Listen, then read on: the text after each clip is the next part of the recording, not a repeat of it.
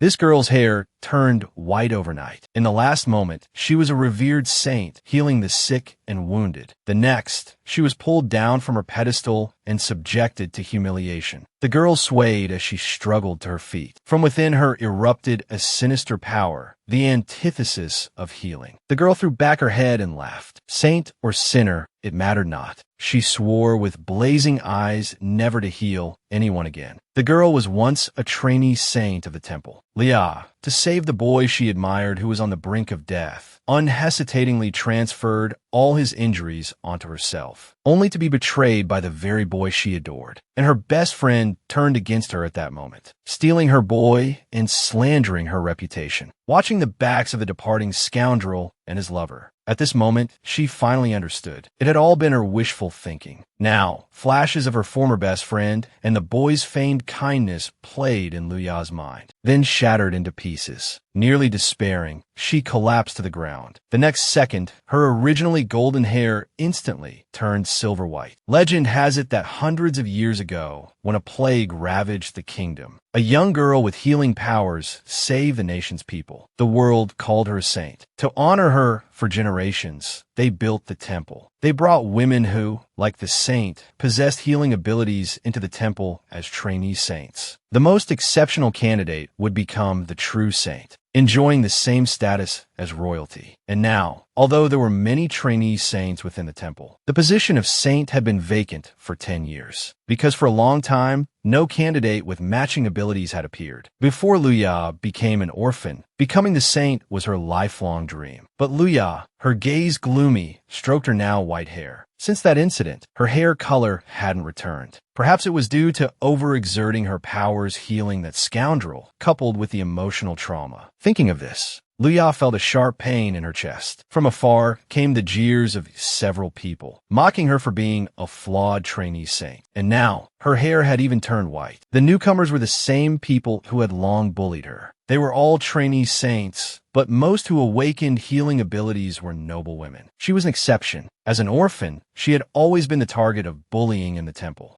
Every time she was bullied by these people, it was her good friend, Ariel, who protected her. But now she understood. The culprit behind all of this was Ariel herself. Thinking of this, Leah put down her teacup. How foolish she had been to fear these people before. The woman opposite her was still yelling. This was the trainee saint's resting area, not a place for someone like Leah. Leah looked up, irritated. These women were truly insufferable. She applied a little force with her fingers, and the woman opposite her cried out, holding up her hand, which Leah had mangled. She stumbled backward. This was Luya's other ability, hidden until now. The world only knew of her healing ability, how she could transfer others' injuries and illnesses onto herself. They saw her as a flawed trainee saint. But what they didn't know was that Leah could also transfer the pain she absorbed onto others. After accidentally transferring this power to her mother before becoming an orphan, she swore never to use it again. But now, she refused to be some saintly savior of the world. Luya stood up, looking down at the wailing woman on the floor, a hint of disdain in her eyes. What she had inflicted on the woman was just a minor burn, and the burn she had transferred from herself was from long ago. She remembered it was during a great battle with the demons. She had been diligently healing the wounded on the front lines. Ariel, after healing just one person, pushed all her patients onto Luya. Back then, she had been pathetically foolish, happily helping Ariel. Now, she refused to be that fool any longer. These people looked down on her, believing themselves superior. They probably never imagined she possessed such an ability. It didn't matter. After all, this ability was unheard of. Leah effortlessly healed the woman's injury with a flick of her finger. She just wanted those who bullied her to know that she, Leah, wasn't someone to be trifled with. She couldn't completely break ties with them yet. Leah turned and left with a flourish. But on her way back to her room, someone blocked her path. It was the second prince. The second prince said he had something to discuss with Leah privately. It was about a hidden secret of the temple. Leah stared at him warily. She was just a flawed trainee saint. How could she be worthy of discussing the temple's secrets with the second prince? The second prince smiled amiably. Leah was absolutely qualified to know, and he proposed a collaboration. Filled with questions, Leah followed the second prince to the palace gardens. This was her first time at the palace. The second prince gallantly pulled out a chair for her. Looking at Lia's serious expression, the second prince chuckled. They were alone here, so Lia could just call him Sven. Since they would be partners, there was no need for such a tense atmosphere. Lia protested softly. She hadn't agreed to cooperate with him yet. The second prince just smiled confidently. After a brief silence, he began to speak. The monster disasters that had been spreading since last year struck him as odd. After all, monsters only existed in the forests and wilderness of other countries. Until now, they had never appeared in their country. But recently, monsters have been appearing frequently throughout their land. Lia's expression grew grave. Could someone be using monsters to attack the people? The second prince nodded in agreement, and he suspected the mastermind behind this was the temple's highest authority, the high priest. Lia abruptly stood up, staring at the second prince in disbelief. How could it be the high priest? After her family died from illness, it was the high priest who took her in. But then she thought, considering what her best friend had done, anything was possible. She immediately lowered her head, apologizing for her outburst. She just didn't understand. If what the second prince said was true, what was the high priest's motive? The second prince continued his explanation. Of course, it was to increase the temple's public support. The more people injured, the more opportunities the trainee saints had to heal the populace. The public's faith would be concentrated on the temple. Its prestige would rival or even surpass the royal family. The high priest could then control the entire country. And this wasn't the high priest's plan alone. It was also connected to the three noble families who consistently donated to the temple, led by the Count Reese family. Lia was shocked. It was Ariel's family. Only now, there's no crucial evidence. So he wants to ask Lia to help him expose the misdeeds of the three nobles and the high priest. Lia is wary of why the second prince would seek her out. The second prince's face is full of sincerity. He's been paying attention to Luya this whole time. Luya has this ability, not her healing ability, but her ability to inflict pain. Luya is shocked. She hasn't told anyone about her ability, yet the second prince knows. It seems this prince is truly not to be underestimated. Luya says she needs to think about it. She doesn't trust the second prince yet. The second prince nods with a smile. On the way back, Lia is still thinking about what the second prince said. She can't afford to misjudge this time. She needs to confirm the truth herself. But at the corner, she sees Ariel being affectionate with a man. Ariel is hugging the man, shamelessly claiming she saved him. Lia hides behind the wall, annoyed. It was clearly her who risked her life to save that man. Too bothered to deal with this despicable pair, she turns to leave. But she's stopped by the high priest calling out from behind. She was once Lia, the revered saint, high and mighty. But in a single moment, she was pulled down from her pedestal and subjected to humiliation. After being betrayed by both her crush and her best friend, the girl unleashed her vengeful side. She is noticed by the discerning second prince of the empire, who invites her to cooperate with him to find a mastermind behind the plot to overthrow the imperial family. And the man standing before Lia is the high priest, the one suspected by the second prince. Lia, like most people, once believed the high priest to be gentle and deeply admired. But after her conversation with the second prince, she suddenly realized she might have been wrong. For a long time, she had been working tirelessly, healing injured people, without a single day of rest. Yet, the high priest considered it her duty. Now it seems all of this was probably just to concentrate the people's faith in the temple, thereby overthrowing the empire and controlling the entire country. Preoccupied with these thoughts, Lia, after bidding farewell to the high priest, goes to the imperial palace library to look up some information on the temple. She runs into the second prince. Smiling brightly, he says that if she wants to find a person behind a border SOS attacks on humans, he can recommend someone to assist her. The second prince then points to the man behind him and introduces him. This man is a commoner from a Western country. Lia falls into deep thought. She's heard that past royalty have been reluctant to employ foreigners, but this prince seems to have no such prejudice. She bows and thanks the second prince. The second prince suddenly leans close to Luya's ear and whispers that if the high priest makes any moves, it will surely be in the dead of night. He waves goodbye and leaves. But as he turns away, he touches the red earring on his earlobe and murmurs, "Could it really be him? My goddess." The next day, on a dark and windy night, Lia, cloaked and carrying a candle, quietly approaches the forbidden area of the temple. After searching for a while, she doesn't find anything suspicious. Just as she's about to leave, she sees a shadowy figure. She quickly blows out her candle. and follows the shadow. She follows it all the way to the prayer tower, where it finally stops. The figure is talking to someone on the street. This prayer tower was supposed to be demolished. It seems it was just a ruse. After getting a clear look at the person talking to the shadow, Leah is shocked. It's the high priest's aide, and the person speaking is using the language of the border region. Fortunately, Leah learned the border language from Jichi beforehand, so understanding a little isn't a problem. Just then, Leah sees the door of the prayer tower open and quickly close. But she clearly saw the person inside. It was the high priest. To uncover the temple's sinister secrets,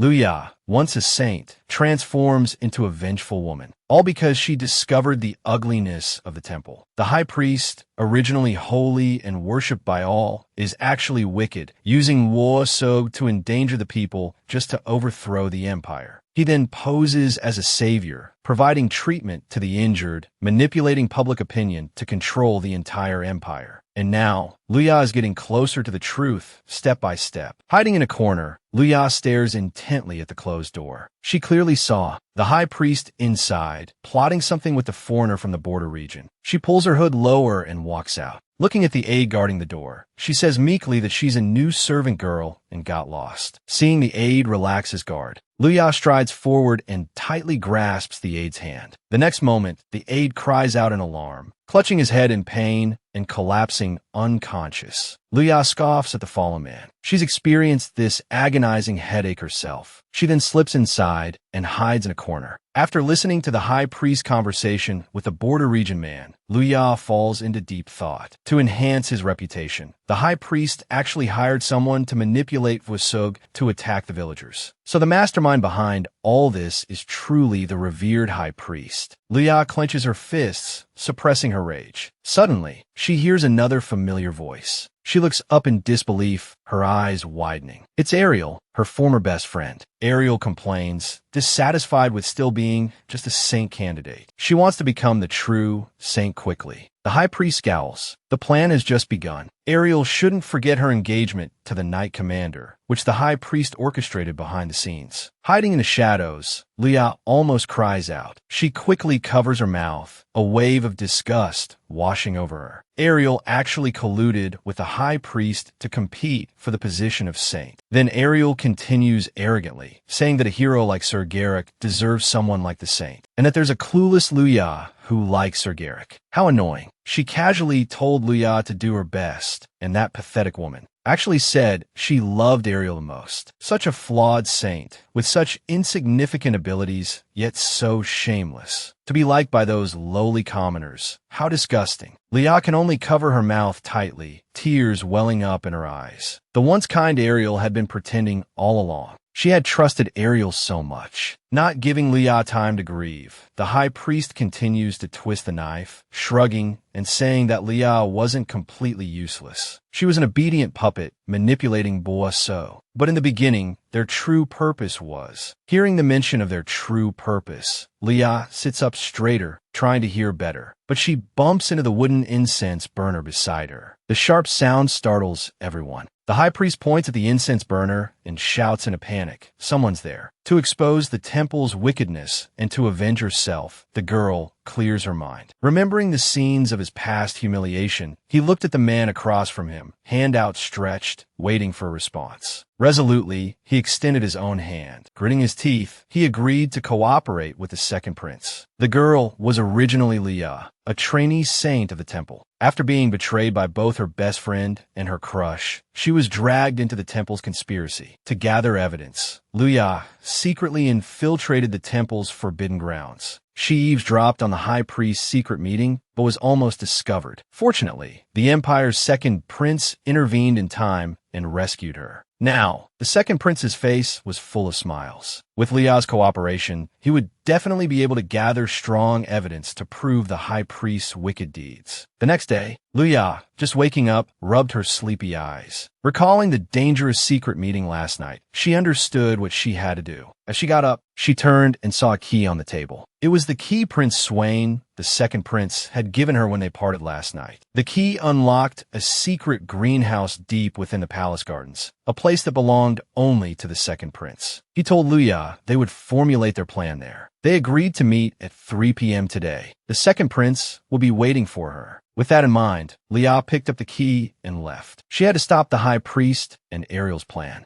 After avoiding the crowds, Leah arrived at the greenhouse as planned. She took out the key, unlocked the door, and peeked inside. She saw the second prince leisurely drinking coffee. He looked at Leah tenderly and gestured to the seat beside him, inviting her to sit. He welcomed Leah to his secret greenhouse, explaining it was his childhood hideout, a place few knew about. Leah was a little puzzled. Was it really all right for the second prince to bring her to such an important place? The second prince, however, was very confident. After all, they were accomplices now, so naturally, they should share secrets. Since they were partners, Leah shouldn't be so reserved. They needed to build a good relationship. He generously offered Leah free access to the greenhouse, suggesting she could come here to read next time. Leah was a little wary. Had the second prince seen her shocked expression at the library bookshelves? It seemed he knew everything. The second prince smiled contentedly. Getting down to business, he took out a stack of documents and handed them to Leah. Pointing to the person in the documents, he explained that this man was one of the 3 nobles collaborating with the high priest. Leah took the documents with a puzzled look and saw the introduction. The man was Viscount Rhodes, a notorious figure in aristocratic social circles. He was a recognized playboy with countless scandals. At the same time, he was a controversial man. Despite being married, he was unfaithful, and there were even rumors of separation from his family. Recently, he had been conducting material transactions with a Western nation in his own name. But the transaction was just a cover. A portion of the supplies Viscount Rhodes was transporting was secretly flowing to the Yuan tribe at the border. Leah thought for a moment. The Yuan tribe at the border were the ones who could control the magical beasts. Could the supplies being sent be payment for their services? The second prince nodded in agreement. Not only that, but he was also the one who arranged for the Yuan tribe to control the magical beasts and have them mixed in with the goods brought back into the country. Leah clenched her fists in anger. The people were suffering because of the magical beast disaster. These people were unforgivable. The second prince, Swain, seemed to sense Leah's worry. He explained that as long as they obtained evidence of Viscount Rhodes's transactions, they could expose his evil deeds. He then took out an invitation. Viscount Rhodes was holding a birthday ball soon, and they could take advantage of the ball to gather evidence. The second prince knelt down and, with a smile, invited Leah to be his partner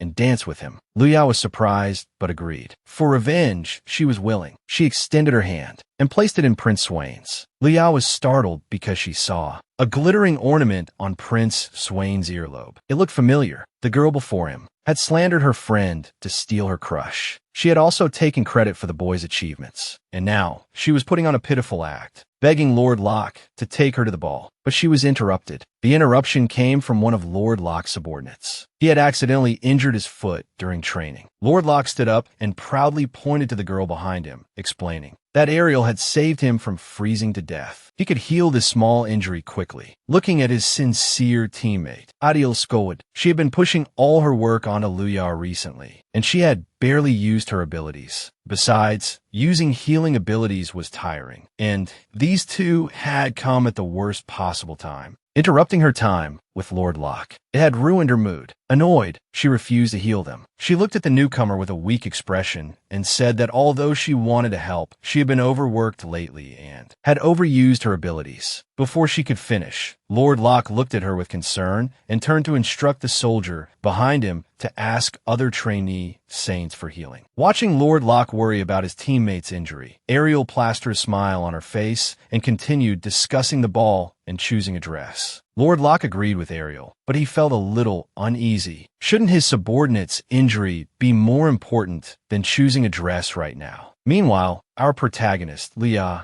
was also troubled by the ball gown. Since deciding to secretly investigate and gather intelligence with the second prince, she had completely forgotten about the ball. With only 5 days left, she didn't have a decent dress. Her only clothes were tattered from being previously torn up. Some of her other clothes had been given to Ariel when she had wanted them. This reminded Leah of her past cowardice. A girl she had healed had given her a red ribbon. Ariel had wanted it and had seemingly kindly warned her that if Leah wore the ribbon, the noble ladies would target her. Thinking of them, Leah had anxiously lowered her head, untied the ribbon, and given it to Ariel. She couldn't trouble Ariel to protect her anymore. But since then, she had never seen Ariel wear the ribbon. It seemed Ariel had only wanted to take the ribbon from her. Liao was annoyed. She slammed the cabinet door shut. Why had she been so cowardly back then? But now she had to figure out what to do about the dress. It seemed she would have to buy one in town. Only, she had no money. As a trainee saint, she actually received a salary. A portion of the temple's collected donations was allocated to the trainee saints for their personal use. Theoretically, she could receive the money if her application was approved. The high priest was in charge of managing it, but her applications were always rejected for various reasons. Why was that? She was worrying about the money. A knock echoed from outside the door. Who could it be? For revenge and to uncover the temple's secrets, Luya, a trainee saint of the temple, decided to work with the second prince, Damien, to investigate the mastermind behind it all. His current mission, 5 days from now, that is to attend Viscount Mon's banquet with the second prince and secretly infiltrate the Viscount's room to find incriminating evidence. At this moment, Liao was troubled about where to find a dress for the banquet. The door suddenly opened. A maid entered, her voice cold, informing Liao that the box was sent by Hex.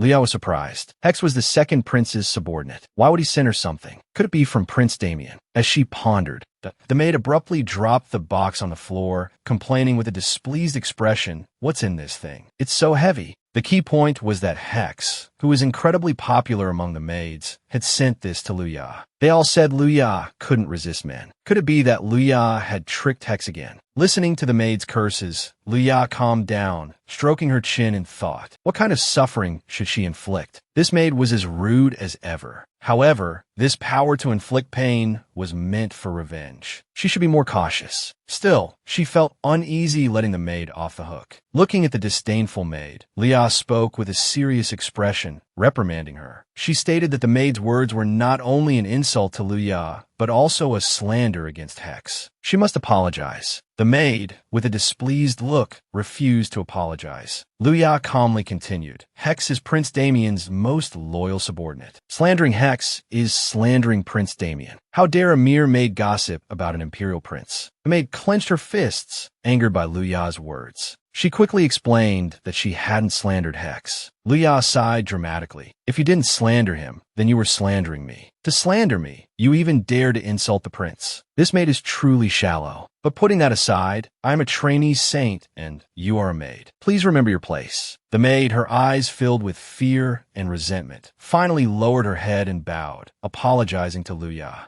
Luya waved her hand dismissively. After the maid left, Luya breathed a sigh of relief. She had finally gotten some payback. Luya turned and picked up the box from the floor. She opened it with anticipation, only to be met with shock. Oh my, it's a gorgeous gown and shoes. Even the accessories were a perfect match. Inside, there was also a letter from Prince Damien. The letter explained that he had commissioned the most famous tailor in the capital to create a custom-made gown for her. Most importantly, Prince Damien felt that Liao hadn't had any rest, so he had used his official authority to issue a permit, requiring the temple to allow Liao a long leave. Everything was handled through proper channels. Even the high priest couldn't ignore it. After reading the letter, Liao smiled. She had always thought Prince Damien would be difficult to get along with, but unexpectedly, he had a caring side. Looking at the beautiful gown and accessories, Luya's eyes lit up. It seemed Prince Damien hadn't included earrings in his gift. Actually, she did have earrings, but only one remained. Liao carefully retrieved it from the bookcase. A ruby earring. It was a memento from her mother. She had accidentally lost the other one, leaving her with only this one. She vaguely remembered it was the first time she had used her healing ability. Back then, as a child, she encountered a young boy covered in wounds. Unable to bear the sight, she used her ability to heal him. She must have lost the earring then. Not long after that, her family had contracted a strange illness and passed away. Liao looked at the earring in her palm. She immediately put it on, silently vowing that she was no longer weak. This mission had to succeed. Liao, the trainee saint who had been bullied for over a decade, finally saw the true faces of those around her. She transformed into a strong woman, determined to kick her Danan ex and tear apart her two-faced best friend. The day of the ball arrived in a blink of an eye. Due to his status, Damien went to the venue first. Unexpectedly, he had arranged a carriage to pick up Luya. He even had Hex escort her. After getting into the carriage, Luya awkwardly looked at the serious Hex. She had always found him quiet. Now, alone with him, she felt somewhat uncomfortable. It actually made her miss the cheerful Damien. Luya turned to look out the window. The gentle moon was hidden behind the clouds, giving her an ominous feeling. Soon, the carriage arrived at its destination. Hex respectfully helped Luya out of the carriage. She saw Prince Damien already waiting at the entrance. Prince Damien, with a bright smile, radiated a gentle light like a celestial being. Indeed, dressed formally, he truly exuded the aura of royalty. Standing beside the elegantly dressed prince, Luya suddenly felt immense pressure. Prince Damien, seemingly oblivious to Luya's thoughts, gazed at her admiringly. As expected, the gown and accessories I chose suit you perfectly. He had specifically chosen them to complement Luya's beautiful white hair. Luya felt a pang of sadness. She lowered her head and thanked Prince Damien. She wished he wouldn't say such polite things. Her originally golden hair had turned completely white overnight. It must look strange and ridiculous. Prince Damien, however, looked at her with sympathy. He knew about her white hair. This white hair is proof of the hardships you've endured and the power you've gained. You should be proud of it. Those who mock you simply don't appreciate it. Besides, your hair color is similar to mine. Damien smiled, pointing to his own hair. Luya finally smiled as well. Seeing Luya smile, Damien took her hand and led her into the banquet hall. Standing inside, Luya felt a little lost. Damien leaned closer and whispered in her ear, "Look over there. That's Viscount Mont." Luya followed Damien's gaze. In the center of the ballroom, a red-haired man, surrounded by women, raised his glass and laughed heartily. Damien continued to introduce him. Although the Viscount appears carefree, he's quite shrewd. He's said to be very tolerant towards women, and it seems to be true. After hearing Damien's introduction, Luya made up her mind. She had to find a way to approach Viscount Mont. Damien turned to Luya, gently reminding her not to act rashly, but to wait for the right opportunity. Just as they finished speaking, someone approached and began conversing with Prince Damien. As an imperial prince, Damien had to socialize. It seemed Luya was on her own. She cautiously scanned her surroundings. A maid with a terrible complexion entered her line of sight. The maid didn't seem to be physically ill, but rather distressed. Luya was about to approach and speak to her, but a familiar voice called out from behind, making her freeze. It was Ariel's voice. Luya turned around uncomfortably and saw the two people she least wanted to see. This despicable couple had finally appeared to uncover the truth behind the temple. Luya had joined forces with Damien, the second prince of the Albadad Empire. They planned to use the ball as an opportunity to secretly infiltrate the Viscount's room and find evidence of his betrayal of the Empire. And now, as luck would have it, just as she was about to act, she ran into the loathsome couple. Watching Ariel feign friendliness, Luya felt nauseated. She still vividly remembered what they had done to her. Ariel had acted so cruelly behind her back, yet maintained a facade of intimacy. Ariel, with a seemingly innocent expression, asked Luya with feigned concern if she had come alone, without a partner. Wouldn't it be lonely to attend the ball by herself? She then looked at the man with a coy expression. Luya, unwilling to give Ariel another glance, ignored her question. Ariel, however, continued, mocking Luya's white hair, comparing it to that of an old woman, and laughing loudly. Luya's expression darkened. Just as she was about to lash out, she remembered the gentle Prince Damien. She calmly replied to Ariel, "You don't like white hair. I quite like it. I even prefer it to my original color."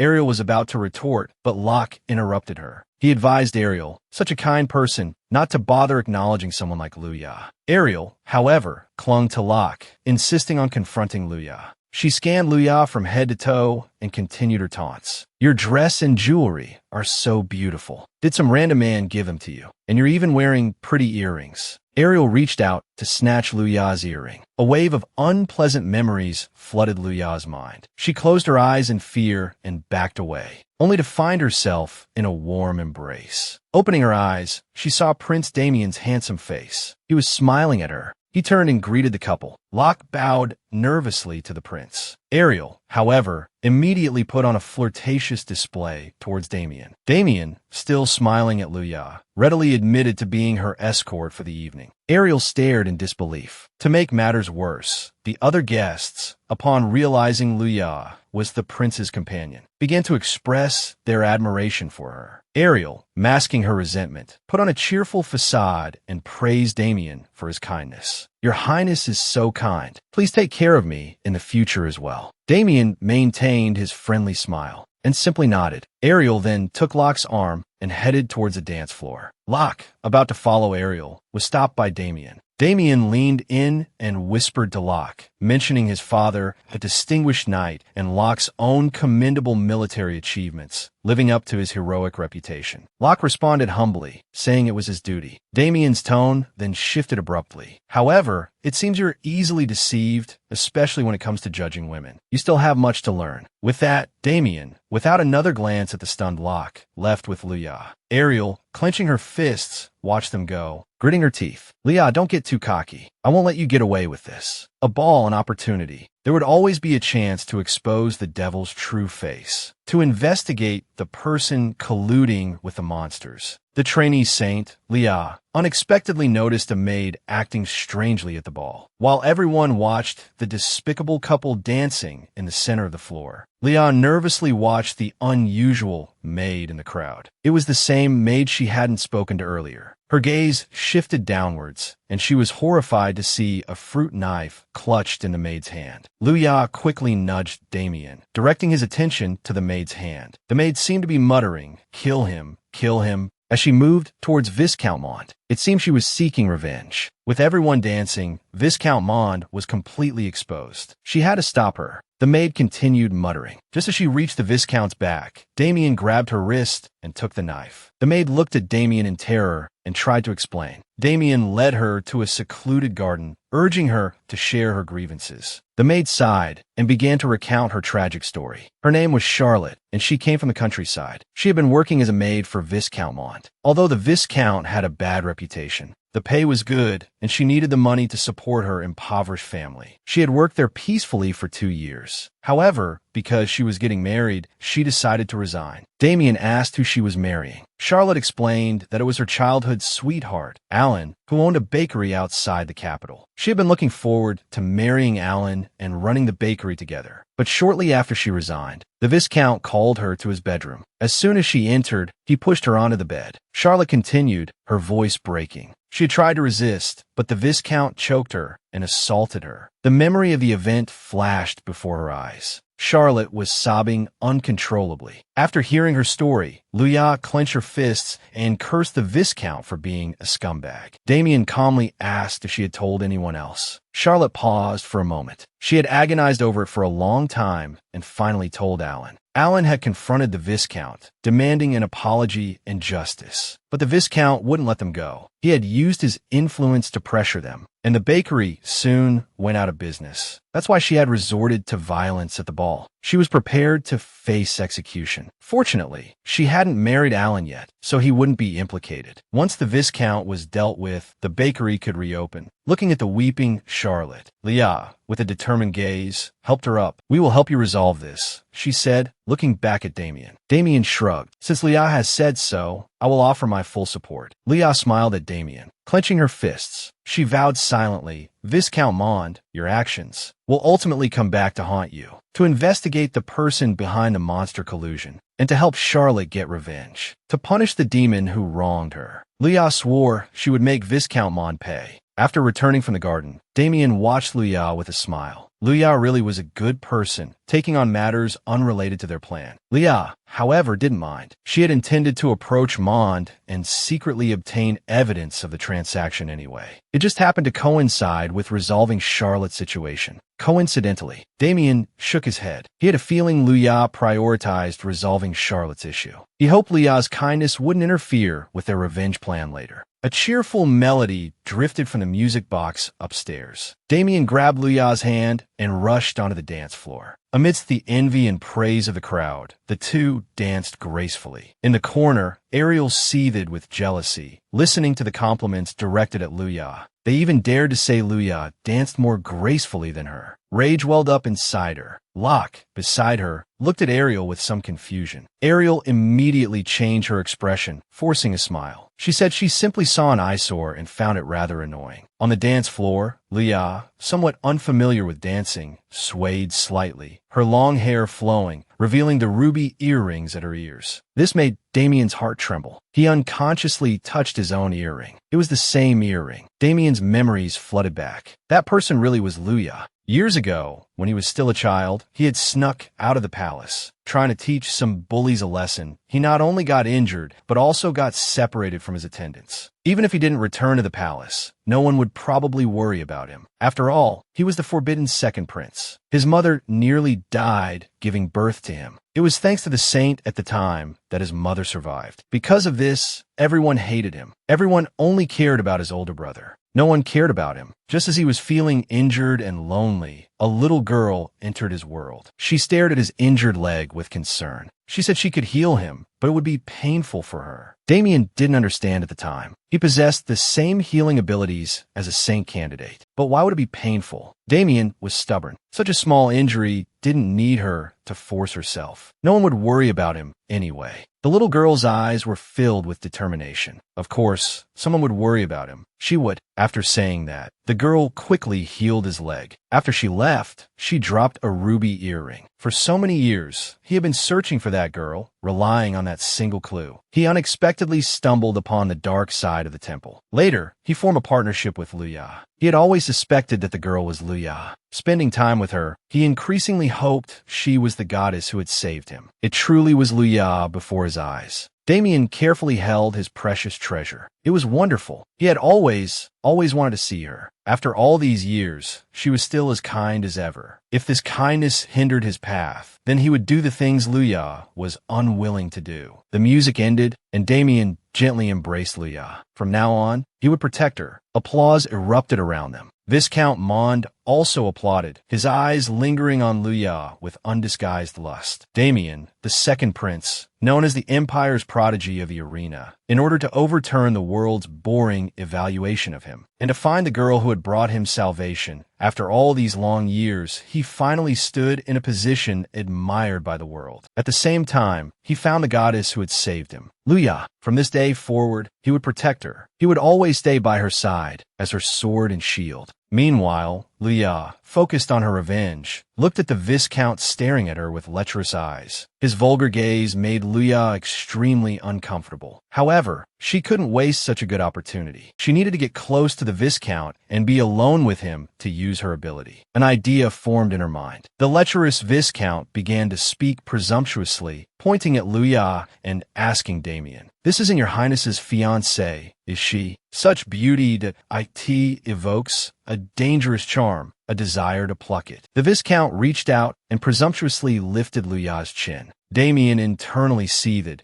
but maintained a smile on his face as he forcefully slapped away the Viscount's hand. He forced a strained smile. "Although Luya isn't my fiancée, she is my companion tonight. Viscount, I suggest you choose your words more carefully." Luya leaned closer to Damien and whispered for him to let her handle it. Before Damien could react further, Luya elegantly curtsied to the Viscount and began to weave a web of lies. She was just a commoner. How could she be worthy of Damien? She admired the Viscount and wished to get closer to him. The Viscount gulped, then heard Luya whisper in his ear, suggesting a private birthday celebration for him. This sent the Viscount into a state of delighted anticipation. He eagerly went to his room to wait for Luya. Watching him leave, Luya finally breathed a sigh of relief, lamenting that seduction was truly a difficult skill. She didn't notice Damien's darkened expression behind her. His face was a mask of barely contained fury as he smiled grimly. He grabbed Luya's hand and meticulously wiped every spot the Viscount had touched. After wiping her hand clean, Damien sighed. He knew from the beginning that Luya wasn't the type of princess who waited passively for protection. But this feeling truly irritated him. Damien seriously instructed Luya, telling her he would wait outside the door. If anything unusual happened, he would immediately enter. After discussing their thorough preparations, Luya finally pushed open the Viscount's door. She was thinking about how to find the transaction documents when, before she could speak, the Viscount pulled her towards him and pushed her onto the bed. He stared down at her with a predatory gaze. "What's your purpose in approaching me?" Luya was momentarily stunned into silence.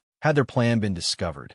One move into the enemy's territory gains the upper hand, to uncover the conspiracy behind the temple and to punish the demon for the people. Luya, the saint trainee, used herself as bait to expose the Viscount's dirty deeds. Pinned beneath him, Luya felt a surge of worry. She almost thought the Viscount had discovered her plan. It turned out she was overthinking. The Viscount assumed Luya was after his money and status. Luya considered how to respond to lower his guard. To use her ability, she needed to touch his skin. Luya chuckled and told the Viscount she was simply seeking excitement. The life of a saint trainee was far too boring. She was tired of it. If she could be with the Viscount, she could enjoy herself without any worries. Hearing her answer, the Viscount roared with laughter. Luya was truly a depraved and flawed saint trainee. But this Luya was exactly to his liking. He even compared Luya to Charlotte, mocking how a mere commoner dared to cause him trouble. He began to tear at Luya's clothes. A cold smile played on Luya's lips. Her hands, finally free, immediately reached up to embrace the Viscount's back. She whispered in his ear, "Let's enjoy ourselves. Let's enjoy this life-or-death excitement." The Viscount's heart jolted. He clutched his back and began to howl in pain. "Luya, Luya, what's happening?" Luya sneered, "Viscount, you've been poisoned. The first stage is just itching. But as the symptoms intensify, if you don't take the antidote in time, you'll die in a few minutes." A chill ran down the Viscount's spine at Luya's words. He immediately knelt down and begged for mercy, pleading with Luya to give him the antidote. Luya almost laughed. It was all a bluff to scare him. The symptoms were actually those of a skin disease she had once treated. Although it was intensely itchy, it wasn't life-threatening. Maintaining a serious expression, Luya pointed at the Viscount and demanded he hand over the documents related to the trade with the Western nations. Otherwise, there would be no antidote. She continued with a smug look, saying she hadn't initially intended to kill him. But before Luya could finish, the Viscount hastily blurted out that the documents were in the study next door. Luya chuckled and turned. She pulled a piece of paper from her skirt. If the Viscount signed it, she would give him the antidote. The Viscount took the paper with a twisted face, staring at its contents in disbelief. "What is this?" he yelled. Meanwhile, Hex, patrolling outside the garden,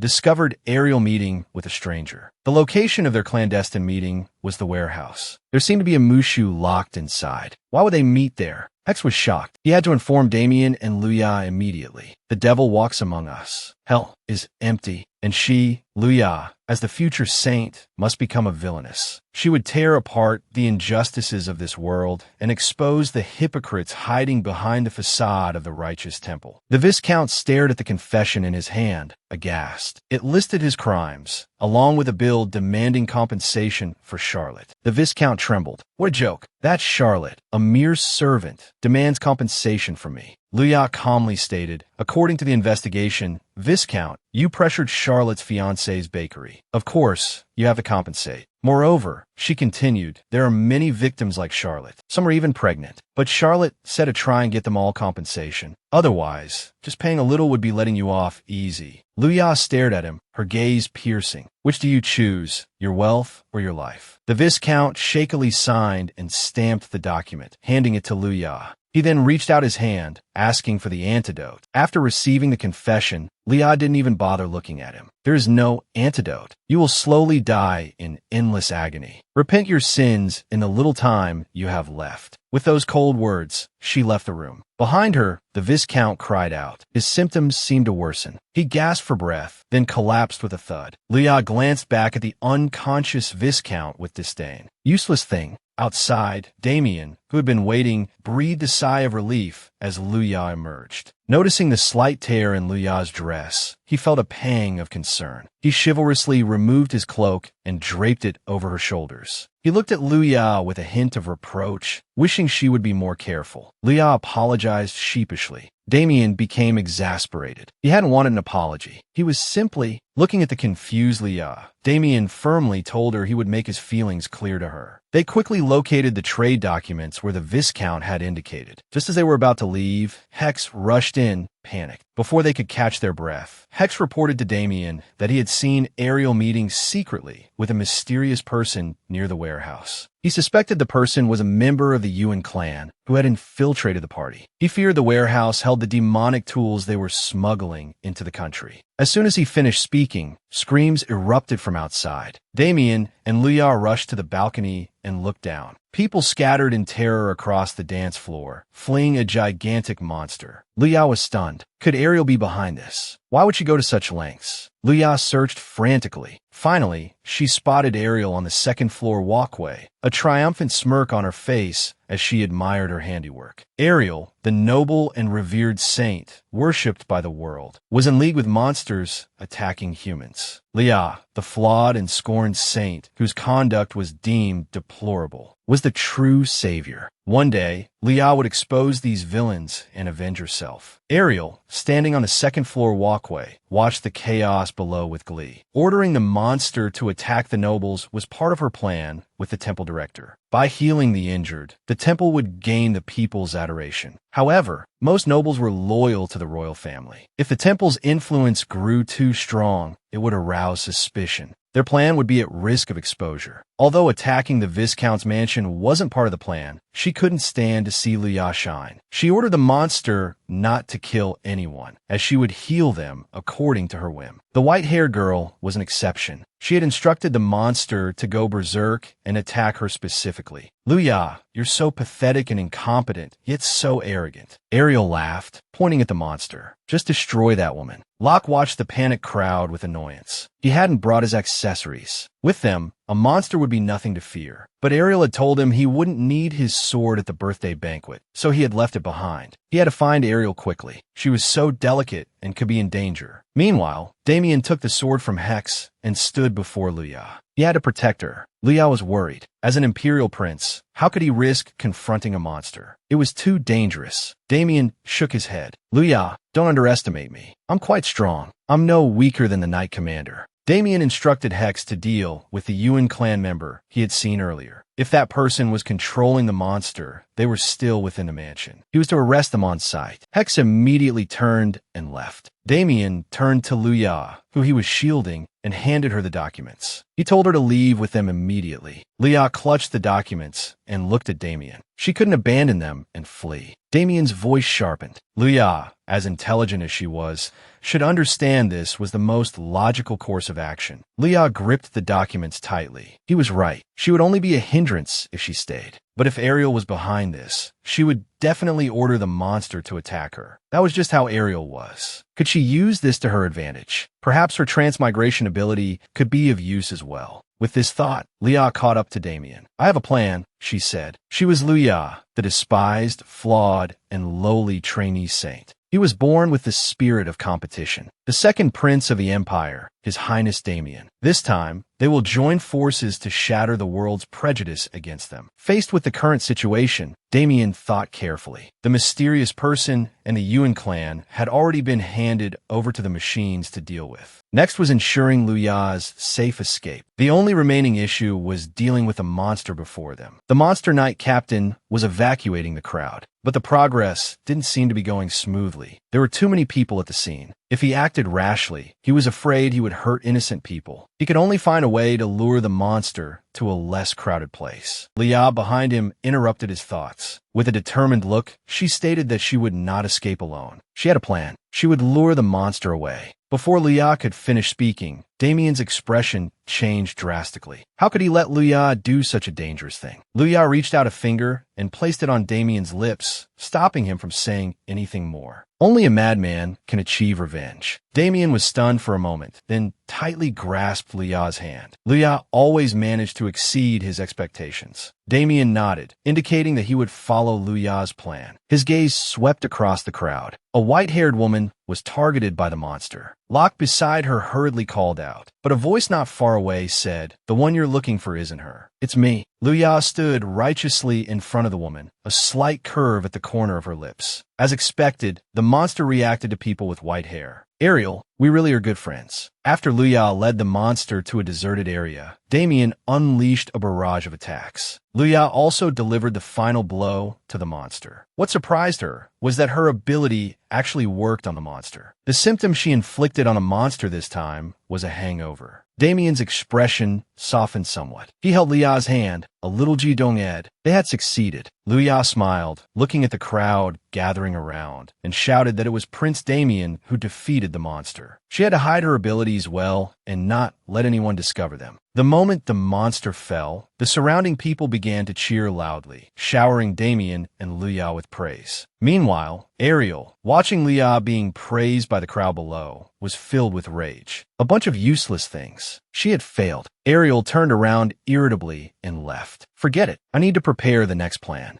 The mysterious man hiding in the corner, watching the failed outcome, was about to escape when he found a sword pressed against his throat. Hex looked at the man in front of him expressionlessly. He subdued the man. The crowd continued to discuss the heroic deeds of the prince and Luya. A servant with a puzzled look stared intently at Luya in the crowd. "That lady looks familiar, although her hair color is different. Could it really be Miss Luya?" The boy, in order to find and heal his goddess, prayed to the gods. No matter what thorny path lay ahead, he would walk it without hesitation. And the gods seemed to hear his heartfelt plea and descended their decree. At a chaotic ball, the boy finally found the girl. And the monster attack that occurred during this ball finally came to a perfect end thanks to the combined efforts of Damien and Luya. Fortunately, the victims only suffered minor injuries. No major disaster occurred. The Yuan clan, who manipulated the monster, had been apprehended. Evidence of their involvement in controlling the monster was revealed to the nobles present. But things don't always go as planned. The carriage carrying the Yuan clan and Viscount Mond was attacked by bandits while leaving the venue. The male member of the Yuan clan died on the spot, while the Viscount became mentally unstable. Now, in prison, he is unable to communicate normally. Luya looked seriously at Damien and asked, "The bandits who escaped, they were assassins sent by the high priest, right?" Damien nodded. "It should be, but could also be Miss Ariel. A precaution in case the operation failed." Luya's expression grew serious. "Ariel really is as resourceful as ever." Damien smiled comfortingly at Luya. This way, the monster disaster is considered resolved. At least it disrupted the enemy's plans and the Viscount's assets. Before the attack, I had the compensation for the damaged land delivered. It's not all bad news. After listening to Damien's words, Luya smiled. "So what's the next plan? Is it to target the other nobles who are collaborating with the high priest?" Damien sighed. "That's what I was thinking too. But before that, my father wants to summon you."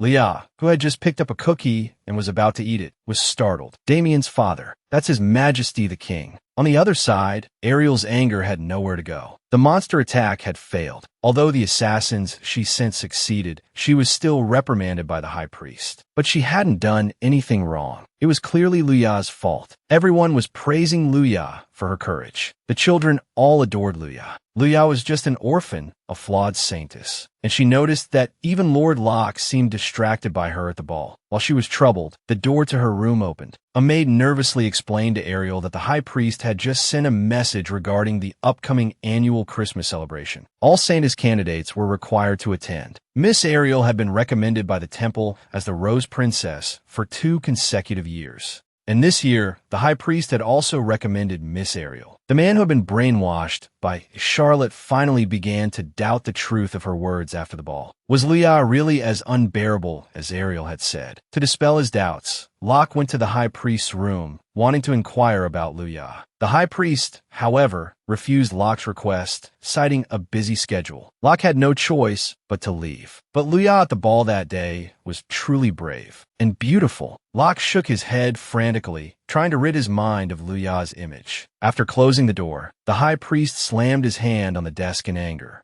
Dumb Ariel. That arrogant brat dared to act on her own. She almost ruined my perfect plan. After venting his anger, the high priest began to think again. Unexpectedly, it was Prince Damien and Luya who defeated the monster. Perhaps His Highness has already sensed my plan. Now the Viscount is a useless pawn. Using monsters won't work anymore. Although I don't want to do this, it seems I have to move my plan forward. Meanwhile, Luya was a little troubled. She hadn't expected His Majesty to summon her. Although Damien said it was because of her contribution at the ball that His Majesty wanted to reward her, she still felt a little guilty that Prince Damien had given her another dress just for this. Along the way, she heard the people around her discussing the events of that day. Fortunately, it was all praise for her. It seemed that her reputation had improved after that incident. Speaking of which, Christmas was coming soon. This festival was originally to celebrate the birth of the goddess. The protagonist should have been the current saintess. However, the position of saintess had been vacant for a long time. So, two would be chosen from the saintess candidates. The temple and the royal palace would each recommend one. These two would be called the Rose Princesses. It was a festival that the whole country looked forward to. However, because the temple was primarily responsible, in addition to the Rose Princess duties, almost all trainee saints are responsible for logistical work. He was part of the logistics team every year in the past. In contrast, Ariel has been recommended by the temple to the Rose Palace for 2 consecutive years. She will likely be chosen again this year. Those recommended by the Imperial Palace are all women of high status. It seems he will be responsible for logistical work this year as well. After all, when it's not related to revenge, Damien wouldn't specifically mention his name.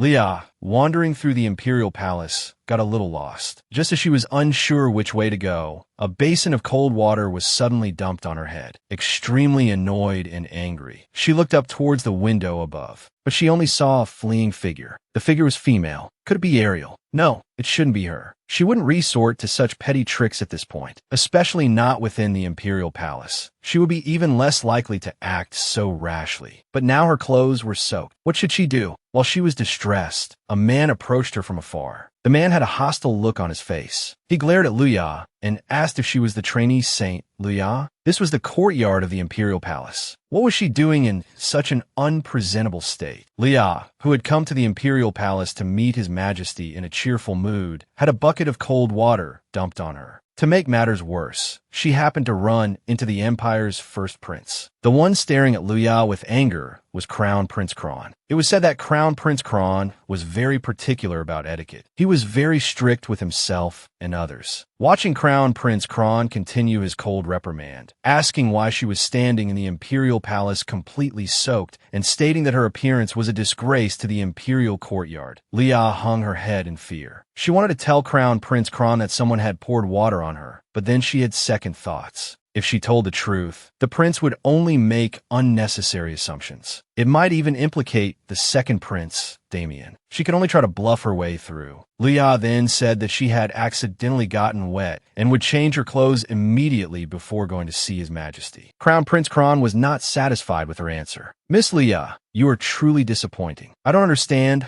why His Majesty associates with someone like you. Before His Majesty is blinded by you, I will deal with you. After saying this, Crown Prince Kron gestured for Luya to come closer and accept her punishment. However, he heard a loud shout from behind him and saw a noble lady with her hands on her hips, furiously scolding Crown Prince Kron. She lectured him, saying that as the future king, Kron must learn to be considerate of others. The prince, who had been so frightening just a moment ago, was now as docile as a scolded puppy. This lively woman was Crown Prince Kron's fiancée, Diana. She was a prominent figure who would become the next empress. Leah looked at the person before her and nervously curtsied. Diana smiled brightly and told Luya not to be nervous. She also had something to thank Luya for. But for now, it was more important to change her clothes. Crown Prince Kron, standing behind them, seemed to want to say something, but a single glance from Diana silenced him immediately. It seemed Crown Prince Kron was henpecked. Diana quickly helped Luya choose a suitable dress. Just as Luya was about to thank her, Diana brought up the ball the other night. The white-haired lady whom Luya had saved by diverting the monster was her grandmother. Her grandmother was very grateful to Luya. Luya was her lifesaver. Luya quickly waved her hands in denial, saying that it was Prince Damien Damien who defeated the monster, and she hadn't actually done anything. Diana looked at her with affirmation. It was Luya who bravely stood in front of her grandmother. But there was one more thing. There was someone who wanted to meet Luya, but they couldn't make it due to other matters. Diana, who had wanted to chat with Luya longer, glanced at the time, and then pulled Luya along to meet the king. Looking at Luya's puzzled expression, Diana gave a mysterious smile. The person who wanted to meet Luya would definitely meet her next time. The main hall was filled with ministers. His Majesty spoke with authority. Trainee Saint Luya has made a great contribution. For this achievement, she will be granted a reward. Any wish she has, I will fulfill. Luya immediately knelt and bowed. Her wish was to reclaim the residence that originally belonged to her family. Luya proceeded step by step, risking everything to achieve her goal. She slew monsters and punished demons. To reward her bravery, His Majesty granted her one wish. Finally, standing in the grand hall, Luya knelt piously before His Majesty. Her wish was to regain the ownership of her family's estate. According to the law, a noble's estate, after the owner's death and in the absence of an heir, becomes the property of the state for 10 years. If more than 10 years pass, it will be demolished. This year marked the 10th year. This estate, with its complex history, was said to have been unoccupied for a long time. Luya hadn't returned to that house since her family had died from a strange illness. The king suddenly realized, so you were from the Baron's family. However, he believed that the estate itself was worthless. Luya lowered her head with a sigh. This house holds memories of my family. It is precious to me. The king nodded in agreement. However, he was a little curious because he had assumed Luya would ask him to recognize her engagement to Damien. Luya was shocked. An engagement with Prince Damien. How could I have such presumptuous thoughts? I am merely a trainee saint without a family. I am not worthy of His Highness. Luya didn't understand why her heart ached so much, even though she was just stating the facts. The king continued, seemingly oblivious to her distress. As long as you become a true saint, you will be worthy of Damien. Luya shook her head. How could she dare to hope for the position of saint, which had been vacant for 10 years? After leaving the main hall, Luya sighed. She was thinking about visiting the Imperial Library when she felt someone following her. Just as she was about to turn around, the person behind her shoved her down the stairs. She turned her head in a panic and only saw the person's back and the necklace around their neck. Could this be the girl who poured water on her? She closed her eyes, bracing for the impact of the fall, but the next moment, she landed in a warm embrace. Luya opened her eyes, her face flushed with surprised relief, and found that Damien had saved her. Damien looked at her with concern. Luya, are you sure you just tripped and fell? And why aren't you wearing the dress I gave you?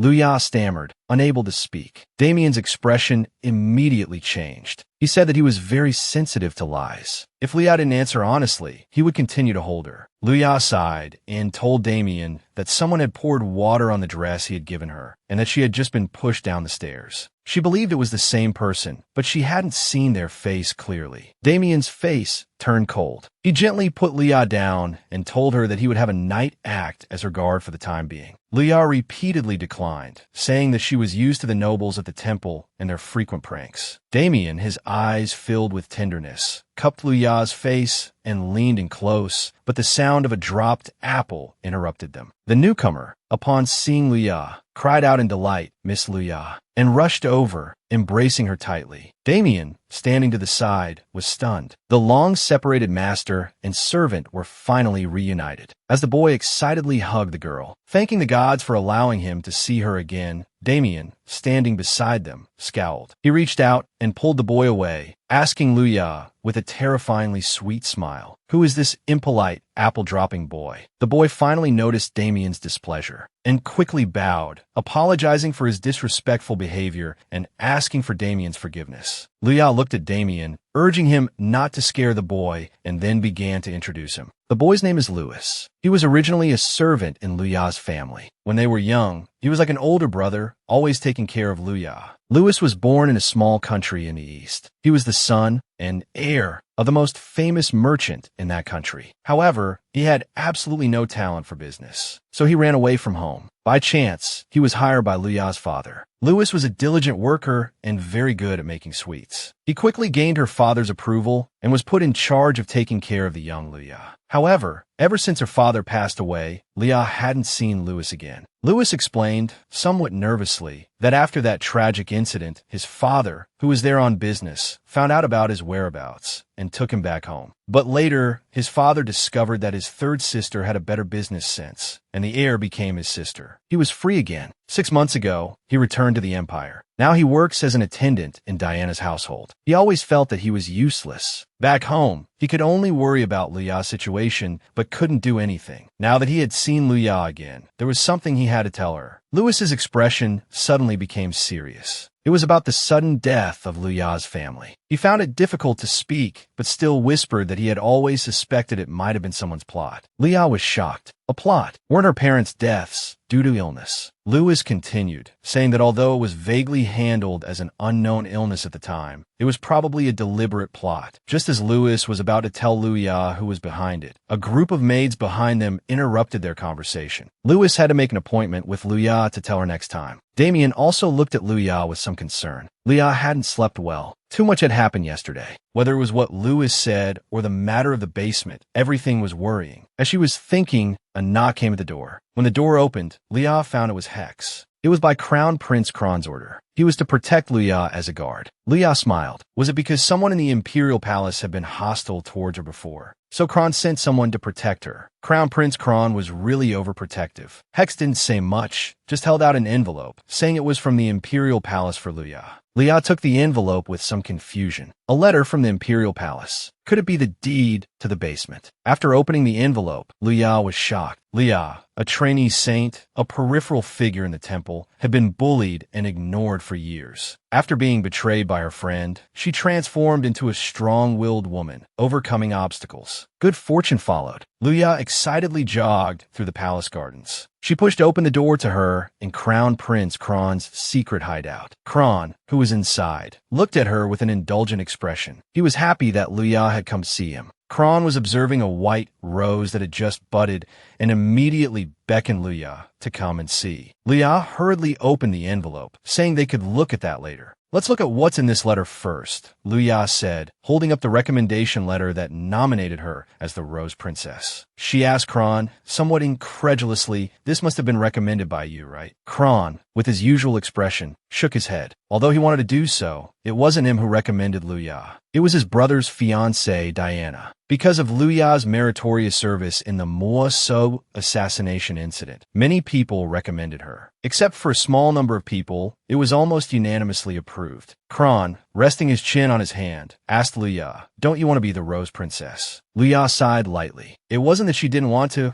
but such a prominent role carried too much responsibility for her. Kron looked at Luya tenderly. He felt that only Luya was worthy of that position, and he really wanted to see Luya in the Rose Princess's gown. If Luya became the Rose Princess, it would also be helpful to their revenge plan. Luya looked at Kron in surprise. Kron continued, they could take this opportunity to solidify Luya's position in the hearts of the people. As long as Luya's voice carried more weight, it would be more advantageous for them to expose the High Priest's evil deeds. Luya lowered her head in thought. He was right. In that case, she would play the role of the Rose Princess perfectly. She just wondered who the other Rose Princess would be. Kron looked troubled. Unfortunately, the temple's recommendation this year was still Ariel. At that moment, Ariel was showing the Rose Princess's exclusive veil to Locke. However, Locke seemed somewhat distracted. The knights had received a request for assistance. There were reports of thugs causing trouble in the streets. Every year, as the holy season approached, troublemakers would appear. Ariel didn't care at all. This annoyed Locke. It was a bit much for her to pull him into her room at a time like this. He had to go on his mission as soon as possible. Hearing that Locke wanted to leave, Ariel became even more annoyed. Couldn't he just leave the thugs to his subordinates? She was the chosen Rose Princess, and for the third year in a row. Didn't Locke think she was more important than submission? Locke could no longer control his emotions. He told Ariel that her way of thinking was wrong. Ariel immediately put on a pitiful expression, tears welling up in her eyes, asking if Locke hated her. Looking at the pitiful Ariel before him, Locke finally softened. Meanwhile, Luya and Kron were still worried, wondering what Ariel might do during the holy season. Moreover, the culprits who splashed water on her and pushed her down the stairs hadn't been found yet. They could only deal with everything after the holy season. After their discussion, Kron took Luya and left the palace. On their way back, they chatted and laughed. However, in a corner of the garden, a dark figure watched Luya and Kron gnashing their teeth. My Lord Kron is so perfect today, but why?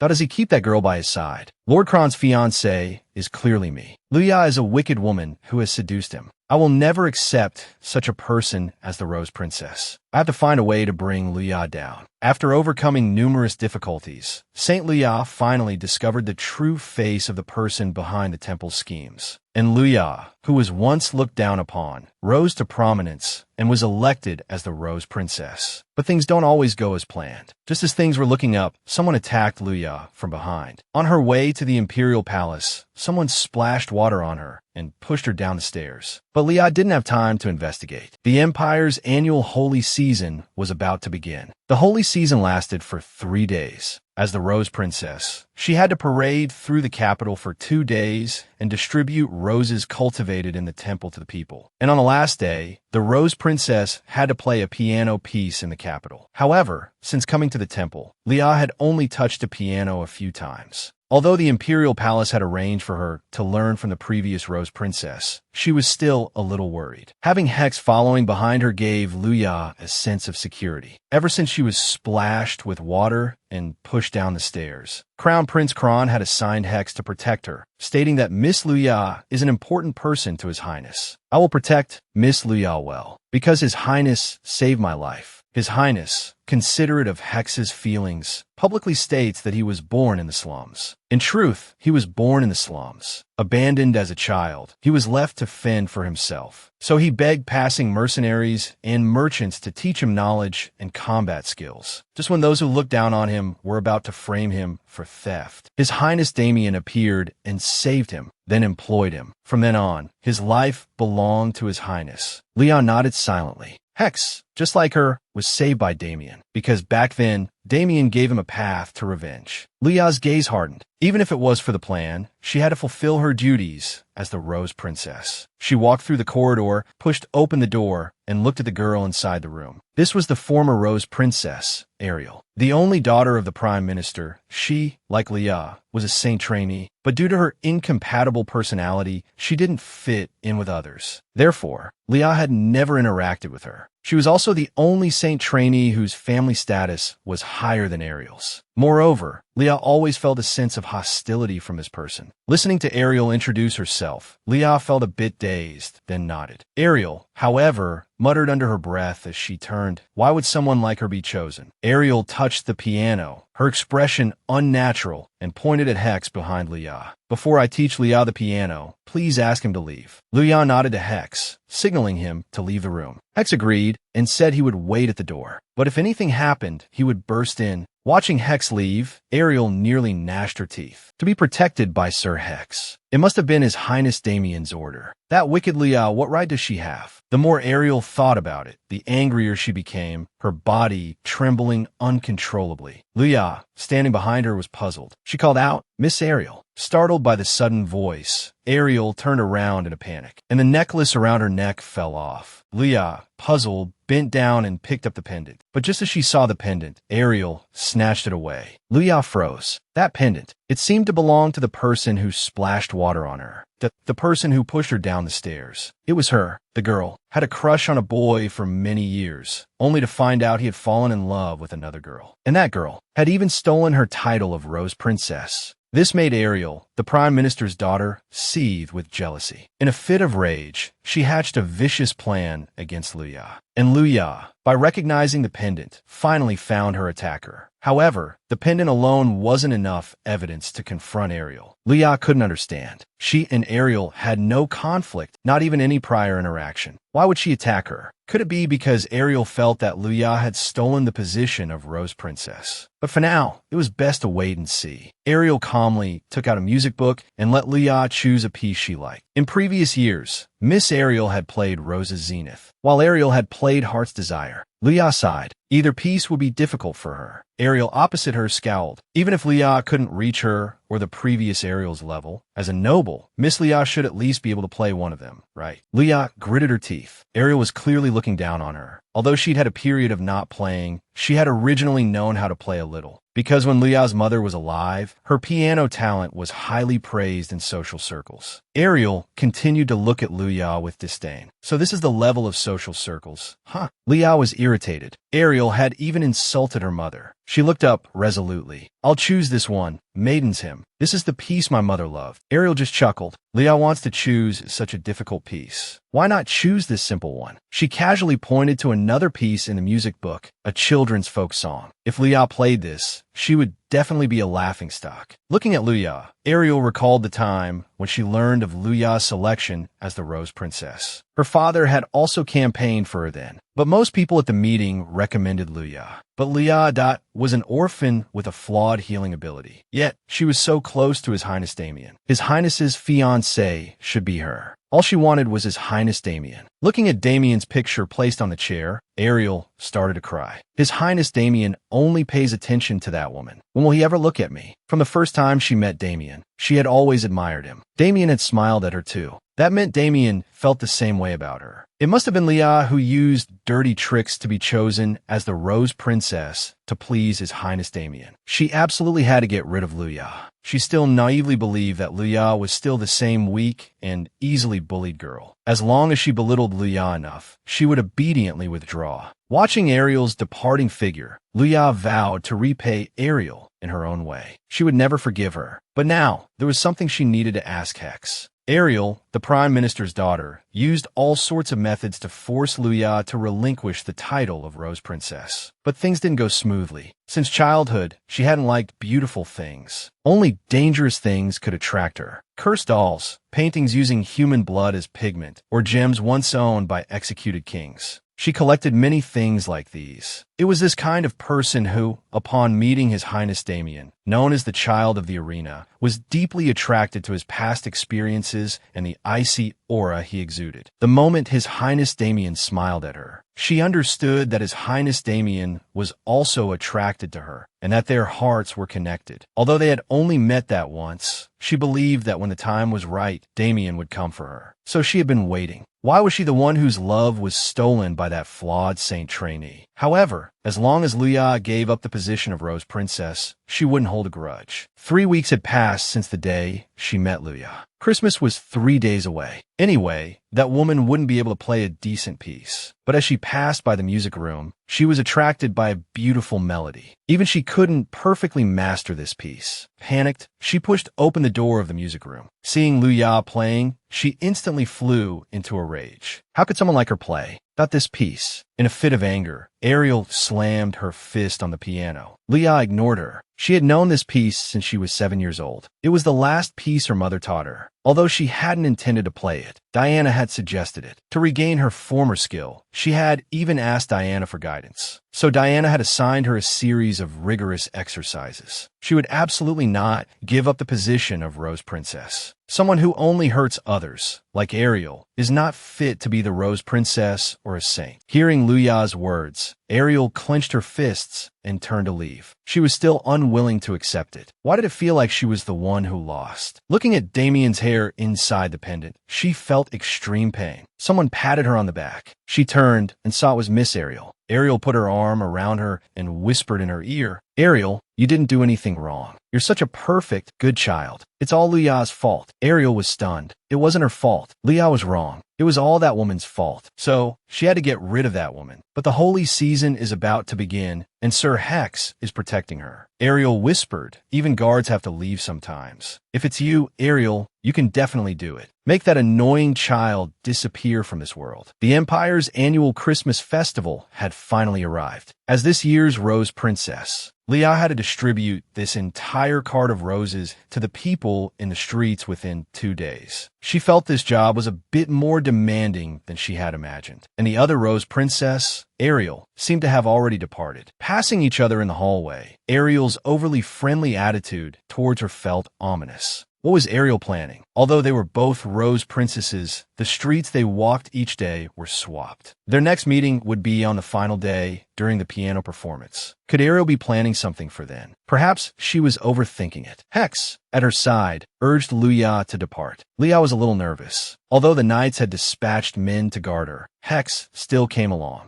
because it was Crown Prince Damien's order. Just as he finished speaking, Damien poked his head out. But Luya clearly remembered Damien was supposed to be receiving emissaries recently. Damien waved his hand, indicating he had pushed those tasks onto his older brother and snuck out. He would die of loneliness if he couldn't see Luya. He was truly envious of Hex, who could always be by Luya's side. Hex, standing beside them, was sweating profusely. Luya smiled as she watched them. As expected, as long as Damien was around, she felt at ease. After their chat, Damien prepared to leave. He just wanted to see Luya up close in her rose princess attire. Luya was the most beautiful rose princess of all, so Luya should go and see the people with confidence. After saying this, he took Luya's hand and kissed it gently. On the bustling parade street, Luya happily distributed roses. However, even after a long time, half of them remained. She wondered how Ariel was doing. Hex behind her suddenly leaned close to Luya's ear, whispering that some people wanted to take advantage of the festival to commit crimes. Luya immediately became alert and spotted a dark figure in the crowd. The person perfectly avoided the knight's line of sight. It seemed they were a habitual offender. Hex was about to deal with the person, but Luya stopped him. This kind of petty thief didn't need Hex to personally handle it. A surprised Hex watched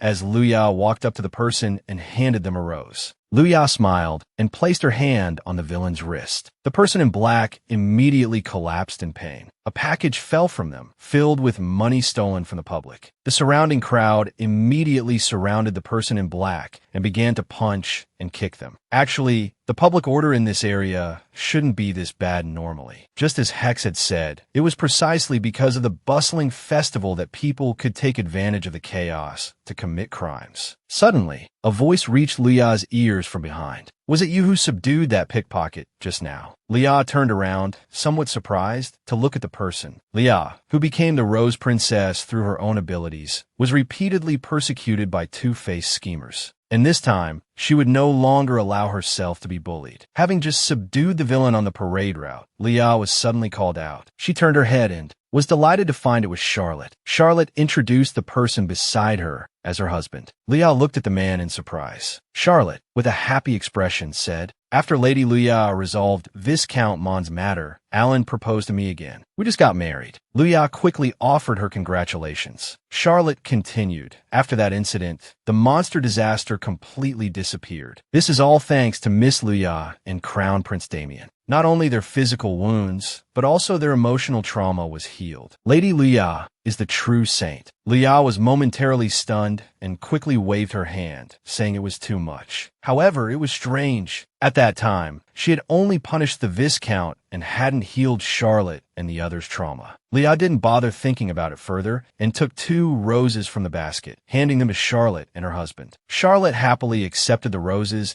and told her she would throw this rose for Lady Luya during the piano performance on the final day. This was a customary practice among the commoners. Tomorrow, the other Rose Princess would also come to distribute roses. After the piano performance, the people would make their choice, selecting one of the 2 roses in their hands to throw to the more outstanding princess. Charlotte tugged at Alan, indicating they would support Lady Luya together. Luya smiled and nodded. It was like voting. Receiving many votes wouldn't necessarily result in anything tangible, but it was proof of the public support. Perhaps this would also be helpful for their future plans. In any case, the 2 of them looked very happy, which was wonderful. Meanwhile, on another street, Ariel was also distributing golden roses. Locke watched Ariel from afar. Ariel seemed to be in a good mood. She had thought Ariel would complain about the excessive number of roses like last year upon seeing so many. Ariel seemed very kind to the elderly and children. Ariel truly was a gentle child. Just as she thought this, a child behind her started crying loudly. Locke quickly walked over and discovered that the child had pricked their palm on a thorn left on a rose. Fortunately, the wound wasn't deep. We can have Ariel take a look. Locke pointed to Ariel nearby. However, upon seeing Ariel, the child suddenly became frightened, repeatedly shaking their head and refusing to be treated by that rose princess. They seemed terrified of Ariel. The child's mother, looking flustered, quickly explained that her child had been attacked by a monster last year and suffered a serious injury. They went to the temple, and the first person to attend to them was that rose princess. But she said she couldn't treat them and rudely pushed them away, saying they were lowly servants. In the end, it was the other saint candidate who rushed over and healed the child's injury. That was why the child was afraid of her. Locke hesitated. Ariel had healed his serious injuries, so how could she turn a blind eye to someone asking for help? Was he truly saved by Ariel? Could it be that the seemingly weak and bullied saint candidate Luya, after being betrayed by both her lover and friend, had unleashed her inner villainess? Good fortune followed. Having safely passed yesterday, today was the second day of Christmas. Although she could have some free time during breaks,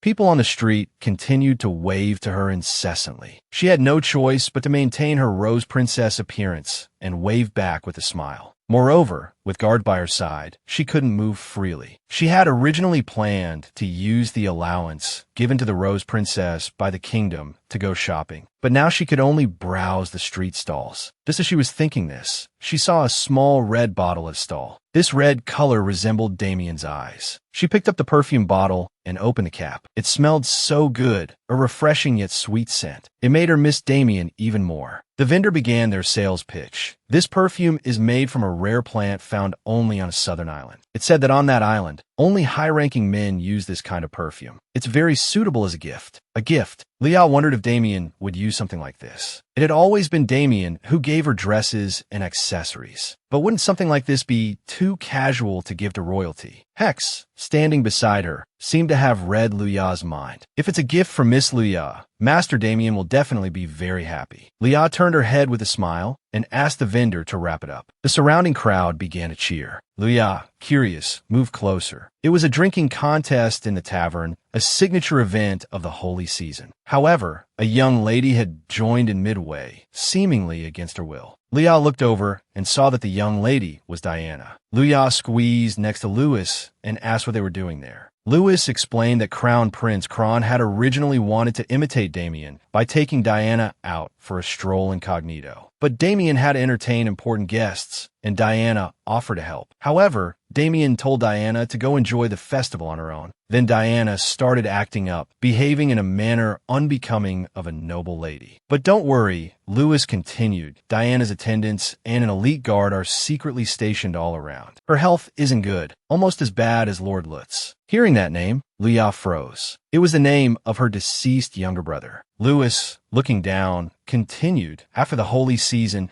I'll tell you everything about the circumstances surrounding the death of your family. I need to find a place where we won't be disturbed. Although right now, I feel like I'm just adding to your troubles. But Leah shook her head. Don't worry about me, she said. I was planning to bring this up with you after the holy season as well. Please tell me everything then. She clenched her fists. Even though she knew the truth would be painful, she would accept it all and keep moving forward. After several days of parades and flower giving, the final day of the holy season finally arrived, marking the official start of Christmas. The crowd below surged, each person holding a white and a yellow rose, whispering amongst themselves. On stage, the high priest cleared his throat and began to speak. The monster attacks in recent years have caused tremendous losses to the people. Although the temple has worked tirelessly to control the number of deaths, it has left everyone with terrifying memories. He went on, spouting a long string of high-sounding platitudes, while the crowd below cheered him on. Luya, standing to the side, was speechless. This high priest was truly skilled at manipulating people. He was the mastermind behind the monster attacks, and she wanted to rip off his false mask right then and there. An attendant came to inform her that her outfit needed final adjustments. Luya nodded and went to the dressing room. Upon entering, she saw Ariel inside. Ariel looked at her curiously. Why do you have such a scary expression, Luya? Are you nervous about your upcoming performance? She continued, You're going on stage after me, so you'll be compared to me. Unlike you, a homeless orphan, I've received a proper aristocratic education. But don't worry, If your performance isn't a complete disaster, people might throw you a few roses. Luya's face was serious. Ariel was looking down on her, as usual. What was going on with her strange way of talking? Luya's face was cold as she remembered her first day at the temple. She had just arrived, and the other saint candidates were whispering behind her back, saying she was defective and that they hated being in the temple at the same time as her. Back then, she had nowhere else to go. That's when Ariel appeared, smiling and greeting her, wanting to be friends. Ariel's smile had brought her comfort, and Luya had trusted her completely. Thinking of this, Luya stared at Ariel. On my first day at the temple, you were so cheerful and friendly. Were you planning to use me from the very beginning? Ariel laughed. Didn't I say you seemed nice? I meant you seemed easy to manipulate. Luya was shocked. Ariel continued, haven't I told you before? You're just a toy to pass the time when I'm bored. Otherwise, who would befriend a defective orphan saint? How ridiculous. You're still so naive. Luya sighed, her heart turning cold. She finally understood. Ariel had always been this way. She could give into her anger, grab Ariel, and inflict pain. But she wanted something more, to expose all of the high priest's crimes. For perfect revenge, she needed patience. Watching Ariel prepare to perform, Luya vowed to reveal their wickedness. One day, Ariel would pay for her crimes. Ariel turned and smiled. I like to see you try, Luya. Her lips curled into a sinister smirk. You'll have to live that long.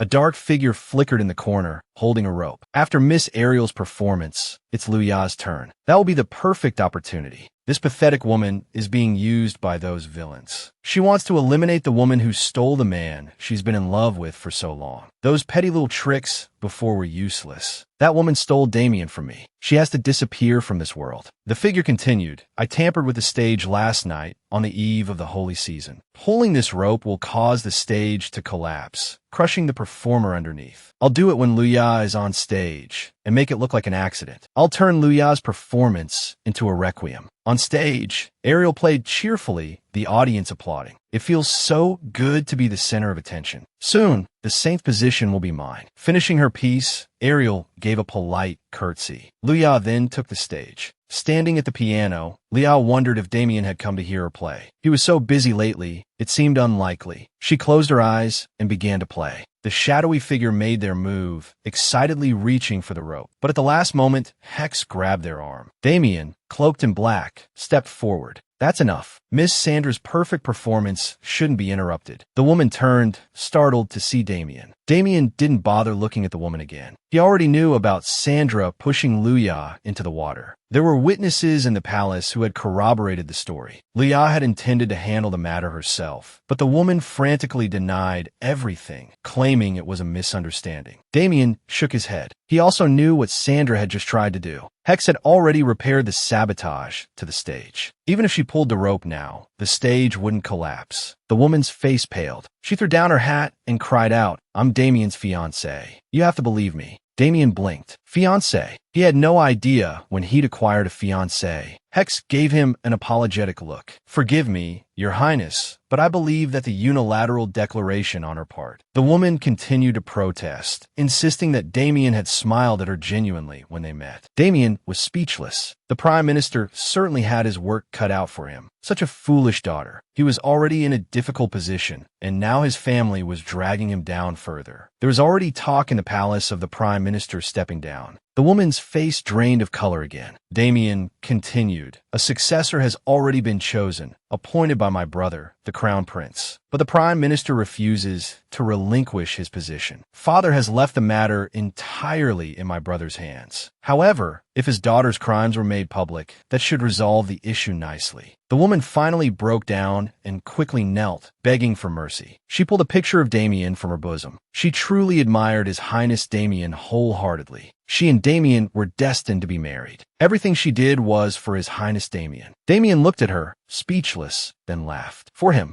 the woman before him was desperately in love with His Highness Damien, but the man wanted to kill her. All because this damned woman almost killed the girl he loved. The woman knelt, continuously begging for forgiveness. But Damien narrowed his eyes, staring coldly at the woman. If she weren't the Prime Minister's daughter, she would be nothing to him. This worthless person, not only did she insult Luya, but she even dared to try and harm her. He was truly furious now. The woman finally realized she seemed to have messed with the wrong person. Damien sneered at the woman who was still begging for mercy. The punishment for attempting to harm the Rose Princess would likely arrive soon. After that, they would never see each other again. Damien waved his hand, and his subordinates quickly dragged the woman away. Damien waved to her. Farewell. The woman finally despaired, staring at Damien's retreating figure, the fear on her face growing. Without a doubt, she had been attracted to the darkness hidden beneath His Highness Damien's handsome appearance. However, His Highness Damien was far more terrifying than she had imagined. She had been wrong from the very beginning. Watching the woman being dragged away, Damien frowned. Fortunately, this woman had left behind a mountain of evidence. He could quickly complete this task. However, if it were Ariel, it wouldn't be so simple. Her methods were far more sophisticated. Like the High Priest, she was a formidable opponent, but he couldn't let them continue to act so recklessly. Hex walked in from the side and inquired about Sandra's punishment. Damien stroked his chin, thinking,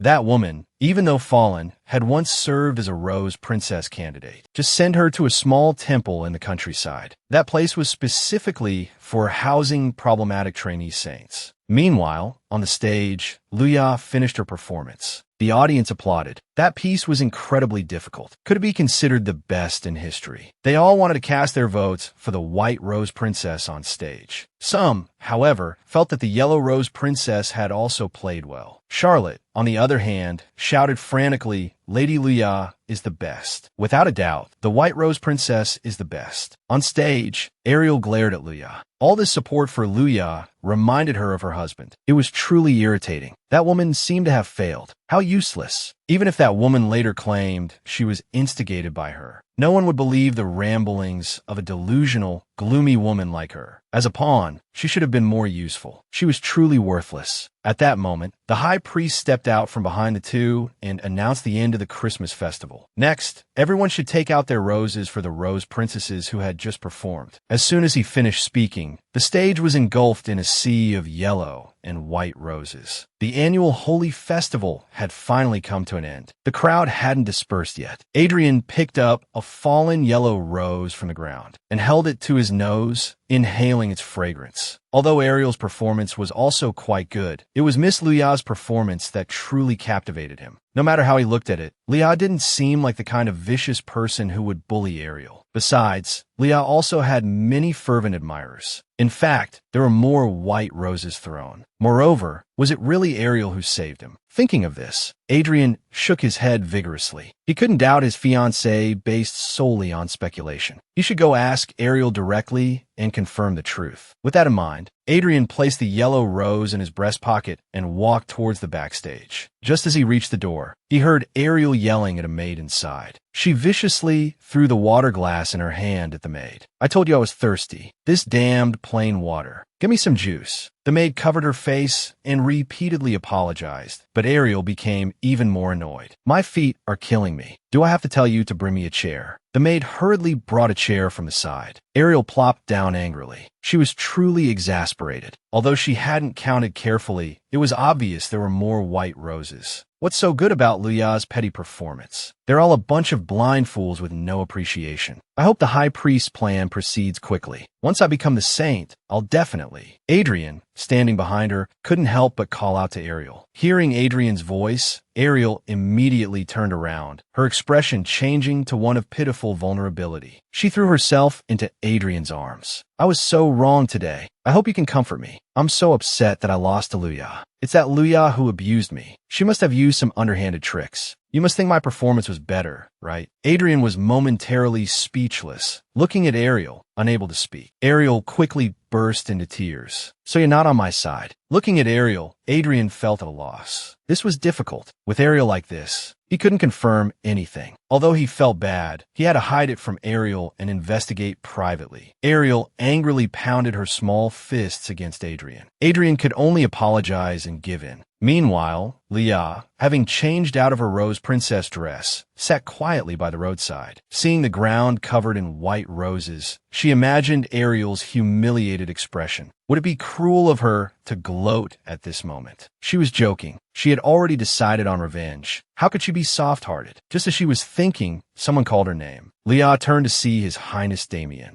After the exhausting multi-day holy festival, Leah took off her rose princess dress and sat quietly on the street, lost in thought. Damien appeared opportunely, smiling at Leah. It's so late, and you're still here. I thought you had returned to the temple. Leah looked surprised. I'm just waiting for my carriage. Speaking of which, aren't you afraid of causing a commotion by appearing here so openly, Your Highness? Damien shook his head. It's fine. The festival just ended, and everyone is still immersed in the afterglow. It's relatively dark here, and no one will pay attention to me. You've worked hard recently, Princess, although I couldn't attend your performance due to some unforeseen circumstances. It seems you've completed your mission perfectly, as expected of my goddess. Leah smiled. What's gotten into you? You're skipping right over the saint and going straight to goddess. However, hearing Damien's praise, he felt his efforts were being rewarded. He wished Damien could stay by his side a little longer. Suddenly, he remembered something and pulled a gift box from his clothes, offering it to Damien. Please accept this if you don't mind, he said. Damien opened the gift box with surprise. It was a bottle of perfume, a gift from Leah. Leah quickly explained, it's said to be a rare item from the Southern Islands. It smells lovely, and the color looks similar to your eyes. It's very beautiful. I found it at a small stall on the street. You always take such good care of me, so I wanted to give you something. It might not be suitable for royalty like you, though. He glanced at Damien, noticing he seemed a bit off. The next moment, Damien turned and embraced Leah, who was completely taken aback. What had come over Damien? Leaning on Leah's shoulder, Damien looked at the perfume in his hand. He was simply overjoyed. He hadn't expected a gift from Leah and was incredibly happy. Leah shook his head. It's just perfume from a street stall, nothing valuable. Damien hugged Leah tighter. Anything you choose from me, no matter what, is more precious than jewels. I'll cherish it and use it well, Damien whispered in Leah's ear. Thank you, Leah. After we succeed in stopping the High Priest's plans and you get your revenge, there's something I want to tell you. To expose the temple's conspiracy, Leah joined forces with the second prince, Damien, and embarked on a plan for revenge. The holy festival significantly boosted Leah's public support. As soon as it ended, Damien found Leah waiting for a carriage. Damien held Leah tightly, looking at the gift. He was overjoyed. After they stopped the high priest and Leah had his revenge, he had something to tell him. Leah was puzzled. Something to tell him. Was Damien hiding something? Damien nodded. He couldn't say anything yet. Along with that secret, there were many other things he wanted to tell Leah. But saying them now might hinder Leah's revenge. He didn't want to influence or become a burden to Leah. Leah tugged at Damien's sleeve. How could you be a burden? You've always helped me. I wouldn't be here without you. I'm so grateful. Damien gently stroked Leah's face. Even so, it's better to wait. Ask me after your revenge is complete. Leah nodded. He would listen carefully then. A man ran up, shouting, Princess Rose, your carriage is ready. The man noticed Damien and exclaimed in surprise. Damien gestured for silence. He needed to return to the palace. He stood, holding the perfume, and looked at Leah. With this, I'll likely have sweet dreams tonight. You've had a tiring day, Leah. Rest well for our next. He trailed off, wishing Leah good dreams. Leah watched Damien leave. After being held so tightly, how could he possibly fall asleep easily? In the days following the holy festival, neither Ariel nor the high priest made any moves. A few peaceful days passed. However, the prime minister, who had refused to resign, suddenly offered his resignation and fled to the countryside, practically penniless. Nirni also quietly left the temple. Had Damien done something to them? Leah shook his head. It didn't matter anymore. Today, he had an invitation from Diana. He also needed to see Louis to confirm how his family had died. Leah changed clothes, put on the ruby ring, and arrived at the Duke's residence. Diana greeted him warmly. She told Leah that Louis was waiting for him. Diana's grandmother also wanted to meet him, but she was currently entertaining guests. Just then, they saw an elderly woman walk past. To find out how his family died, Leah had come to Diana's home to see Louis. On his way to Louis, he encountered Marquis Sander. Damien had mentioned Marquis Sander. He was one of the three nobles, along with Ariel's family and Viscount Mond, who supported the High Priest. They were known as the High Priest's three major supporters. Why was Marquis Sander here? The High Priest's actions shouldn't be connected to Diana's family. He hoped Diana wouldn't get involved, but Diana was conversing casually with the Marquis. It's rare to see you at social events lately, Diana remarked. The Marquis waved his hand. Just a courtesy call. I can't stay long. Diana turned to Leah. You may not know, but my family is quite prominent among the nobility. After every holy festival, the heads of noble families come to pay their respects. Luya smiled knowingly. My father used to visit Duke Perry's residence every year, so there is no need to be suspicious of Duke Perry just because Marquis Sander was here. He had been overthinking it. Marquis Sander turned to Luya. And who are you?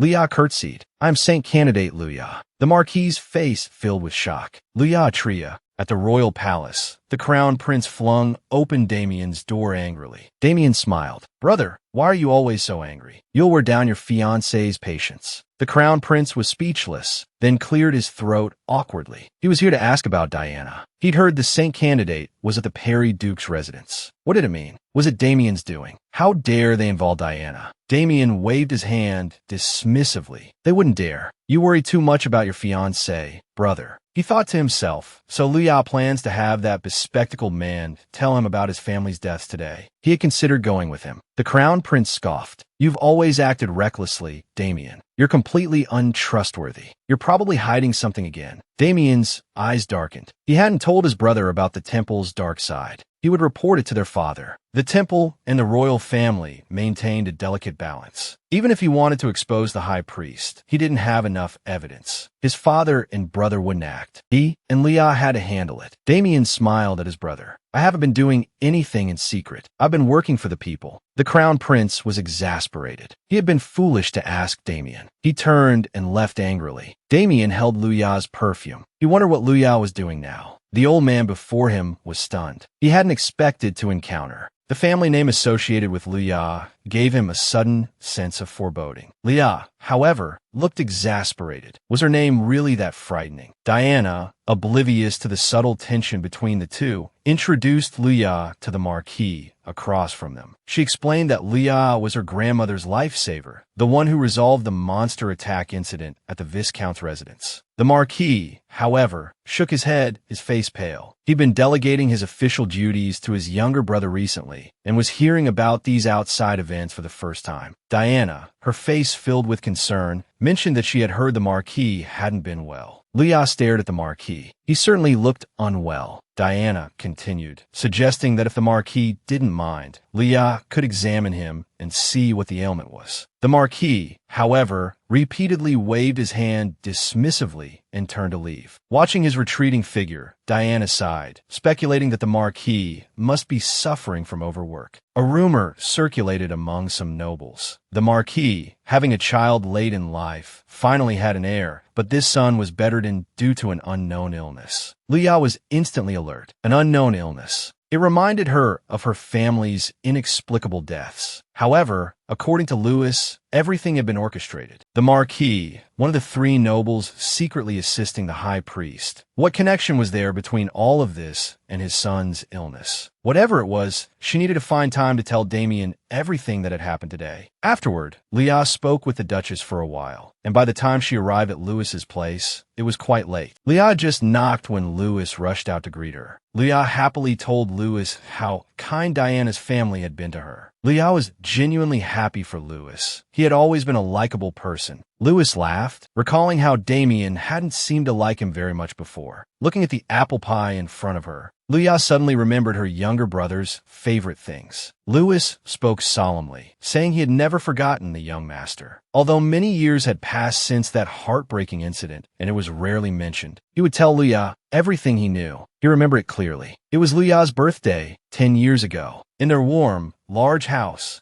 the family was joyfully celebrating Luya's birthday when a maid suddenly handed her mother a letter with an anxious expression. Her mother's face turned grim after reading the letter. She muttered about receiving another letter, even though she had told them repeatedly that she wouldn't get involved no matter how many letters they sent. Louis had witnessed all of this. The massacre 10 years ago made Luya vow to make those responsible pay 1,000-fold. She followed the clues and found Louis, their former butler. Louis didn't disappoint her. He still vaguely remembered the events of that day. It was Luya's birthday. After receiving the letter, her mother entrusted Luya to Louis, asking him to escort her to the neighboring lord's house. The lady of that house was a close friend of her mother. Young Leah didn't understand why she had to go alone. Her father was finally home for a few days. Wouldn't it be better for everyone to go together? Her mother paused, then smiled, saying this was Luya's special day out, and they would all go together next time. Her sick younger brother, in their father's arms, fussed about wanting to go with his sister. Luya, worried, insisted she could heal her brother. She was going to be the most powerful saintess. After all, this small illness was nothing. Her mother, however, interrupted her with a serious expression. She explained that Luya's powers could harm her, and no one wanted her to suffer any pain from using them. So, Luya shouldn't use her powers lightly. Her mother caressed Luya's face, her words heavy with meaning. Luya was already an exceptional child, but this power was a cruel thing, and she must think carefully before deciding to use it. After these final words, Louis took Luya to her mother's friend's house. Upon arriving, Louis realized he had dropped the gift for the lady somewhere along the way. Panicked, he rode a horse back to search for it, finally finding the package behind a large rock. As he crouched down, he saw several figures in black robes through a crack in the rock. He overheard their conversation. One black-robed man said to the other, "The rose's effect should be taking hold. Once it starts working, once it enters the body, just one bowl will slowly." The other man made a hushing gesture, and the rest of the sentence was left unspoken. Louis was shocked. The rose's effect. What were they talking about? The departing figures continued their conversation. This can be considered valuable experimental data for our real plan. Experimental data. Louis was puzzled. Who were these people? One of the voices sounded familiar. Watching the black-robed figures disappear, Louis shook his head. He had to find Luya. The day passed quickly. Luya sat in the carriage on the way back, puzzled, asking Louis why she had been sent there alone. Louis shook his head, unsure. Could it be related to the letter her mother had received? The carriage soon arrived home. Luya eagerly jumped out and pushed open the gate, only to find the house eerily quiet. No one was there to greet her. Luya had a bad feeling. She immediately ran towards the house. Excited to be home, she had been thinking about how to act affectionately towards her mother. But the silence was unsettling. No one was there to welcome her. A wave of foreboding washed over her. Luya rushed towards the rooms. Meanwhile, Louis suddenly noticed a pungent smell like roses. He saw black petals on the ground and picked one up in astonishment, only for it to crumble to dust in his hand. Louis was stunned. What just happened? He frowned and walked forward, finding a maid collapsed at the doorway. Louis shook the maid in alarm, then suddenly heard a scream from inside. He rushed in. Inside, Luya stared at her family, lying lifeless before her. Tears streamed down her face as she looked at Louis. "Louis, what do I do?" Louis was horrified. He looked down and noticed a rose pattern on her younger brother's neck. The pattern,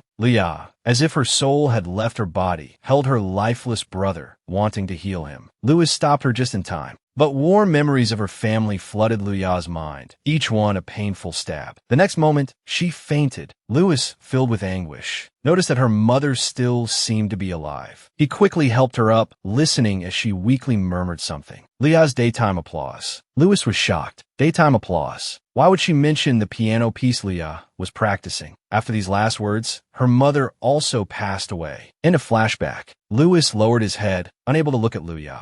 That was all he remembered. Luya was also somber, whether it was the kind servants or her family. Everyone left her that day. Shortly after the incident, she was taken in by the temple. She was forced to separate from Louis. Later, she heard about the cause of her family's death. It was an unknown illness. They said her father contracted it while doing charity work in another country. Then it spread throughout the mansion. An unidentifiable, foreign infectious disease. According to them, the reason she and Louis were safe was because of her healing abilities. And Louis, being from another country, might have been immune. But that was just a baseless speculation. In the end, the whole incident was swept under the rug. Only now, hearing Louis's account, did she realize there were many strange points. Louis nodded. He had also gathered a lot of information back in his hometown. That day, while he and Luya were away, someone claimed to have seen guests leaving the mansion, and the guests' physical characteristics matched the black-robed figures he encountered in the forest. And the voice of one of them, when he heard that person speak, he immediately remembered. That person, without a doubt, was the high priest of the temple. After a series of investigations, Luya discovered the murderer of her entire family was actually the revered high priest worshipped by the people. But Luya didn't understand. Why would the high priest do such a thing? Was it to make her an orphan, to bring her into the temple, so he could control her at will? But Leah always felt it wasn't just that. And what about the real plan that Louis overheard the black-robed figures talking about? When Leah infiltrated the tower before joining forces with Damien, she seemed to have heard the high priest say something similar, and he was very concerned about the black rose, the flower, and the experimental data. Behind her family's death, there must be some more terrifying scheme hidden. She suddenly thought of the Daybreak's acclaim that her mother mentioned last. But why would she mention that song? Louis replied with some confusion. He thought perhaps her mother's mind wasn't clear at the time.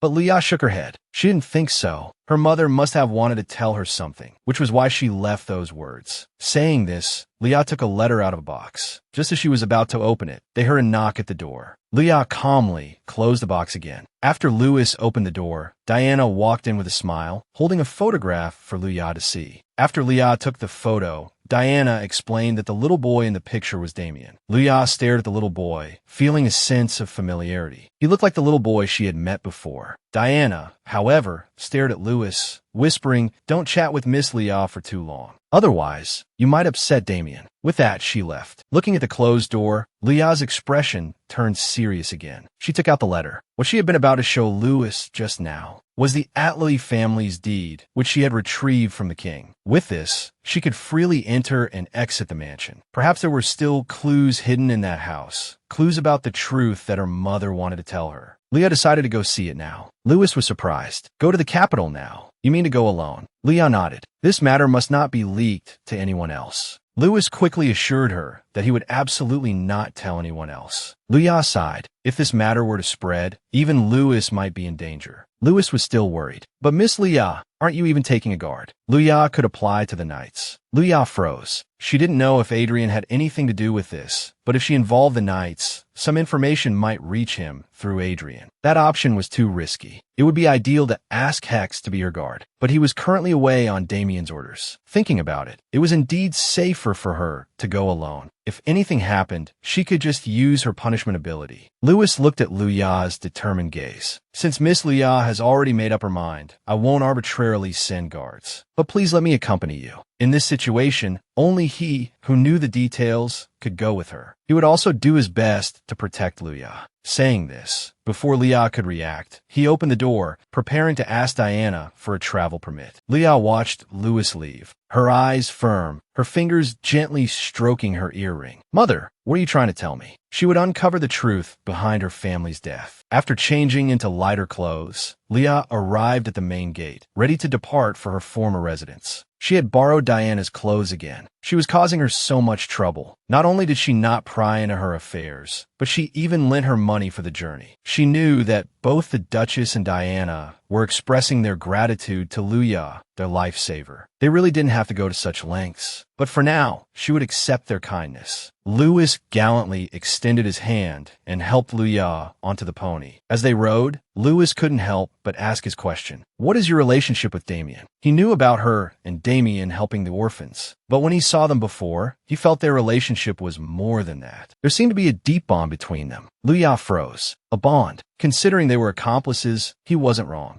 But she might have some romantic feelings for Damien. Louis continued, even if your relationship is extraordinary, I won't pry. However, as a member of the Atlee family, I have a duty to assess, on their behalf, whether Miss Leah's future husband is truly worthy. Husband? Leah panicked. Damien was a member of the royal family. How could she have any other relationship with him? Louis shook his head frantically. He didn't want to die. If Damien knew he was riding with Leah today, he'd be finished. Leah laughed at Louis's comical expression. He hadn't changed at all. The road ahead changed, leading to the entrance of a forest. Once they passed through this forest, they would be close. The high priest that Louis encountered before was probably here. But who was the other black-robed figure? Just as she thought this, there was a rustling in the forest. Both of them looked ahead in surprise. What was that sound? Meanwhile, in the knight's office, Adrian was having a headache looking at the documents in front of him. This office work wasn't his forte. A soldier rushed in. Emergency report. Monster incidents have occurred in various locations. Adrian's expression turned serious after hearing the report. He thought that capturing the main monster, Viscount Mond, would have taken care of all the monsters. but the remaining monsters had scattered. The subordinate smiled at Adrian. "You look just like your father when you're deep in thought. Your father was a brilliant knight commander. You're working hard too, Sir Adrian. But lately, you've been troubled by your fiancée, so we're all worried." Locke sighed and left. He inadvertently walked to the temple. Uncontrollably, he recalled the day of Bin's death being brought here. Ali, the fact that he was his savior, was important to him. It should have been that way. But recently, his mind has been filled with Lady Luya. Seeing a passing maid, he suddenly remembered something about Ariel saving him. He had to confirm it with the temple staff, so he called out to the maid. After hearing Lord Locke's question, the maid panicked, unsure what to do.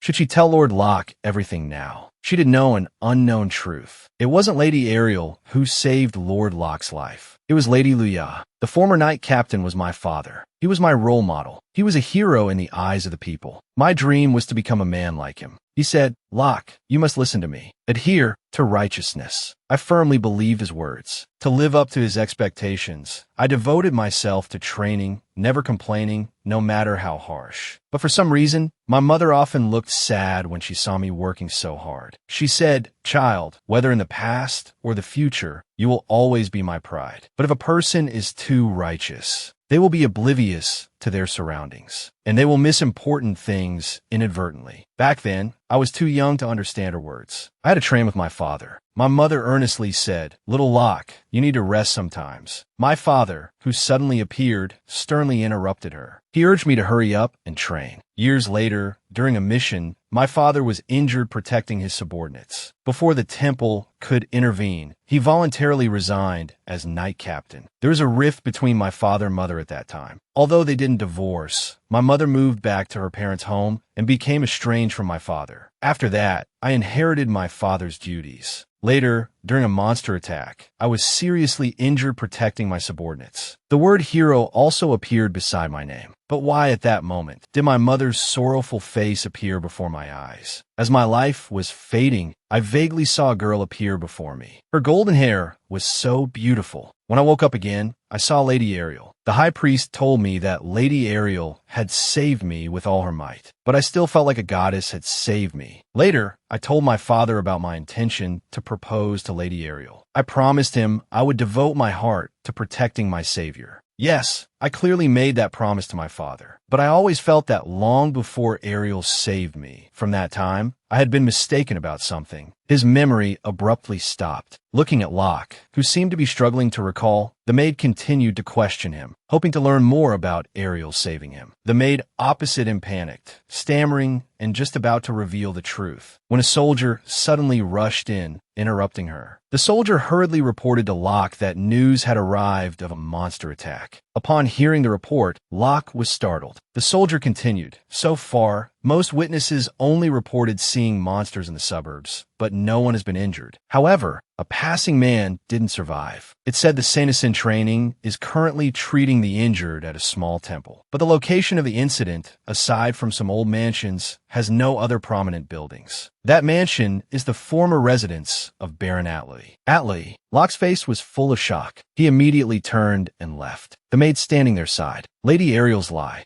She still couldn't tell Lord Locke the truth. Meanwhile, Luya and Lewis, who were on their way back to the old mansion to investigate, encountered something unexpected. Just as they entered the forest, they were stopped by a monster, a venomous one. Luya clenched her fists. She couldn't let the monster run rampant here. Just as she was about to use her punishment ability, the monster launched a surprise attack, and they both fell from their horses. Lewis shielded Luya, using his body to cushion her fall. The monster wasn't about to let them go. Approaching them, it spewed venom from its mouth. Seeing the venom about to hit Luya, Lewis hurriedly got up and shielded Luya again. Luya, seeing that she was about to track down the culprit's evidence, was blocked by the monster. Looking at Lewis, dying in her arms, Luya rushed towards the monster. Her hands touched the monster's body. She inflicted paralysis on it. The next moment, the monster collapsed. Luya looked back at the motionless Lewis. The poison he was afflicted with must be potent. If they delayed, it might be incurable. Lewis was like this because he protected her. She had to heal him. It's just that she hadn't used her healing ability for a long time. Although she had resolved not to heal anyone again, she couldn't hesitate now. Lewis pulled away Luya's hand. "Lady Luya, You can't use your healing ability for me. Lia looked at Louis anxiously. Louis coughed a few times and continued. Since I was young, I've known that Lady Luya's ability transfers the patient's symptoms to herself. But even so, she never stopped helping others. He sincerely respected Luya's kindness. Therefore, he was determined that at least he couldn't rely on Luya. He was a merchant's son. His business was dealing with the world. He had some understanding of venomous monsters. To cure this poison, you just need to eat the sabera fruit. Luya was puzzled. If she remembered correctly, that fruit was poisonous. Eating it would cause abdominal pain. She had also treated people who accidentally ate that fruit. Louis's expression was serious. This treatment method uses poison to fight poison. I should have some with me. As he spoke, Louis started rummaging through his bag. But after searching high and low, he couldn't find it. Lia suddenly thought of something. She could use her ability to inflict the symptoms caused by the sabera fruit onto Louis. That way, she wouldn't need to use her healing ability to cure him. Thinking of this, Lia told Louis about her punishment ability. The next moment, she placed her hand on Louis's arm. A flash of light, and Louis instantly felt refreshed. Lia was instantly relieved. She checked on Louis. This ability is a secret, so you must keep it confidential. With that, they quickly returned to the old mansion. Looking at the long unseen mansion, Lia's mind was flooded with memories.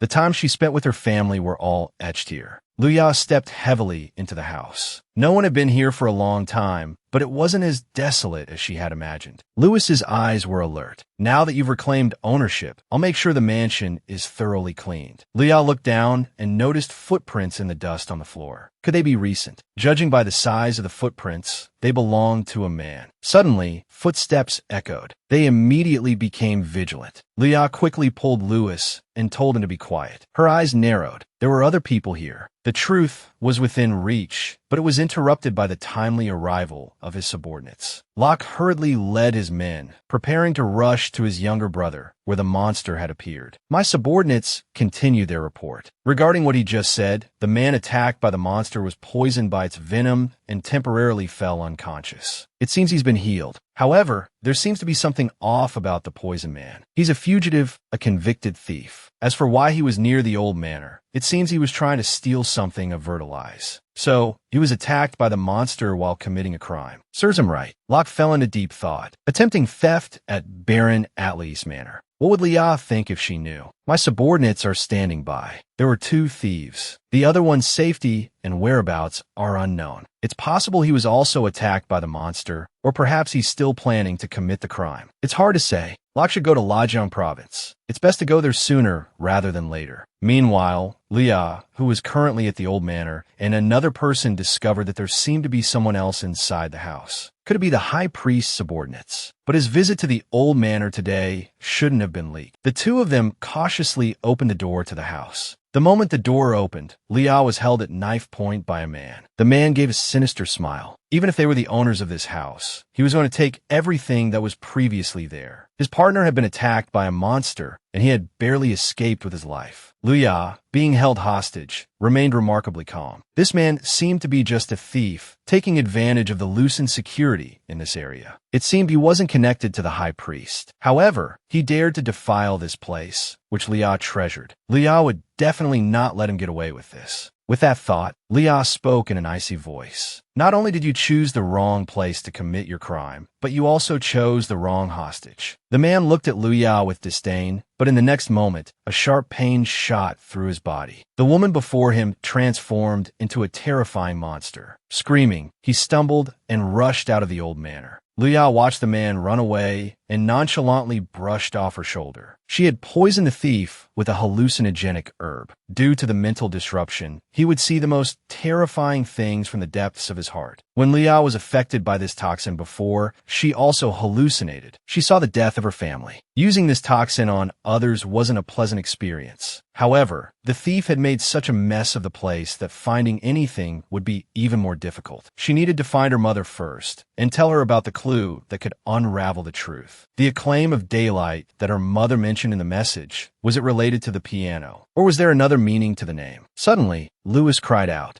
He found a familiar music box in the thief's bag. Lia turned around, her face full of surprise. It's this. To pursue the truth behind the massacre of her family, Lia followed the clues and arrived at her old manor. The journey was fraught with danger. After driving away the thieving intruders at the old manor, Luya finally found the crucial clue. At this moment, Luya suddenly realized something and pointed at the music box in Lewis's hand. It's the music box in Lewis's hand. Opening the music box will play A Claim of Daylight. And I remember Mother telling me that there's a hidden compartment in the music box. It's not visible at first glance, but if you pull open the bottom layer, it becomes a small storage box where you can put important things. Father and my brother didn't know about this secret. It was only between Mother and me. However, in her childhood, she was troubled, not knowing what to put in the hidden compartment. Luya carefully opened the bottom layer of the box. A key appeared inside the box. Luya's eyes were filled with sadness. This must have been hidden by her mother before she passed away, to prevent the high priest and the others from finding it. The key was deliberately hidden in the bottom of the music box. Lewis was puzzled. What lock does this key belong to?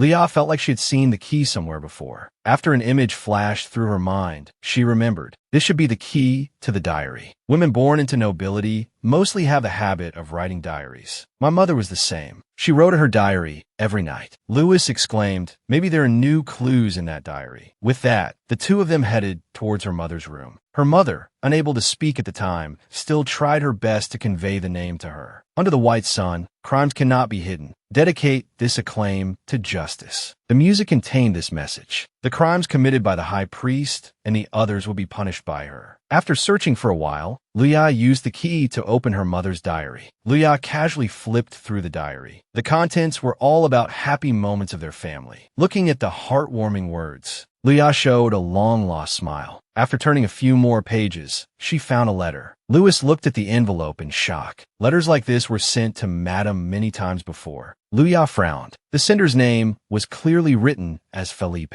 It was undoubtedly from the high priest. Looking at the densely written letter, Luya fell into deep thought. It seemed the temple had wanted Luya for a long time. Her mother had told the temple about the flaws in her healing ability and had been refusing their invitations. The temple then expressed their desire to meet with her in person. In principle, if someone was discovered to possess supernatural abilities, they were supposed to enter the temple and become a saint. However, under special circumstances, refusal wasn't impossible, but the temple would continuously search for saint candidates. Judging from the content of her mother's negotiations with them, there didn't seem to be anything suspicious. However, on the day her mother spoke with the high priest, it seemed that only she and Lewis had left the house. So now she needed to read her mother's diary entry from that day. On Luya's birthday, her father and mother tried their best to get Luya out of the house, because the high priest was coming soon. Her parents were very worried about what the high priest might say to Luya. After all, Luya admired the saints. But I won't let her enter the temple. I can't trust that high priest. You saw it too, right? The exchange between him and that man. It was very suspicious. Yes, indeed. That man was a scientist in our country. He had been receiving support from the nobility for a long time. He was mainly responsible for researching the saints' healing abilities and related medical fields. Because the experiments he conducted were too cruel and inhumane, he was eventually exiled by the country. When my husband went abroad to participate in charity work, he happened to see that scientist and the high priest. They seemed to be negotiating something, but I didn't hear what they were talking about. Maybe we shouldn't overthink it, but it's always best to be cautious. Besides, frankly, I haven't liked the high priest for a long time. His smile is just too suspicious. You've always been good at judging character. I won't let Luya enter the temple either. We must refuse them. Tell them to stop bothering our daughter. I understand. Although it's regrettable, we won't bother Luya anymore. All right, I'm so sorry. But Luya's mother felt something was strange. He came to their house uninvited, yet gave up so easily. And it seems he didn't bring anyone with him. As he spoke, the high priest prepared to leave. Luya's father quickly rose as well. I'll see you to the door. There's no need. And please, keep the matter we just discussed to yourselves. What is the meaning of this? He's giving up just like that. It should be a good thing. Why am I so uneasy? Just then, Lewis ran over happily, holding a flower to tell his mother. Lewis, even though you're feeling a little better, you must stay in bed and rest. And where did that rose come from? I'm so sorry, madam. A flower seller came by just now. I assumed it was the usual elderly woman. No, it was a young man today. He said he was selling flowers on behalf of the elderly woman. Is that so? Perhaps it was her grandson. He said it was a token of appreciation for an acquaintance. Young Master Lewis happened to be there, so he gave the rose to him. Louis was so happy. He was planning to give it to his sister when she returned. He wants to give it to Luya. In that case, you need to get some more rest. Give me the rose. Go back to bed and rest now. All right, mother.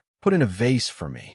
They were unaware that the rose was losing its petals. Luya's mother wrote down the events of the day in her diary. She also wrote about the matters between the high priest and the scientist. As a precaution, she locked the diary. Louis and her husband are taking a while. It was just to fetch some water. She stood up and opened the door, only to be met with a strange smell. This strong scent, I guess at the rose. It's the scent of that black rose. Such a strange smell from just one flower. Luya's mother rushed to find Louis and her husband. When she pushed open the door, they had already collapsed on the floor. She suddenly felt dizzy herself and fell to the ground. It really was all a plot by the high priest. If this is all because of that black rose, then the flower seller must be an accomplice. Could it be that scientist? Did he add poison to the rose? I'm dying too. I at least have to tell Luya about this. Her mother propped herself up and wrote in her diary, then locked it. After finishing, she collapsed. She slowly crawled towards her husband and child. My last moments must be with my family. There's nothing I can do to change this. I just hope Luya will be safe. Luya didn't say a word after reading the diary. After all, she had just learned that her family's strange deaths were the result of a cruel conspiracy. Even if she appeared strong on the surface,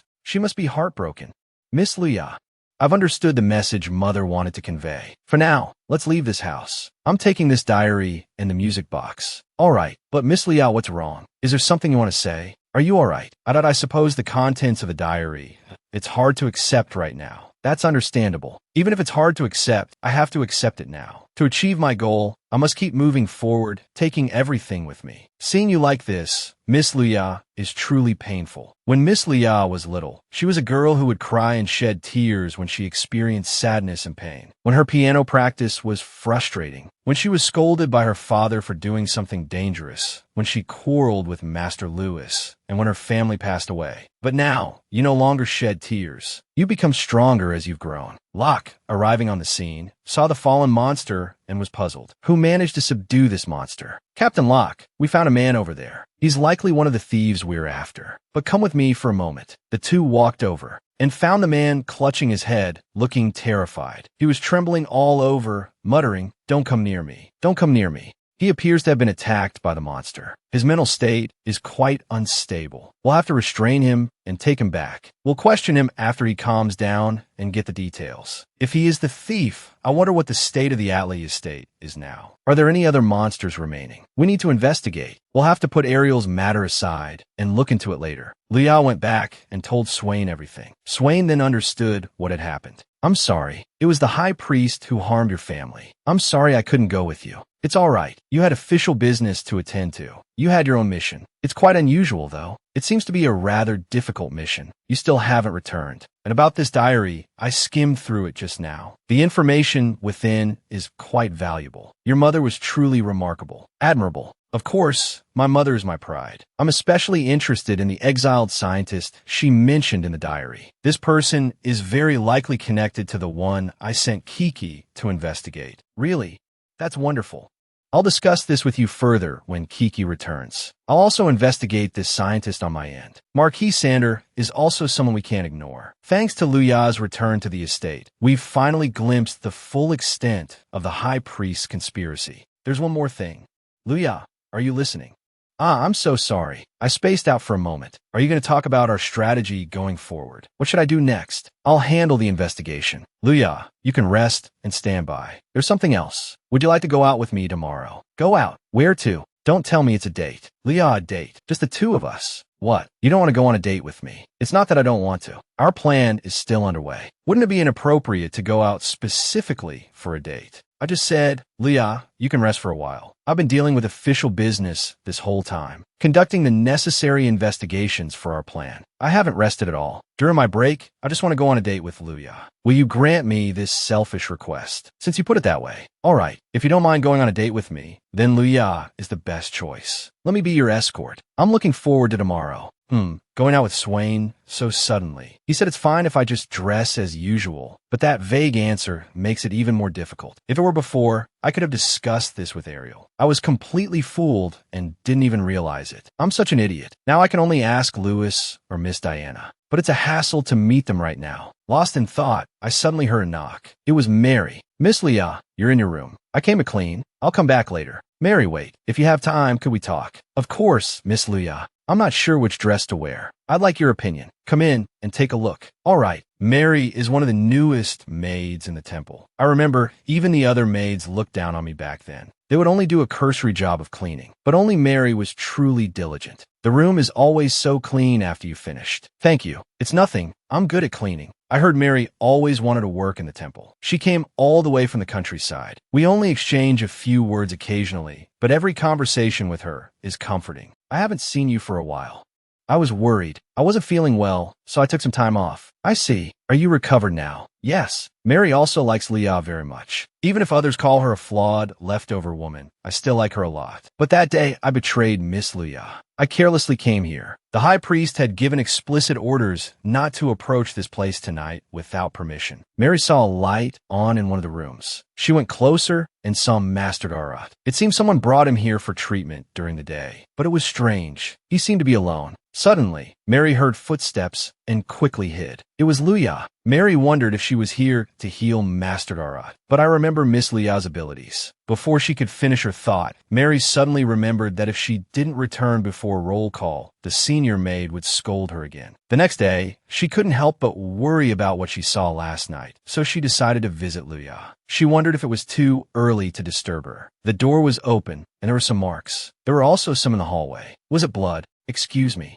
As soon as she entered, she saw Miss Leah lying on the bed, covered in blood. She was badly injured. Master Garrett's injuries had been transferred. Miss Leah heals by transferring the pain onto herself. Didn't she have time to heal herself? I'm gonna stop the bleeding quickly. She opened the door and saw Ariana. She had a strange look on her face. Didn't Leah go out last night? Is she back already? Miss Ariana, what do you mean by going out last night? Don't you know? Leah appears weak and harmless on the surface, but she sneaks out of the temple every night. She fools around with I don't know how many men. Because we're good friends, she secretly brags to me about it. I know it's wrong, and I've tried to stop her. Impossible. Miss Leah would never do such a thing. And last night, in the end, Mary didn't reveal what she saw. Ariana continued, and last night, she also snuck out while I was healing Master Garat. She was attacked by a monster on her way back. It's so pitiful. What? Miss Ariana, you were healing Master Garat. No, it was Miss Leah who was attending to Master Garat. Miss Ariana is trying to deceive everyone with this story, but it's not anyone's fault. Isn't that right? Mary didn't know how to respond. She remembered what the senior maid had said. If you want to live peacefully here, never offend Miss Ariana or Miss Nierni. Both ladies come from prominent families, especially Miss Ariana. She's favored by the high priest. Recent rumors say she's the next saint. The other saint candidates naturally side with Miss Ariana.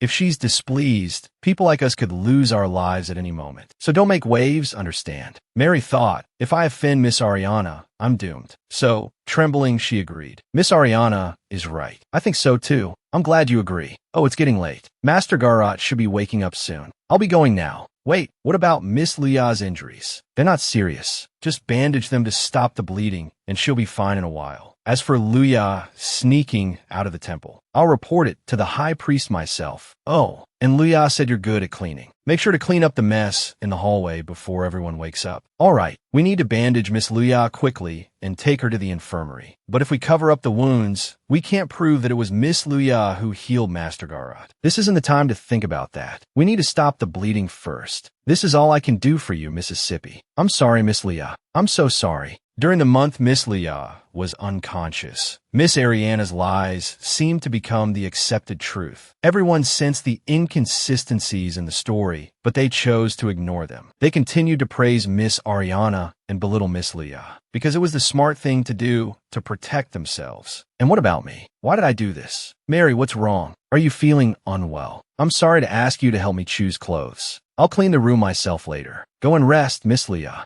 I'm sorry. Mary, what's wrong? Why are you crying? I should be the one apologizing. I was afraid to tell the truth. Miss Ariana's surveillance seems to be everywhere. There's no one I can tell. I took a long leave from work. I had a chance to tell Master Garot the truth, but I didn't. Don't cry. Here's a handkerchief. Rest here until you calm down. Call me foolish, but I want to be brave for this kind person. When the time comes, I'll apologize properly, Miss Leah. Soon, Leah changed and went out to meet Swain. She was a little nervous, wondering if he had arrived yet. Swain, honestly, he chose that bench as the meeting place. She remembered Swain holding her. Forget it. I wonder if Mary is feeling better after yesterday. She seemed to have something on her mind. Lost in thought, she turned and saw Swain already waiting for her. Good morning, Luya. Did you sleep well? Yes, very well. I'm sorry, did you wait long? Not all. Waiting for you is never long, Luya. It's only ever exciting. You know, sometimes the things you say really sound like something a prince would say. Really? But I'm a prince. Then allow me to be your knight for the entire day. My, your highness. What are you saying? I can't be a princess. But still, I'll be in your care. Please look after me today, Swain. Where are we going? It's a secret. Don't worry. I spent all of last night meticulously planning this date. All night. But you're so busy with work. Did you even get any sleep? The thought of our date today kept me wide awake. Did you sleep well? I slept fine. Don't worry about me. Actually, I often spend my nights pondering the truth behind my family's deaths. Before I know it, morning arrives. If you say so, I'll believe you for now. By the way, that outfit is so cute on you.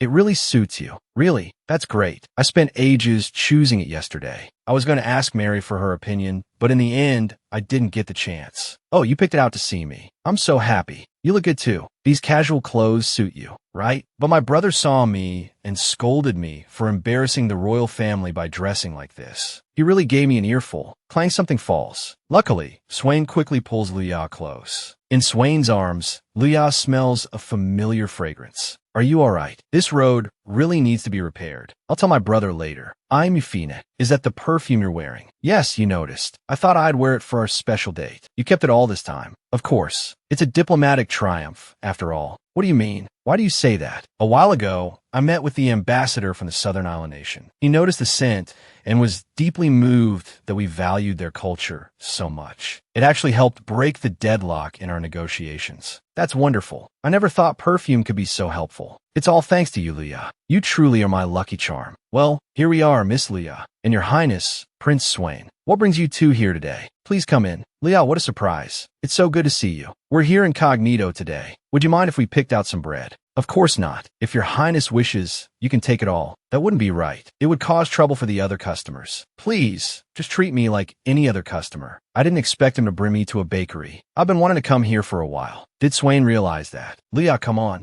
Let's choose some together. Okay, Swain, I'm coming. The four of them enjoy a happy time together. We bought a lot of bread today. Should we try eating it as we walk, like commoners do? This is so good. It's better than any bread I've ever had, right? I've been wanting you to try this bakery for a while. Yes, I'm glad I got to see the baker too. But when we were leaving, did you say something to him? Yes, I asked him for some suggestions for our next date location. Oh really? Where are we going next? It's a secret. Our date has only just begun. Wait, Swain, this direction. Is our next stop the theater? Did I give it away that easily? Yes, it's the theater. I wanted to see the popular opera performed by the foreign diva with you. The opera. But the Grand Theater has a dress code. I don't think we can get in dressed like this. You seem to know a lot about it. That's because I used to go to the theater a lot with my family. Don't worry. I just asked the baker about a recommended clothing store nearby. I love this outfit on you, Leah, but I'd also love to see you in a new dress. Shall we go? All right. How can I refuse a request like that? Suddenly, Leon notices a small boy curled up on the ground, about to faint. You look pale. Are you all right? I ate some pearberry cookies without my mom knowing, and now my tummy really hurts. It could be food poisoning. Are you going to the temple for treatment? I just want to buy some medicine before my mom finds out. I'm not going to the temple. The Rose Princess is there, and she's scary. The Rose Princess. That's right. I remember now. This is the boy I treated in place of Ariana. Do you know what kind of berries you ate? They're called pearberries. They're purple and sweet. I remember Lewis used to use them a lot when he made desserts. The skin of these berries is slightly toxic, but if you mix them with a certain herb that's also toxic, the poisons neutralize each other. It seems his mother forgot to add the herb when she made the cookies. I once treated a patient for herbal poisoning. I might be able to help. Don't worry, I'll heal you. Luya, no, you'll be poisoned. It's okay. I'm not using my healing powers this time. Under Lia's care, the little boy quickly recovers. My tummy doesn't hurt anymore. You're amazing, big sister. It doesn't hurt anymore, but I'm a little hungry. If you're hungry, why don't you take some bread home? This is Ilara bread from that really popular bakery. Really? Can I? Yes, take some home and share it with your mother. Thank you, big brother and big sister. Big sister, you look familiar. Are you the saint candidate who healed me before? It really is you. You helped me again. I'll tell my mom. The real saint healed me. My mom's the real saint. Did he forget that if he tells his mom, she'll find out he ate the pearberry cookies? You're right. Lewis used to sneak food all the time, too.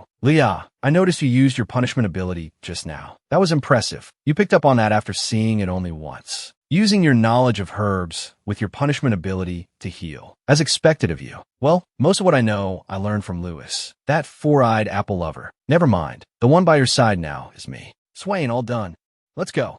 Swain, I don't think this mature style suits me. What are you talking about? I picked this outfit out myself. It's perfect, and don't forget to wear your hat. Promise you won't laugh if it looks strange. So, Swain, how do I look? Sorry, I was just captivated. You look beautiful. It's my honor to be your escort. You're exaggerating, as long as it's not strange. Right, aren't you changing? Oh, right, I need to change too. I'd probably be kicked out if I went in like this. I doubt it. It would be unreasonable to kick out a prince of their own nation. Please rest assured, Your Highness, we've prepared our finest suit for you. It's guaranteed to be as good as any royal garment. Please do try it on. Thank you. I'll be troubling you then. Sorry, I'll have to keep you waiting. I'll be right back. All right, I'll wait here. Are you Saint Candidate Luya? I had the pleasure of meeting you once before. Metma, I don't recall. Yes, you heard about me from Charlotte, right? Actually, I was also one of Viscount Desmond's victims. When I lived in his territory, he forced himself on me. Since then, I've been afraid of men. Ah, don't worry. I'm all right now. Thanks to you and His Highness punishing that villain. Charlotte shared the compensation with me, which allowed me to achieve my dream like this. I wanted to have my own shop. So, it's an honor that you and His Highness are here today. It's my pleasure. I didn't expect such a connection. I'm happy too. Sorry to keep you waiting. How do I look? I should be used to seeing Swain in formal wear, but I'm still a little flustered. You look great. It suits you.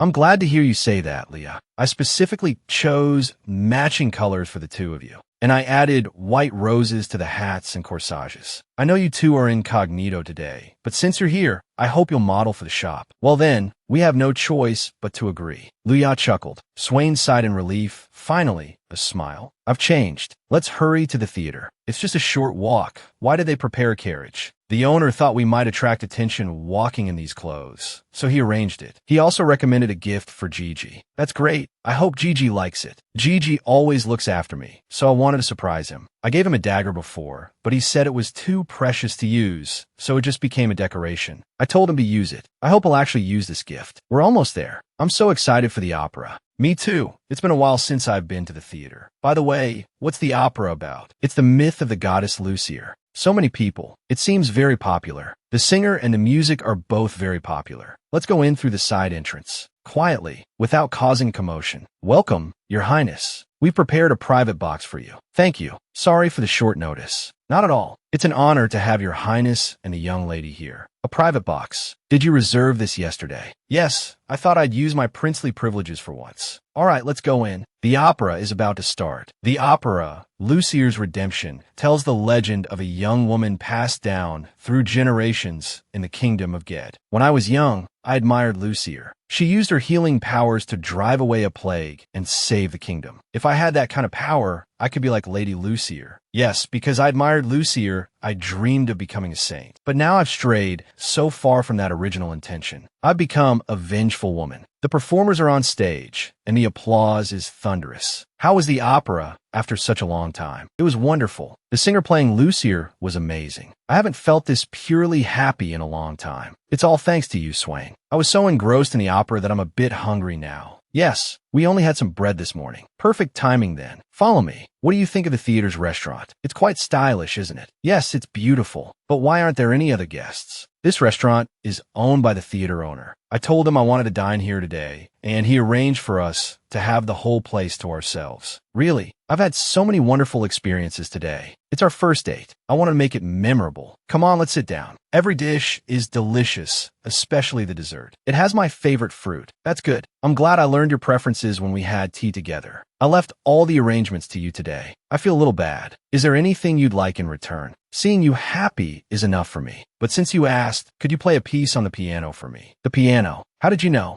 A lot happened at Christmas, so I couldn't properly enjoy your performance. I'd like to hear it again, just for me this time. If the piano over there works, I don't mind playing a piece. Is that all? Nothing else you want? No, actually, I chose this restaurant partly for that reason. All right then, how about that piece? All right. Daylight applause. It suits you. The piano music starts, and Swain is completely captivated. Your Highness, this is for you. He hands Swain a violin. He comes to Lu Ya's side, and they play together. What a beautiful melody. I didn't expect this. You're so good at the violin. It's just a hobby, but it fulfilled a long-held wish of mine. I'm happy I got to play with you. Why do you say it was a long-held wish? It's a secret. The sun is setting. It's about time we head back to the shop and change. I wonder if it's already closed. I want to stay a little longer, but it would be troublesome for them if I said that. Lu Ya, could you stay with me a little longer? What? I didn't expect Swain to ask. There's one more place I want to take you. A wonderful day is coming to an end. We shopped, dined, watched an opera, and played music together. Today has been like a dream. I didn't realize I could still laugh so freely and cry so openly. I feel at peace. Thank you, Swain. But after tonight, I'll put these memories away for a while. I'm strong enough now, right, Swain? Swain has received an urgent report here. As per your Highness's instructions, I investigated the identity of the mysterious person who had contact with the High Priest. Their true identity is a mad scientist, once exiled from their own country. So they came here to quietly recuperate. Yes, it seems so. It's all thanks to the High Priest pulling the strings behind the scenes. This mad scientist, it seems he's the murderer of Lu Ya's family. Someone with the ability to secretly allow such a criminal into the country. The only one I can think of is Rhodes, with his masterful diplomacy. And those above him, including Marquis Sander and other nobles, are likely involved as well. I apologize for my incompetence. I intended to apprehend the scientist directly, but when I arrived at the address, he was already gone. He's cautious. He likely changes residences regularly. There's no mistake. He's the key to the High Priest's true objective. A mad scientist and the High Priest working together in secret. That so-called true objective must be more dangerous than a large-scale monster attack. While we don't know the full plan yet, I fear that if they succeed, this country will fall into their hands. And Lia's family was silenced because they accidentally witnessed something. They also became the first test subjects.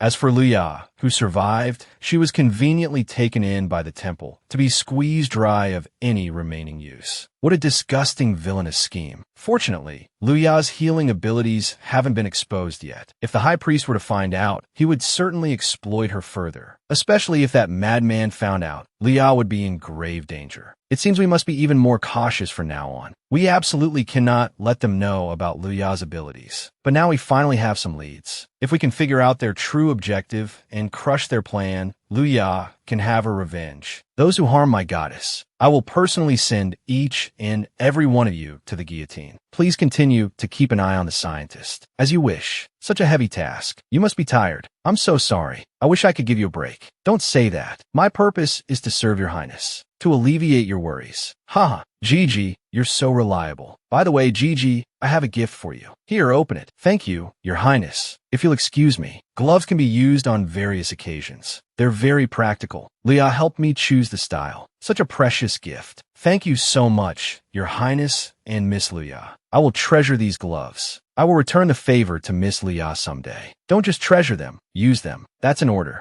As you wish. I will certainly use them well. Now, back to business. What remains is to figure out what role Ariana plays in the High Priest plan. Recently, in the palace, I heard some news about Miss Ariana. I heard that recently. She told Swain everything she knew. Interesting. We can certainly make use of that. Meanwhile, Ariana, for whatever reason, seemed quite pleased. This is your new residence. The High Priest specially arranged it for you. Aren't you going to thank him? Yes. I'm eternally grateful for this great kindness. Is this really okay? This guy still gives me the creeps. I don't understand why the High Priest values this madman so much. I'm the one who has always been by the High Priest's side. Yet, even now, he won't tell me his true objective. Wow, this is nice. This is a great place to conduct research. It's a shame the fun experiments are coming to an end. It will be complete soon. Once it's complete, the plan will move to its final stage. I can't wait to try it out. The feeling of holding the entire country in the palm of my hand. All right, I'm leaving. As you please. That jerk. Honestly, dealing with noisy people is so tiring. Like that Miss Ariana. But she's still useful for now, so I'll just have to endure it. All right, let's begin today's research. Meanwhile, Luya, after borrowing the dress last time, borrowed a riding outfit from Miss Diana. I wrote a thank you note and said I wanted to return it. Miss Diana said she would send someone to pick it up and told me to wait here. Miss Luya, I'm sorry to keep you waiting.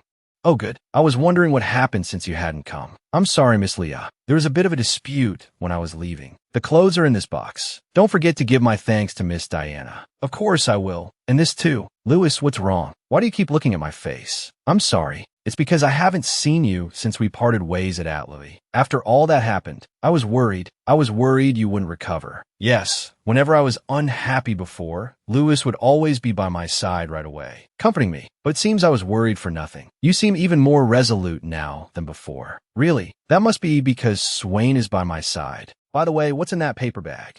I almost forgot. This is for Miss Diana. Diana suddenly appeared. Oh, is this for me? Miss Diana, why did you come out? I told you Prince Salet was coming today. I told you to stay in your room. I have to stay in my room, but you can come and see Miss Luya. It's so unfair. Besides, I just had a fight with Prince Salet. I'm taking this opportunity to let him reflect on his own. A fight. You fought with His Highness. That man hasn't eaten for days because he's been busy with official duties. I told him repeatedly that not eating is bad for his health, but he wouldn't listen, and he hid it from me. This is his punishment. Even so, you can't just run out like this. So the dispute before leaving was with Miss Diana. It seems Prince Salet still can't handle Miss Diana. Anyway, didn't Miss Leah say she had something for me? Yes, Miss Diana is always so kind to me, so I prepared a small gift. If you don't mind, I'd like to give it to you. Of course not. Miss Leah is my grandmother's savior. I'm merely repaying your kindness, but I will gladly accept the gift. I can't waste my savior's good intentions. This is a beautiful handkerchief. I will treasure it. Actually, I picked this out with Prince Swain the other day. With Prince Swain. You two really are close. No, you misunderstood. It's okay. No need to explain. It's a secret romance. I understand. Next comes marriage. After Miss Luya and His Highness Swain get married, our relationship can go further. Me marrying Swain. Why are we suddenly talking about this? Diana has been very engrossed in the royal palace lately. Ponto popular, romance novels. Romance novels are practically a girl's textbook for Diana these days. Alright, speaking of marriage, does Miss Leah know? What's going on? Did something happen? It's been going around amongst the nobles lately. I heard that the daughter of Count Reese. What? That can't be. Father, you're talking about marriage. Me and Ariana. The Reese family said they hope you two can get married soon. I've already agreed. We'll be preparing for the wedding shortly. What? But I don't even know about this. Why didn't you discuss it with me? Because you're so incompetent. You can't even handle something like this. So I, as your father, have to decide for you. And the night's affairs. After all this time, your work is still inefficient. That's why I'm so busy every day. No, father, that's because... All right, I don't want to hear it. It's settled. This is what you chose. Shouldn't you be happy your fiancé is getting married? The wedding will be held in a month and a half. It's the wedding of the national hero and the saintess candidate. The Reese family attaches great importance to it. They said they want it to be lively. You better prepare yourself. Don't embarrass yourself in front of them. A month and a half until the wedding. I'm not ready yet. Did you hear about Miss Ariana? Although they've been engaged for less than a year, it does seem a bit early now, but they're so well matched. It's good to get married early. Yes, that's wonderful. I wonder what the wedding will be like. The whole nation will surely celebrate. The news has spread here too. I didn't expect them to start preparing for the wedding so soon. I heard the wedding will be held soon. The Reese family has been helping with the wedding preparations. That's right, because Miss Ariana herself seems eager. Things are progressing quickly. There should be an official announcement soon. Strange, why choose this time to get married? Do they have some ulterior motive? I remember the high priest saying before that Locke's extraordinary reputation could be used for their plan. So they intend to use the marriage to better control this pawn. Or is it just the Reese family wanting to quickly solidify this marriage? Or perhaps both, although I'm no longer attached. But when I think about it, that she was once my best friend and first love. No, I don't have time to wallow in sadness. Compared to this, that it's better to think about what to do next. Does Swain know about Ariana and Locke? Luya, Kiki, you startled me. Long time no see. What are you doing here? Long time no see. Miss Luya. Swain already gave you those gloves. I'm so glad you're willing to use them. Thank you for your kindness. I am deeply grateful. It's my greatest honor to receive a gift carefully chosen by Miss Luya. You don't have to be so polite. I'm glad you like them. you've come at the right time. There's something I wanted to ask you. Does Swain know about Ariana and Locke's marriage? Yes, I already reported it to him. Kiki, you're so reliable. What did Swain say? His Highness said he intends to wait and see for a while. Besides this, there's something else His Highness asked me to remind you of. It's best not to use your family's abilities recently. Not use my family's abilities. Is it to guard against that scientist? Okay, since Swain said so, that I'll be careful. Miss Leah, you really trust His Highness. Because, like you, I was saved by Swain. I'll be leaving temporarily to continue my mission. Please take care of yourself. Another mission. You be careful too. If anything happens to you, Swain will be heartbroken. Yes, Miss Luya. I'll keep that in mind. I'll be going now. This is delicious. It's still best at home. Mom and Dad will spoil me, and I don't have to see those annoying bugs. By the way, my wedding dress should be designed by now, right? Do you have a sample design? Here it is. Please take a look. How ugly. Tell them to redesign it. Isn't there a more beautiful style that suits me? The matching jewelry and shoes too. They must be well designed. Absolutely no cutin corners. This is my once-in-a-lifetime wedding. It has to be grand and impressive. After the ceremony, the fame and prestige of that national hero, Locke, that will belong entirely to us. And the High Priest's plan will finally take its first step. This way, I can become the undisputed saintess. Miss Ariana, there's something the Master wants me to tell you. Miss Yamian, that will also be returning to attend your wedding. Oh, is that so? My sister is coming too. Elsewhere, Swain and Luya are having tea. How does it taste? I usually drink sparkling tea, so I wasn't sure if this would be suitable. It's delicious. I wish I could drink this every day. Every day, Leah's heart suddenly raced. Ever since that date, my heart races whenever I see Swain. But I shouldn't be thinking about this now. There are more important things I need to do. Let's get back to our previous topic. You just said that the emissary from the Southern Island nation will also be attending the wedding. Is that true? I remember the diplomatic talks were only concluded recently. Yes, it's thanks to your perfume. But as expected, Leah doesn't know either. A year ago, Ariana's older sister, Yamian, married into the Southern Island nation. Ariana's sister. I think I heard Ariana mention it in the past. Count Reese doesn't have a son. He has 2 daughters, and his estate will be inherited by his excellent nephew. I see. Initially, to facilitate diplomatic relations, the Count had Miss Yamian marry a nobleman from the other country. But in the end, the diplomatic talks fell through. It's a bit cruel to say this, but Miss Yamian's political marriage didn't have any effect. How does the Reese family view this matter? When a marriage proposal was made, the nobles were unwilling to have their daughters marry into the island nation. After all, although the scenery there is beautiful and the land is rich, it's ultimately not as developed as our country. Their resistance was expected. Just when things reached an impasse, Count Reese stepped forward and offered his eldest daughter for marriage.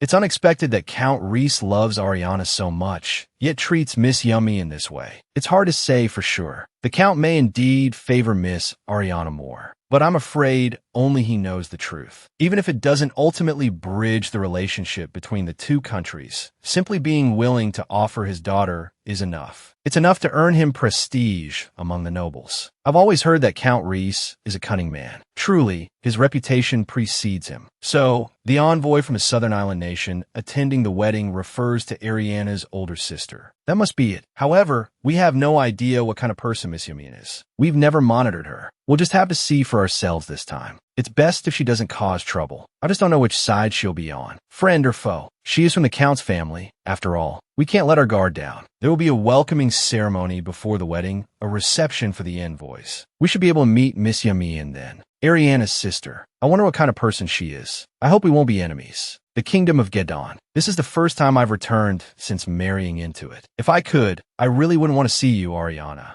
The welcoming ceremony for the distinguished guests from the Southern Island nation will be held a week before Ariana and Locke's wedding. Besides the bride and groom, attendees from our country will include members of the royal family, led by Swain, major nobles, and the Rose Princess. It's unbelievable that Luya received an invitation too. I never thought I would. Not be invited as the Rose Princess this year. My task is to perform several traditional pieces from our country at the opening ceremony. Although these pieces are simpler compared to Daybreak's Acclaim, there are just so many of them. I wonder if I'll be able to finish practicing before the opening ceremony. Regarding Ariana's sister, Miss Yamian, I happened to run into Miss Diana on my way to the royal palace after receiving the invitation, so I inquired about her. About Miss Yamian. You're referring to Miss Yamian Reese, right? Ah, but Miss Yamian is already married. She should be called Miss Yamian Hennedy now. I haven't heard much about Miss Yamian. She doesn't attend social events often, and there aren't any particular rumors about her.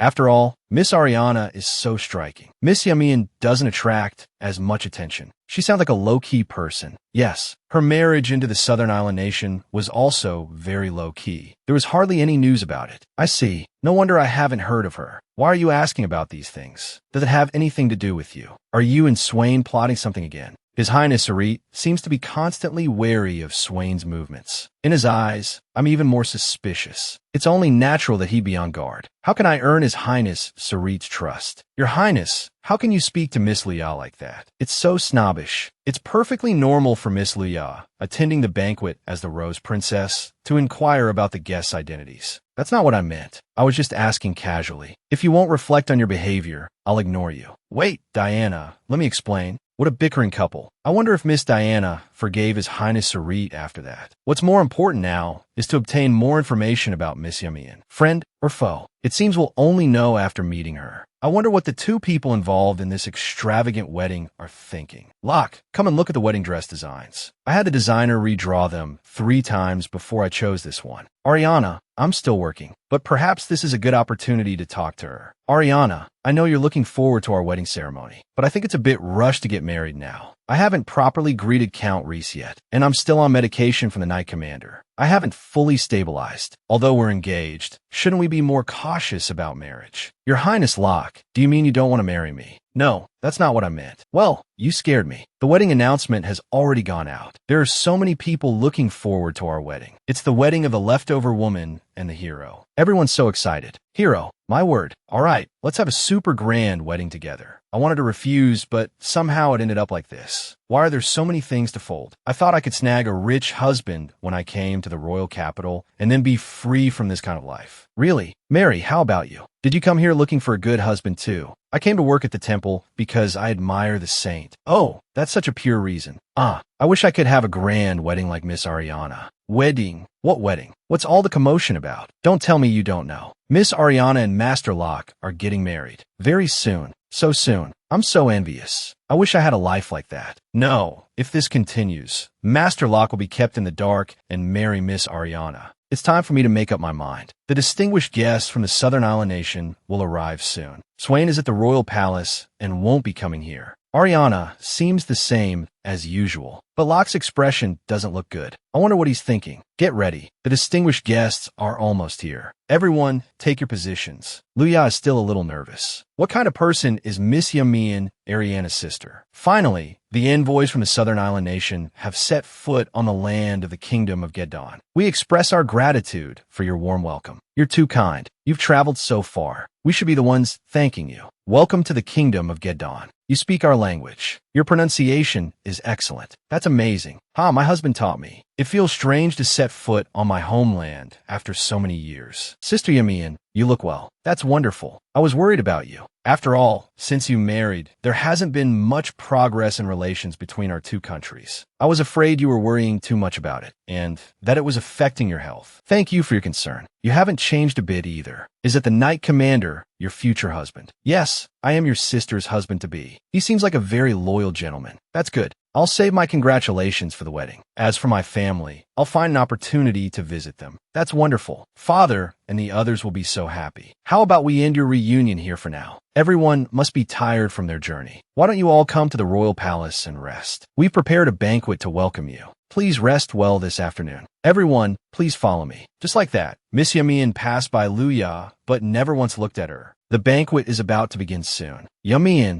are you ready? The banquet is about to start. Yes, I'll be right out. You look beautiful. You're so stunning tonight. You truly are a wife I can be proud of. Thank you. I'm just a useless, flawed product. Only you would praise me like this. Don't talk about yourself like that. I told you before, in our country, scars aren't a sign of inferiority. I know, but still, thank you. The one who greeted you today, that was your sister, wasn't it? Are you all right seeing her? Did it bring back painful memories? I'm fine. It's thanks to you being by my side. And this time I'm here, I won't let her get away with whatever she's planning. It's time for Luya's performance at the banquet. It's a different kind of tension than during the Sainted season. There can't be a single mistake this time. Swain watched her from the audience with affection. Swain, if you're listening too, then there definitely won't be any problems. Beautiful music filled the air. Everyone was captivated. What wonderful music. Who is that young lady? The Rose Princess is one of the saintess candidates. I see. I've heard rumors of your country's saintess. Seeing her in person is truly something else. Seeing Leah being praised, Ariana was quite displeased. Don't get too comfortable. You won't be smug for long. Once Locke and I are married, the high priest plan will begin. Then, I will become the one and only saintess. What she didn't know was that Locke was already starting to waver. The song ended, and applause thundered. Laughter and cheerful conversation filled the banquet hall. Swain was answering questions from the emissaries. So were Prince Salif and Miss Diana. They look so well suited. But Miss Yamin doesn't seem to be here. What a shame. It would have been nice to have a chance to speak with her. It seems I'll have to give up tonight. That's Miss Yamin's husband. The person across from him should be Marquis Sanders' younger brother. Marquis Sander himself doesn't seem to have attended. What is he doing instead of attending this banquet? If I remember correctly, he's a member of the emissary group. Can he not drink alcohol? He seems troubled. I should help him out. But in my position, if I approach him rashly, it will only make things worse. What should I do? Is there anyone who can go in my place?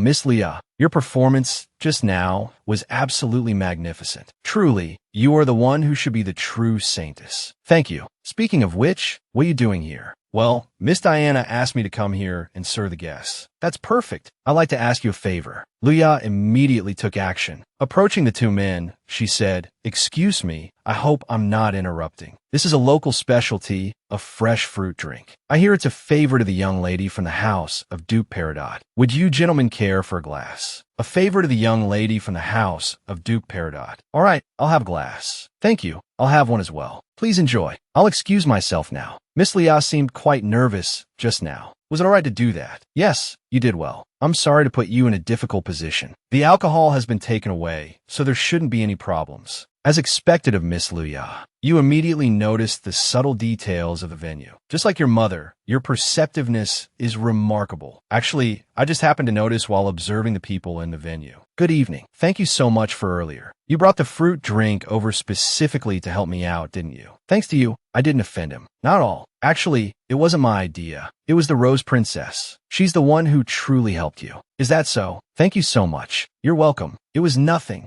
Our country is known for its winemaking. I usually enjoy drinking as well, but I don't know. Perhaps it's because I'm tired from a long journey. I'm not feeling well. As he spoke, the man collapsed in front of them. Elsewhere, Locke could see that Ariana had been very excited about the banquet. He didn't know how to bring up what he wanted to say. If it were the old me, I would have found her excitement pure and adorable. But this time, I feel like her happiness isn't because she's marrying me, but because of some other motive. With these doubts, can I really marry her? And the person who desperately saved me, that was Miss Atlee. Is that other person unwell? Luya comforted the emissary. Please hold on a little longer. Someone will take you to rest shortly. Locke suddenly remembered something. The person from before said the same thing. What's going on? What is this memory? Leah helped the man to a place to rest. He must be weak from exhaustion. He'll be much better after some rest. Realizing something, Locke grabbed Luya's hand. Wait a moment, Miss Luya. Locke, what is it? Is something the matter? Miss Leah, there's something I want you to answer. My wrist hurts. Swain arrived just in time. Commander, as a gentleman, isn't it a bit rude to grab a lady's wrist so roughly? I apologize, Miss Leah. I was being impolite. It's all right. Commander, don't worry about it. The last time I spoke with you was at Viscount Desmond's banquet, if I recall correctly. I almost forgot to offer my congratulations. Congratulations on your upcoming marriage, Commander. You and Miss Ariana are truly a perfect match. Thank you for your blessing. You're welcome. We're looking forward to your wedding. What did Locke want to say to me? Did Swain notice the commotion here and rush over immediately? He's so busy, yet he still came to my side so quickly. He shouldn't follow us here, right? Leah, are you all right? Does your wrist still hurt? I'm Yufine. He didn't grab it that hard. Thank you, our commander. His only flaw is that he becomes blinded when his emotions get the better of him. Such a pity. That's why he's been ensnared by a viper. How pathetic, but I don't intend to lend a hand. Swain, what's wrong? Why would you say that? I don't know why, but the thought of him being your fiancé makes me jealous. That's strange. Why would you suddenly bring that up? Commander Swain, you're here. Could we continue our conversation from earlier? I'd like to ask you about the legal reforms in your country. It seems our alone time has come to an end. Don't push yourself too hard. You too. As soon as Swain left, Ariana approached. Leah, what were you talking about with Locke? Commander Swain joined in too, right? I'm so curious. Tell me, Oh, right.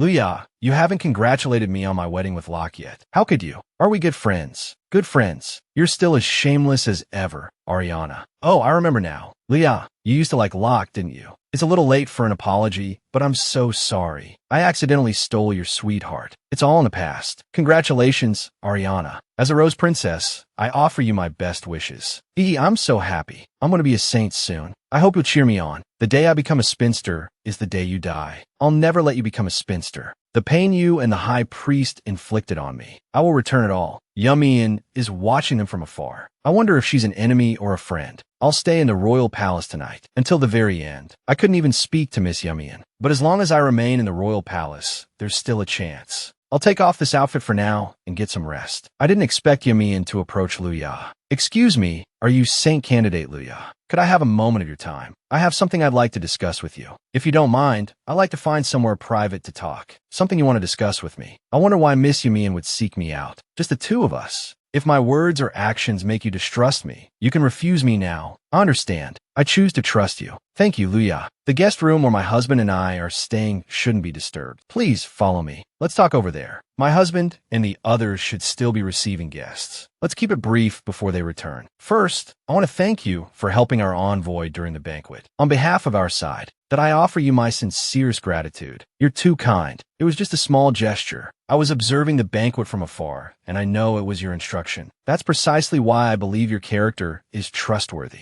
Without being boastful, I have some confidence in my judgment of character. For self-preservation, I had to learn to read people and see through their hearts. Miss Yumian, I'm sorry for bringing up painful memories. It's all right. That child is also very grateful for your care. Knowing the envoy is unharmed puts my mind at ease. It was just a small gesture. You needn't dwell on it. But you didn't call me here just for this, did you? You guessed correctly. This is what I truly wanted to talk about. To be frank, what are your thoughts on my sister, Ariana? Well, which aspect are you referring to? Please be candid. Do you think Ariana is suitable to become a saint? Miss Yumian, why are you asking me this? How should I answer? You're Ariana's older sister. Perhaps I shouldn't speak my mind. But with all due respect, I don't think Ariana is suitable to be a saint. In fact, I think she's the least suitable person. It seems I chose the right person. I saw you talking with Ariana at the banquet, and I decided then and there to tell you everything I know about Ariana's secrets. I'm sorry, I wanted to keep it brief, but please allow me to start from the beginning. I want to stop Ariana. I want to stop my demonic sister from becoming a saint. I'll spend the night in the knight's quarters again. When Diana offered to let me stay in Ariana's room, I instinctively refused. Fortunately, Ariana didn't seem to mind. I can think more clearly when I'm alone. I'm certain now, Ariana doesn't need me. Is it really okay to get married when we don't even know if we like each other? Who is it? The door's open. Kumain, sorry to bother you. I apologize for disturbing your rest. It's you. Aren't you a temple attendant? What are you doing here? I volunteered to help at the palace for the welcoming ceremony. I have something I want to tell you. What is it? Tell me. When I saw you at the temple, I couldn't tell you the truth. It's about Miss Ariana and Miss Luya. Meanwhile, in the reception hall, Swain sensed something was troubling the envoy. You seem to have something on your mind, he remarked. I'm so sorry. I was lost in thought. I'm a little worried about my wife, Yumian. She's been blaming herself ever since our countries couldn't establish relations after the meeting. It's been weighing on her heart. But that's because your country suffered severe flooding at the time, isn't it? To rebuild the affected areas, establishing relations had to be postponed. You explained that to us at the time. Yes, the damage at the time was severe. We didn't have the time to formally notify your country in writing. That's also to prevent national intelligence from leaking. We understand. You're very understanding. Yumian has been personally involved in helping rebuild the disaster area since she married here. So the people of our country truly adore her. It's just that her family. Are you referring to how Count Reese's family treats Miss Yumian? I'm so envious. You two have such a wonderful relationship. Yes, we planted rice seedlings with the farmers. Yumian also taught me many of your country's dishes. Ever since Yumian arrived, I've been so happy every day. She suffered so much in the past. I want to make it up to her. Oh, I'm sorry. I got carried away. It's all right. I understand how you feel. I understand, because that's what I want to do for Luya. I want her to be happy after she achieves her goals. I want to be by her side, to support her and help her. It would be wonderful if we could cook together someday. Luya should be back in her room, resting by now. Meanwhile, Liao was suspicious of Yumian's story. Why would she want to prevent her own sister from becoming a saint? Excuse me, I haven't offered you any tea. Let's have some tea while we talk. Oh, it's all right. I don't need any tea. Don't be so polite. I'd like you to try some of our country's tea, Miss Liao. The topic may become a bit heavy, so let's relax for now. Thank you. Liao took a sip. It's delicious. It has a unique sweetness. I've never tasted anything like it. Do you taste it? It's made with our country's special sugar. I love this flavor too. I've been so fortunate. I've been happy every day since I got married. But my family home, it's like hell to me. Count Reese's family has amassed a great fortune since my grandfather's generation. I'm the eldest daughter. My father and mother expected me to become a saint. My mother couldn't fulfill her dream of becoming a saint, so she placed her hopes on the next generation. My father is an ambitious man. He wanted his daughter to become a saint and bring glory to our family. He made large donations to the temple. But even after a long time, I didn't awaken the saint's abilities. I felt so guilty. I couldn't even heal a small animal. My parents gradually stopped paying attention to me. Then Ariana awakened her abilities. They started focusing on Ariana, believing she was the one who could bring glory to the family. They even believed she was destined to become a saint. I felt a pang of regret. Ariana is my adorable younger sister. From the day she was born, she stole a lot of our parents' love and attention. Ever since she awakened her abilities, their treatment of us has become noticeably different. But even so, back then, my parents still treated me like family. Even if I wasn't as doted on as Ariana, they were willing to share some of their love with me. Until Ariana revealed her demonic nature and bared her fangs at me. What exactly happened between you and Ariana? That time, Ariana and I were fighting over a toy. She said she wanted to take it to the temple. I disagreed, because it was a keepsake from my grandmother. Ariana was relentless and wouldn't let go. She already had everything: our parents' love, abundant divine power, and the praise of those around her. Yet, she still wasn't satisfied. During the struggle, I accidentally slapped Ariana. I was scared, even though I apologized and told her I didn't mean to do it. But then, she actually tried to kill me. She pushed me directly into the fire. This scar is from that time. Ariana, of course, wasn't about to heal my wound. When our parents arrived, Ariana was pretending to be frightened and crying inconsolably. They didn't even look at me. They just went straight to Ariana's side. Because of this scar, no one wanted to marry me, because I was damaged goods. Later, Ariana went to the temple, and there was no place for me in this house. I never imagined that in such a helpless situation. Miss Yamian was also working hard to protect herself, mastering such a way of life. When they decided to have me marry into another family, I knew they just wanted to get rid of me quickly. A waste like me. But now, I'm happy every day. The first time my husband saw my scar, he didn't frown. He didn't show any pity either. He just smiled and told me that in our country, scars are proof of life. They're medals of honor. Don't be afraid. No one will mind your scar. Yamian, you persevered. You are strong. The first time I heard someone say that, I was truly happy and moved. I'm sorry for only talking about myself. Not at all. I've always wanted to know what kind of person you are. Thank you. But what I really want to tell you is a secret about Ariana. The night before my wedding, I went to the temple. No one would listen to my anxieties, so I thought I would at least offer my blessings to the goddess before I left. I went to the temple on an impulse, and there I saw Ariana in a horrifying scene. On the other side, Locke, thanks to a maid's clarification, also learned the truth of the matter. This is the truth of what I know. I'm so sorry I couldn't tell you this before. I'm sorry to disturb your rest. How could this be? If what she said is the truth, then what I did to Miss Atlee was truly cruel. As her fiancé, I should have believed Ariana. But now, I simply can't trust her anymore. I have to take responsibility for my actions. I apologize for keeping you so long. Well, I just told you. Please rest assured, we will make good use of this valuable information. We must tell Swain about this as soon as possible. This way, the High Priest's conspiracy and plans will also come to light. I am incredibly grateful. I will stay in the royal palace until the wedding is over. But I'm afraid after tonight, there won't be another opportunity like this to speak with you alone. So, when everything is over, please come visit our country. My husband and I would be delighted to welcome you. For Miss Yamian, our country, it has already become her home. They seem so happy. If one day, I could also be with Swain and go across the sea. No, I can't think like that yet. Miss Yamian, I will look forward to that day. I wonder when I'll be able to see Swain properly. It's a shame. If Kiki were here, I could ask her to deliver a message. Miss Leah, are you there? It's me, Mary. Mary, what are you doing here? I'm here to help with the welcoming ceremony. Locke has already learned the truth. I can finally tell you the truth as well. Locke, what is it? Actually, I saw it. It wasn't Miss Ariana who healed you. It was you. I've known this all along. What? You know, that day I saw you collapse, seriously injured. But I was afraid of Miss Ariana, so I didn't dare make a sound. I just did some simple bandaging. And then I hid the truth. I've always wanted to apologize to you. I'm so sorry. It's all because I'm too weak. Lift your head, Mary. You don't have to apologize to me. You treated my wounds, and you were willing to tell the truth. I'm the one who should be thanking you. Keeping a secret like that must have been agonizing. Miss Leah, actually, I'm resigning from my position at the temple tomorrow. Tomorrow? Why so suddenly? I've realized that working at the temple isn't for me. So, I want to go back to my hometown in the countryside and find a new job there.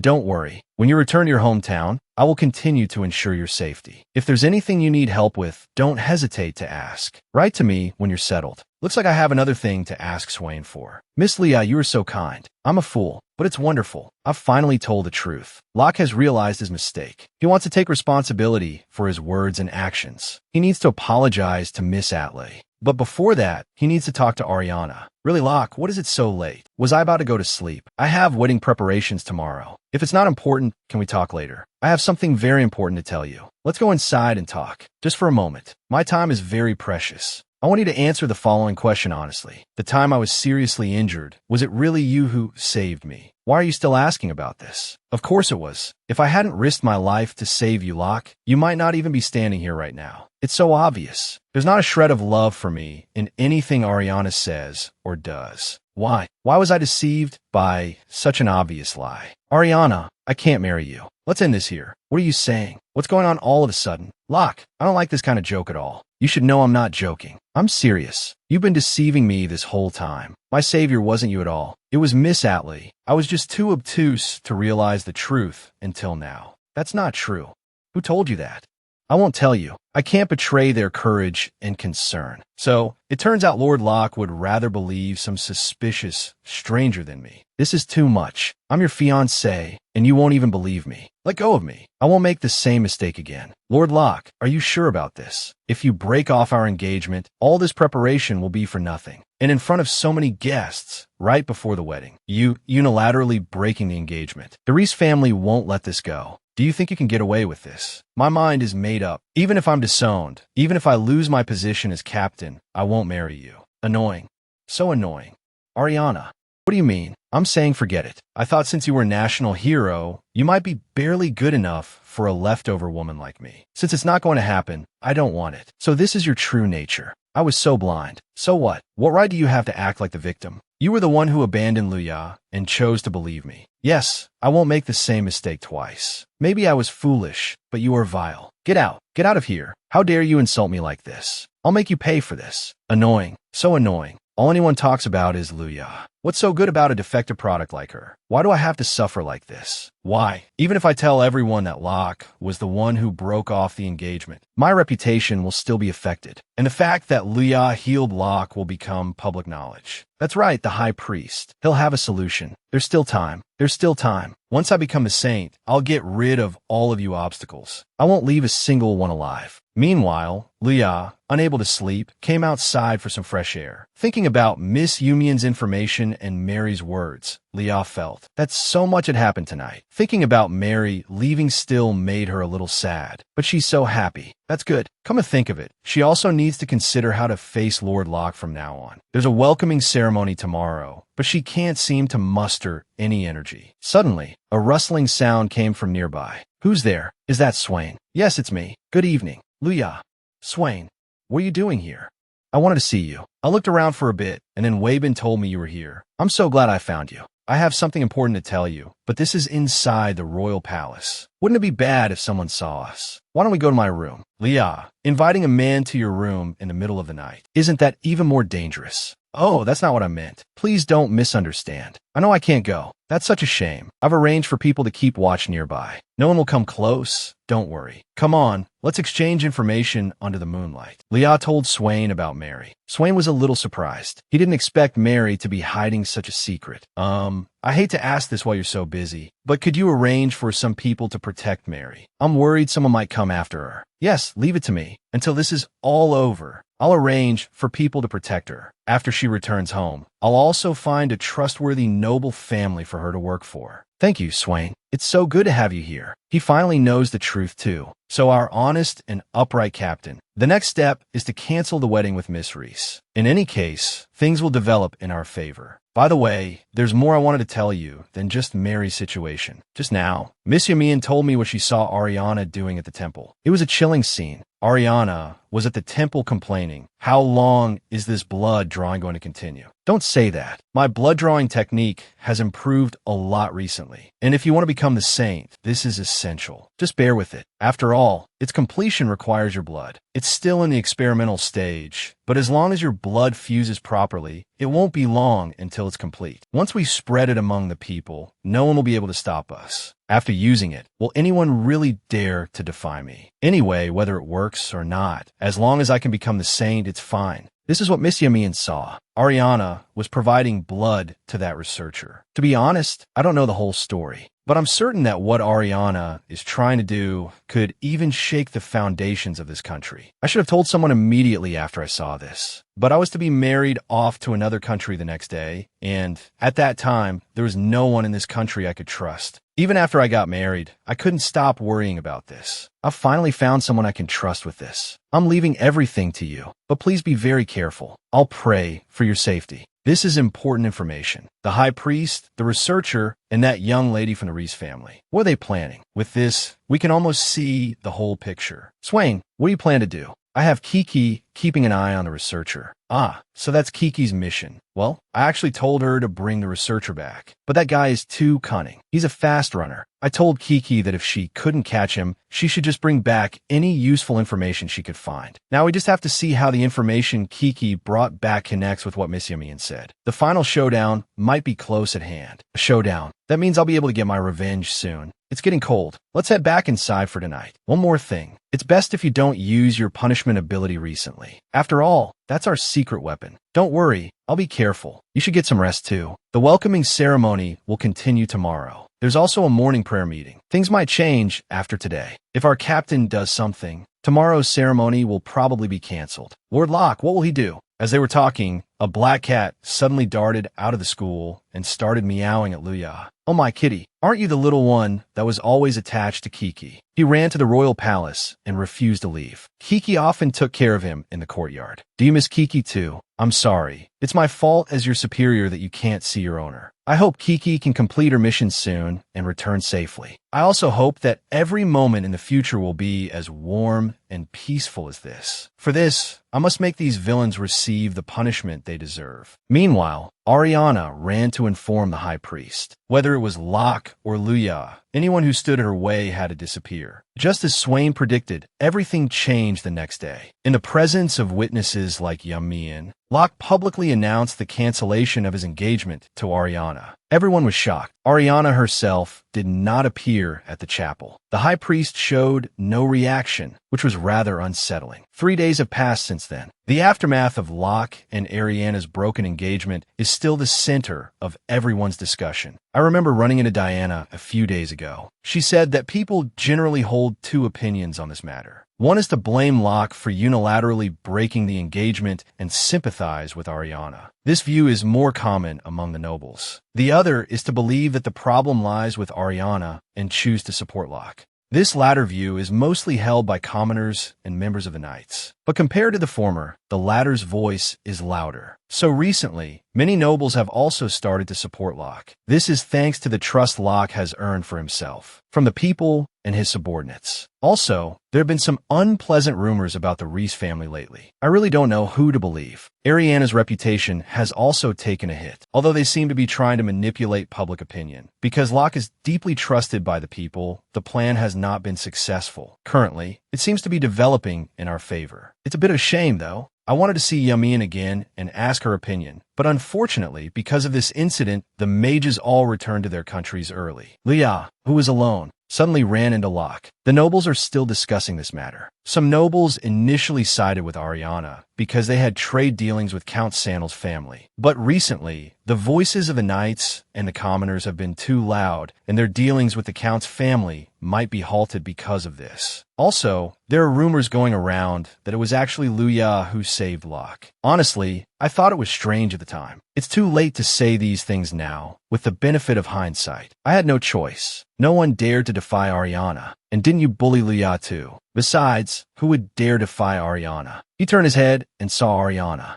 Ariana said coldly, "Get out of my way." "I'm sorry. We'll leave now." "Damn you, Luya. Just you wait." Luya was surprised to see Locke. "Lord Locke, shouldn't you still be confined? I'm allowed to go out temporarily because I need to pack my belongings." "I absolutely did not sneak out." "Pack your belongings. Are you going somewhere?" "Because of the broken engagement with Ariana, my family has disowned me. I will also resign from my position as captain of the Knights soon." I had intended to resign immediately after the engagement was announced, but because of the pleas from my subordinates and the people, the resignation ceremony was postponed until after the founding ceremony. 1 month later, after the ceremony, I will officially submit my resignation. The successor will be the vice captain. How could this happen? What do you plan to do after you resign? I will likely be stationed elsewhere and continue to serve the country as an ordinary knight. But before that, I wanted to see you again no matter what. So I came to the temple today. Is there something you wanted to say to me? Miss Atlee, you were the one who truly saved me, weren't you? And I knew nothing about it. Instead, I treated you so terribly. I'm truly sorry from the bottom of my heart. I'm sorry. I've never regretted healing you.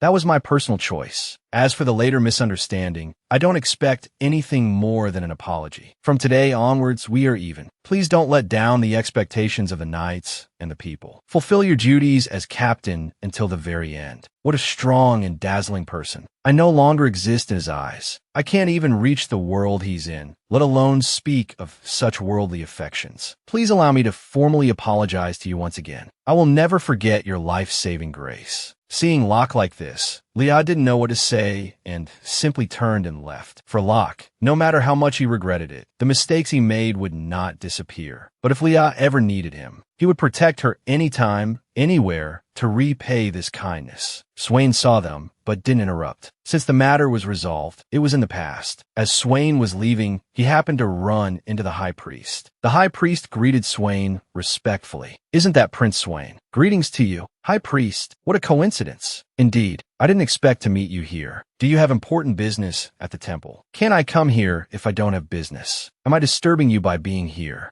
"Not at all. It's my honor to have you here." "That's good. The founding ceremony is coming soon, so I have to visit and inspect various places recently. I'll take my leave now." "Inspection, I see. Please be careful, Your Highness. It would be terrible if you were to get involved in some trouble and get injured." "Thank you for the reminder. But don't worry, High Priest. The noble goddess of victory will be on my side." This meeting is adjourned. Starting tomorrow, preparations for the founding ceremony will officially begin. Please continue to fulfill your respective duties and be prepared. Rest assured, Your Majesty, we will be ready. Just as he was about to leave, Diana saw Marquis Sandal. "It's been a long time. I finally get to greet you." Marquis Sandal looked terrified. "It's been a while, Lady Diana. Isn't your younger brother attending in your place today? Has your health recovered? I heard that the young master of your family was also ill. Thank you for your concern, but it would be rude not to show my face at such an important meeting. So I attended." "I see. Please take care of your health." "Thank you. I won't stay long as I'm not feeling well today. Farewell." To prevent any further incidents, Marquis Sandal hurriedly left. He thought he had finally escaped, but as soon as he opened the car door, he saw the scientist. "You madman, why are you here? I heard that Lady Reese seems to have messed up the plan. Now the High Priest is busy dealing with the aftermath. I had no choice but to come and ask for your help, Marquis." "No, Irafuza. I don't want to be involved with you anymore." "Are you sure you want to refuse? How is your son doing now? What are you going to do? Don't you lay a finger on my son. It's best if you're honest, Marquis. Let's find a place to talk." "Leah here. I've received Miss Yumian's letter. They've returned home safely. I didn't expect Miss Yumian to write to me so soon. Ariana's position is starting to waver. I should mention this in my reply to Miss Yumian. A kitten came to the window. Luya recognized it immediately. Couldn't find Kiki, so you came as Swain and me. Come here. Let's wait for Kiki to come back together, okay? Meanwhile, Marquise Sander, having no other recourse, knelt down and pleaded, "Please spare me. Let my son wake up. I've had enough. I don't want to cooperate anymore." How can you say that? Didn't I give you a lot of support before you were exiled? You just need to provide funds like before. That's because you said your research was to help this country. That's why I agreed to help you. But in reality, it's such a horrifying thing. Not just my son, but also Baron Atlee's family. Except for the daughter. His entire family was tragically killed. Baron Atlee was among the most kind and upright families in the nobility. Experiments require sacrifices. Isn't that a given? Besides, I'm not interested in what's already happened. Why bring up failures when they're already dead? Crazy, truly crazy. If there's anything else I need help with, I'll visit again. Goodbye. Kiki finally cornered the madman. We must catch him. In a blink, the scientist entered an alley. Could his new hideout be nearby? We need to ascertain the exact location quickly and report back to His Highness. Turning to leave, Kiki found it was a dead end. A group of people surrounded him. Damn, it's a trap. We're surrounded. We'll get a huge bounty if we kill this guy. This is a rare opportunity. We can't miss it. They're assassins hired by the researcher. 5 in total. We have to defeat them and break through. Attack, kill him, and we'll be rich. Even 5 of you are no match for Kiki. You're pretty skilled, kid. Quite the talent.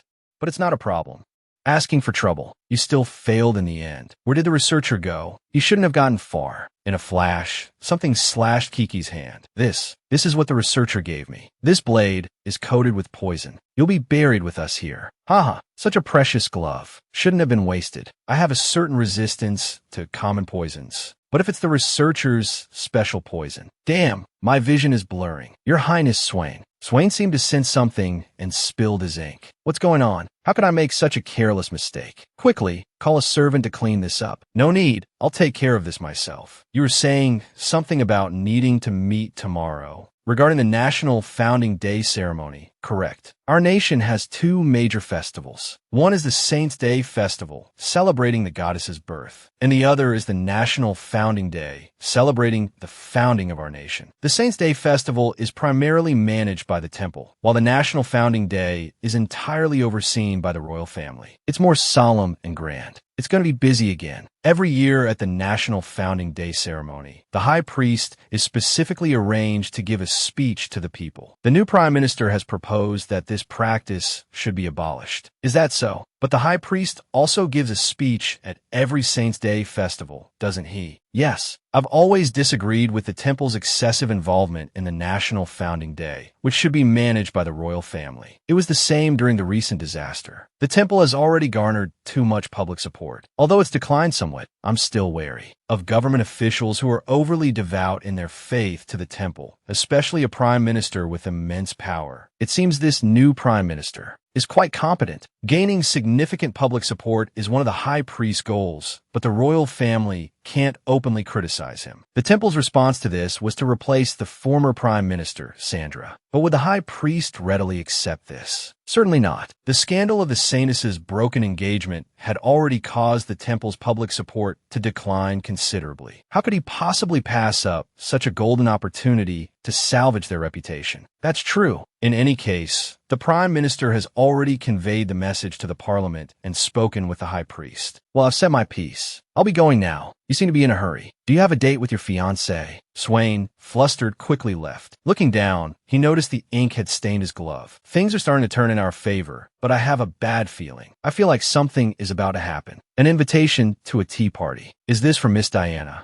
Yes. Before preparations for the National Founding Day officially begin, Miss Diana would very much like to invite you to afternoon tea. Unlike the Saints' Day Festival, the royal family and high-ranking nobles are responsible for most of the preparations for this event. If chatting with me can give Miss Diana a moment's respite, then it's a good thing. I understand. I'll go. Wonderful. You have no idea how much Miss Diana emphasized that I must invite you. So that's why you came to deliver the invitation personally. Actually, Louis, it's great that you're here. I have something I wanted to ask you. Miss Liao, what is it? Do you know what kittens usually like to eat? Could you share some advice with me? Cats. Have you adopted one? No. The person who usually cares for the kitten is away. I'm just looking after him for a few days. I thought you might know more about these things, Louis. So I wanted to ask you. It seems that in other countries, cats are generally kept as pets by nobles. My sister happens to be doing business in one such country. I should have some relevant materials compiled by my sister. I'll check for you when I get back. Really? Thank you so much. It's no problem. I hope Kiki returns soon. Yes, I wonder when Kiki will complete his mission and return. Well, Miss Leah, I'll take my leave now. I must hurry back and tell Miss Diana the good news that you've accepted her invitation. The day of Diana's tea party soon arrived. Even though this is my second time here, I'm still amazed every time. A man emerged from the Peridot residence. He must be the new prime minister. He also saw Luya, and they exchanged greetings. Watching him depart, Diana suddenly appeared and introduced him as the successor to Prime Minister Sandra, the new Prime Minister, Regis. Have you been waiting long, Miss Luya? Let's go inside. Louis is out shopping, so I'll be your host today. The tea party I've been looking forward to is finally here. I'm so happy. Me too. But for the Prime Minister to visit personally, it must be something urgent. Not at all. There's no rush regarding the National Founding Day ceremony. Visits are quite common. Don't mind it. After all, our family, or rather, I am a supporter of his. Prince Regil comes from lower nobility. He originally had no chance of becoming prime minister, but he's remarkably capable despite his young age. Prince Salet recognized his talent. After Prime Minister Sandra stepped down, with the support of the Peridot dukedom, Prince Regil ascended to the position of prime minister. By the way, it seems Prime Minister Regil is going to meet with the high priest next. With the high priest? What's that about? I heard the royal family issued an order prohibiting the temple from participating in this year's National Founding Day ceremony. Prime Minister Regil is going to inform him of this and persuade the high priest to forego attending the ceremony. I see. The public opinion surrounding Ariana is still fermenting. I imagine the high priest must have a terrible headache over this. With his proud personality, having his authority stripped away is no different from a great humiliation. The temple's authority is gradually collapsing. Besides that, the researcher's movements are also concerning. But Kiki is following him for us. So, how do you like it here? Wow, it's beautiful. Such a lovely terrace. And the weather is wonderful. It would be a shame not to have tea here. So then, welcome to Diana's tea party. On the other side of things, as expected, the temple disagreed. They believe the royal family is not only asking them to give up their address at the ceremony, but also stripping them of their right to participate. They believe the royal family is showing contempt for the temple's authority, and they cannot agree. The prime minister hurriedly explained, of course not. The high priest has long served the country and its people, healing the sick and saving the dying. They are an indispensable presence. Oh, really? Then what do you mean? The temple and the royal palace should be equal in status. If one side monopolizes power and prestige, it will inevitably lead to chaos. Looking at the archives of past holy seasons, almost every year, including this year, the holy season has been hosted by the temple, and the royal family's participation is minimal. If the temple continues to participate in a national founding day ceremony, then the two sides can hardly be called equal. So, what I said earlier was not meant to be disparaging. I just hope the high priest understands his position. My position. You need to teach me that. This issue existed even before the previous prime minister stepped down. Because matters were temporarily shelved, this is a good opportunity to resolve it all at once. The high priest is a wise and benevolent man. I believe he understands the greater good and will make the right judgment. I'll take my leave now. Damn that brat. Just a nominal prime minister, and he dares to speak such arrogant words. A nearby attendant spoke timidly. What do you plan to do? Are we really going to do as he says? And obediently withdraw from the National Founding Day ceremony. As long as the researcher completes his experiment, our true objective will be realized. By then, what will the National Founding Day ceremony even matter? True objective. May I ask what this true objective is? That strange researcher, what is he really doing? And why are you collaborating with him? Is that so? I haven't told you about this yet. Why do you think Lucier was called a goddess back then? It's because hundreds of years ago, she used her healing abilities to save the people suffering from the plague. That's right, because only Lucier could cure that disease. The people revered her as a goddess. They even built a temple for her and offered their faith. If that's the case, why can't we recreate that situation in this era? Your meaning. I still don't understand. You still don't get it. You'll understand someday. To achieve this plan, the first step is to make that spoiled little miss become a saint. Not just a saint. In the future, she will become the next goddess. A goddess under my control. And then, this country will be mine. No one can stop my plan. Elsewhere, Leah was enjoying the food. This scone is perfectly soft and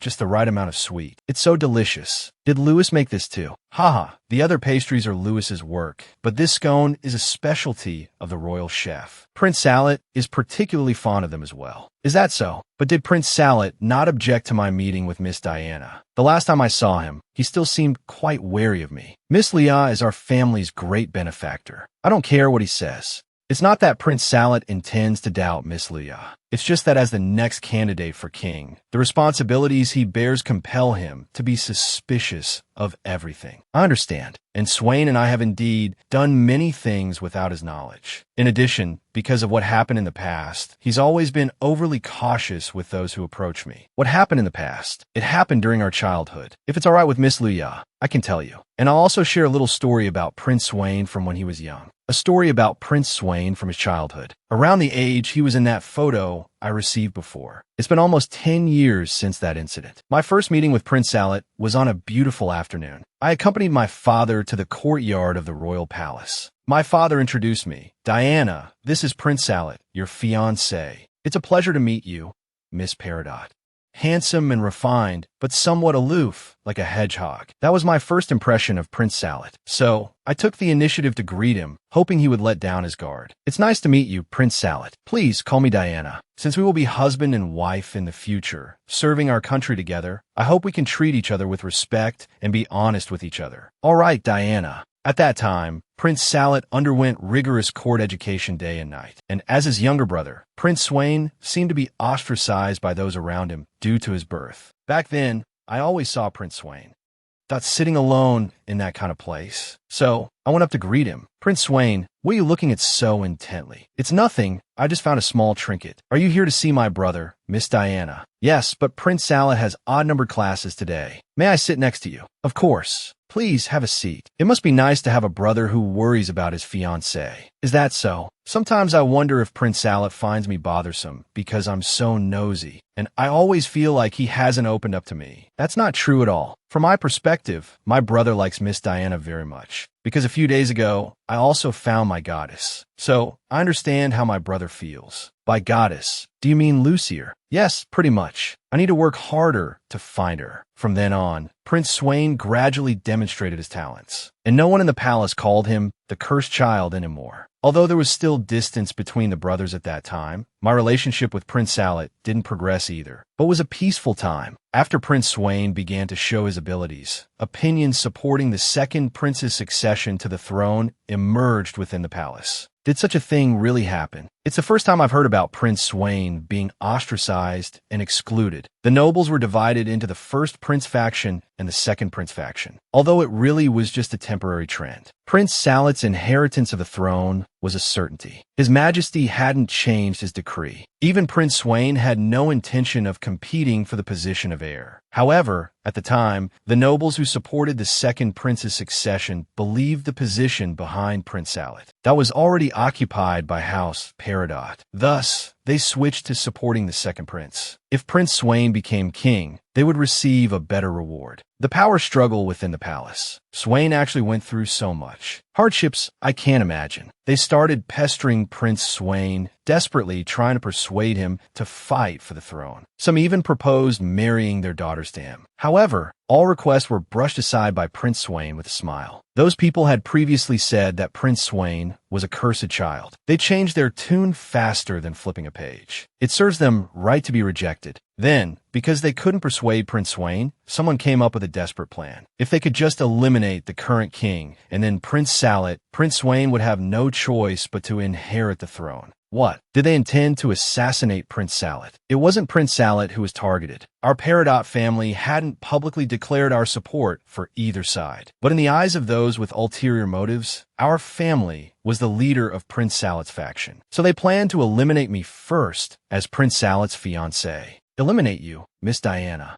Yes, Someone poisoned my drink. The one who poisoned me was the daughter of a noble from the Second Prince faction. She was once a good friend of mine, gentle and cautious. We were just about to part ways when Prince Salet suddenly came to find me. Prince Salet asked me if I was acquainted with that young lady. I replied yes, that we shared common interests and got along well. Prince Salet stammered and, in the end, didn't tell me anything. So I started nagging again. Haven't you been overworking yourself lately and not eating properly? That's no good. You'll ruin your health. Well, you're the only one who cares about me like this. Lately, all I hear from my teachers and ministers is one thing. At this rate, I'll lose to Swain, so I can't slack off. I have to work harder. I felt so sorry for Prince Salet. I'm sorry. I shouldn't have told you these things. I'll be going now. Thinking back now, Prince Salet must have wanted to warn me then. But out of consideration for my feelings, he didn't readily voice something he wasn't certain of. So that's how it was Prince Salet. Because he regretted not stopping it. That's why he's so wary of me. A few days after meeting with Prince Salet, I fell ill from the poison and was bedridden. In the end,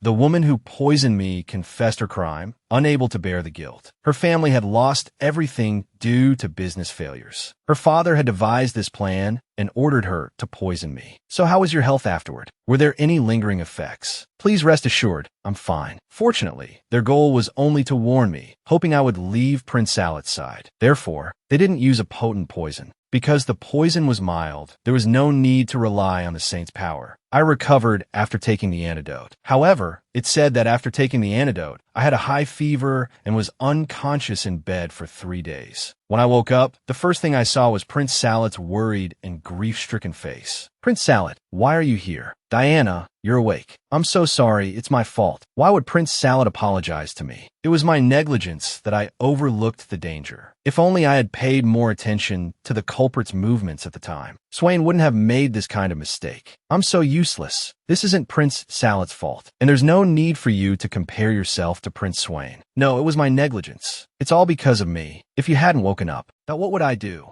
Are you crying? It's all right, Prince Salet. No, I'm not crying. Father said that as the next king, I can't shed tears. It's a sign of weakness. But you look so sad. I'm happy, Prince Salet. It seems my place in your heart is more important than I thought. Of course it is. You've always been important to me. I know now. I also know now that you're more awkward than I imagined. I'm all right now. No matter what happens, I won't leave you alone. I swear this as your future queen. I'll always be by your side until the very end. Diana, thank you. You know what happened after that? It seems someone's here. A visitor. The two go to the balcony. Oh, it's Louis back, staggering under a pile of things. Why did you buy so much? Oh dear, is Louis all right? We accidentally got onto a heavy topic at the tea party. We have to thank Louis for helping us lighten the mood. When Louis worked for our family before, he was always like this, bringing a sense of calm and warmth. He really hasn't changed at all. Let's go greet Louis. I'm so sorry. I should have been the one to greet Miss Luya. I didn't expect shopping to take so long. It's no trouble. You must have had a lot to buy. Thank you for your hard work. By the way, these are for Miss Luya. Were they? I look for some. Food and toys that kittens might like. After you mentioned the kitten, I went to look at the information my younger sister wrote about cats. You could have just told me. Thank you, Louis.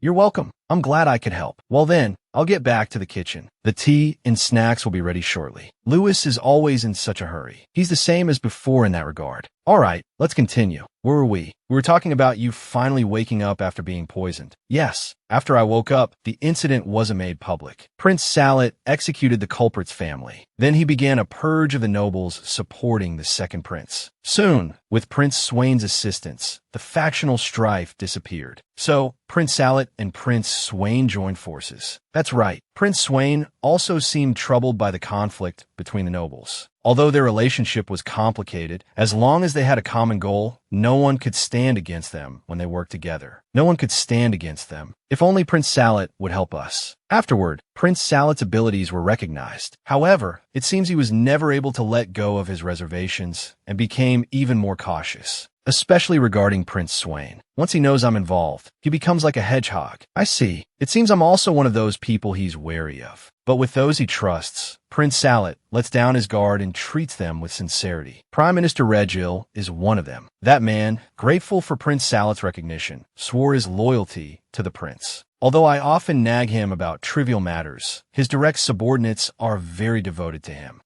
Both of them truly cherish each other. I hope that in the future, I can also earn Prince Salet's trust. That would be wonderful. Despite what happened with Prince Salet, you, as the person involved, are still willing to have this tea party with me. After that incident, I believe I've gained the ability to judge people. So, I hope you will continue to look after me, Leah. Meanwhile, the attendant opened the high priest's door again. Your Eminence, the high priest is getting impatient. Didn't you already ask all the necessary questions? That's true, but I'm still a little worried. I don't know how to handle the aftermath of the founding ceremony. Are we just going to agree with what that prime minister said? You mean that impudent brat? Of course, we can't forgive him. Considering the future, we need to eliminate this obstacle as soon as possible. Once he loses the support of the Duke's family, that removing him from his position as prime minister will be as easy as turning one's hand. Research, experiments, research. The fun never ends. This spacious area is so convenient. It's all thanks to the generous assistance of Marquis Sander. And the rat who was following me, my teacher, has been dealt with. It's truly gratifying. It's just that his body wasn't found at the scene. It is a bit concerning. But once poisoned by the blade, death is certain. What a shame. One less body to dissect. Knock, knock.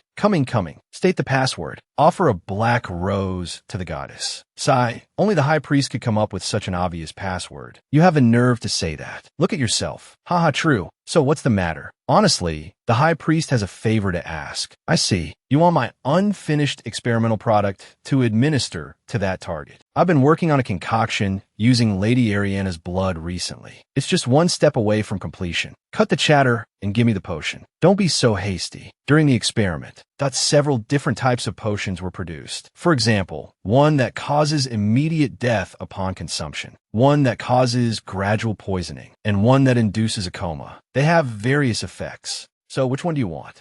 This is such a hassle.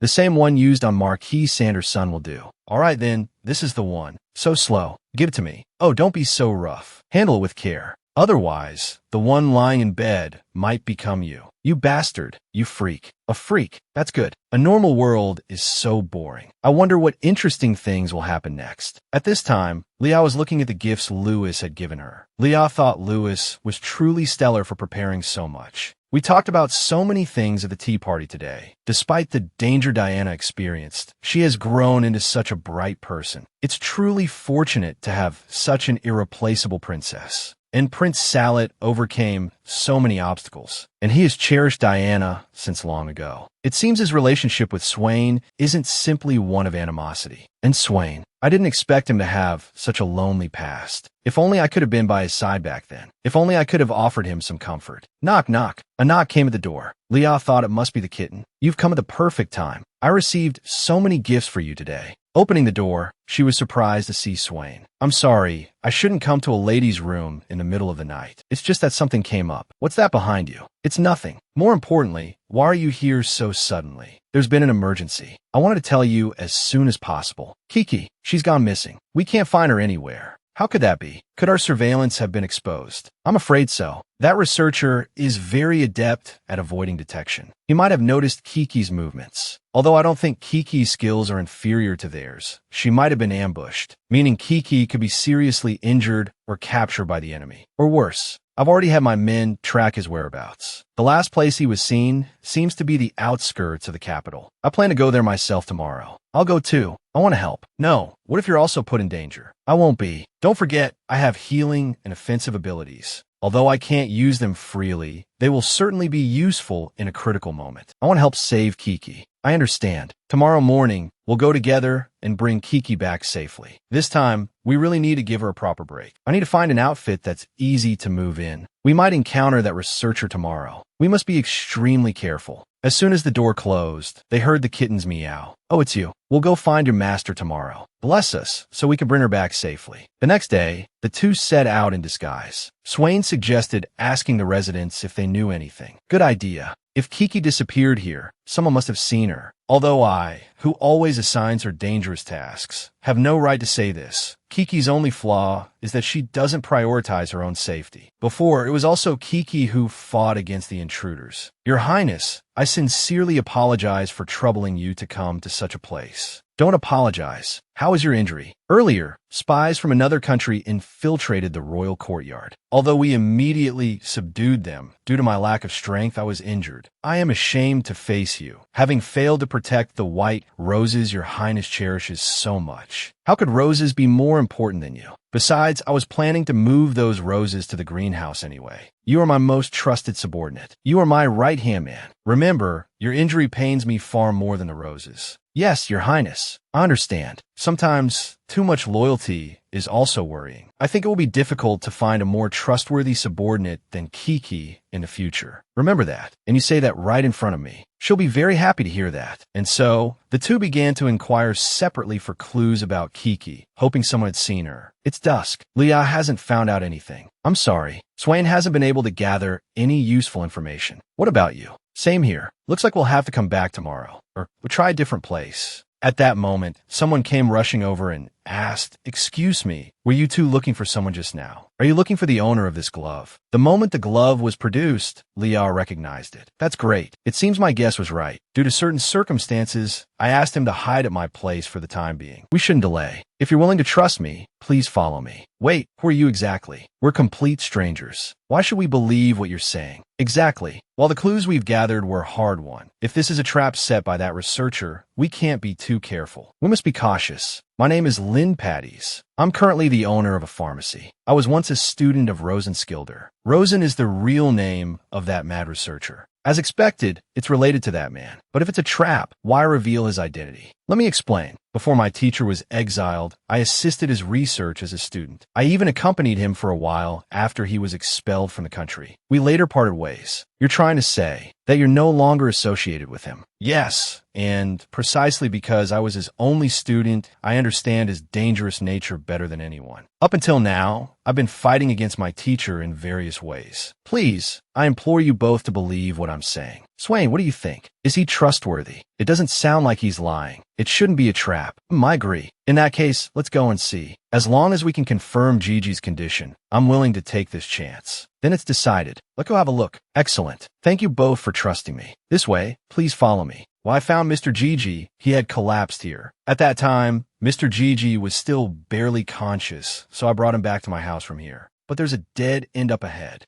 With a click, the wall opened. This wall is a hidden door. My teacher's former hideout was accessed through this hidden door. Presumably, Mr. Gigi followed him here. But because of the hidden door, his whereabouts. My house is not far from the exit of this secret passage. It's a bit narrow ahead. Please watch your step. After walking for a while, they finally arrived at the house. Upon opening the door, they saw Gigi lying in bed. Swain anxiously asked about his condition. He's been severely poisoned. The poison seems to be on the pen on the table. I've analyzed the poison on the pen. It's very rare. I suspect it was developed by that man himself. It's a lethal poison. What should we do? You must have the antidote formula, right? I'm sorry. With my abilities, I can't completely neutralize this poison. I can only delay its effects, but it's already reached its limit. The reason I asked you two to come today is because I was hoping that you could accompany Mr. Gigi on his final journey. His final journey. How could this be? In that case, I'll use my healing ability to cure him. No, that would be too dangerous for you.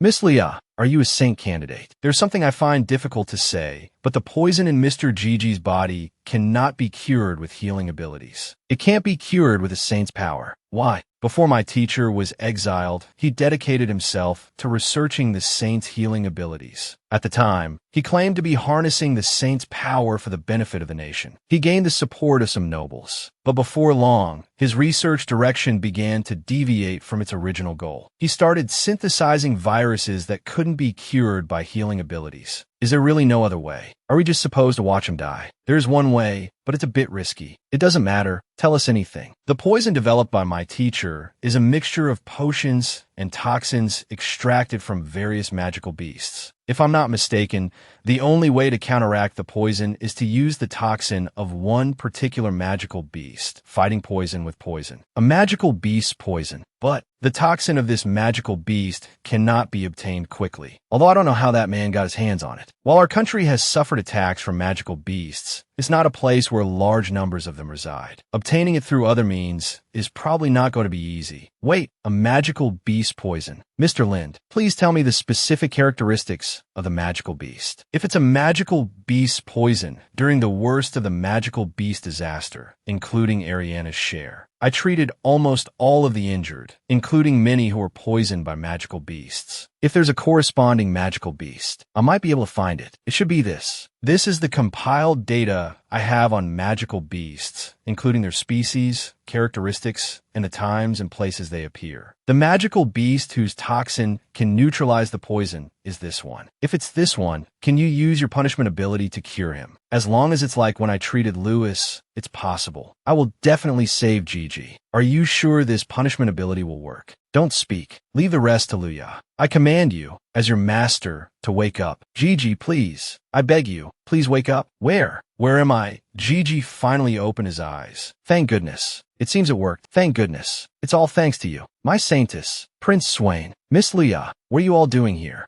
Don't move yet. You're not fully recovered.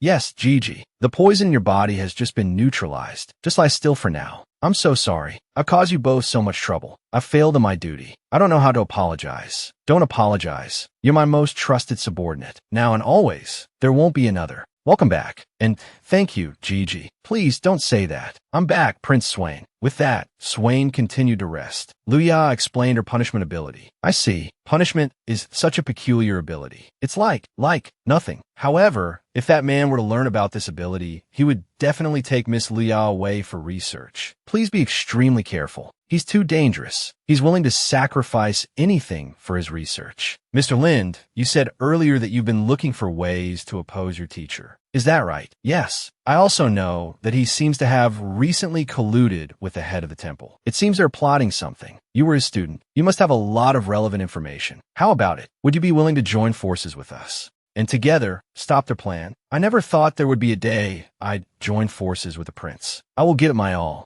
I'll tell you everything I know, including my own experiences. I was born in an impoverished village. I always dreamed of becoming a pharmacist. The village was short of manpower. Men were needed for heavy labor. But I was weak and sickly from a young age and couldn't contribute. So I was inevitably ostracized by others. I couldn't support my family. I could only barely make ends meet by selling homemade healing salves to passing merchants from King's Dole. Then someone appeared before me. My teacher. This is the popular healing salve in the capital lately. You made it, right? I made it. It's popular. I never thought I'd find such talent hidden in this remote village. You know, those shrewd merchants are paying you far less than the medicine is worth. Without a doubt, you're a genius. My kind of person. A genius. You're talking about me. So what do you think? Want to be my student? If you do, come with me. Although I was a student, I was more like an errand boy. Getting along with my teacher was relatively harmonious. According to Lind, the researcher was still a normal person back then. When did it all start? My teacher's way of thinking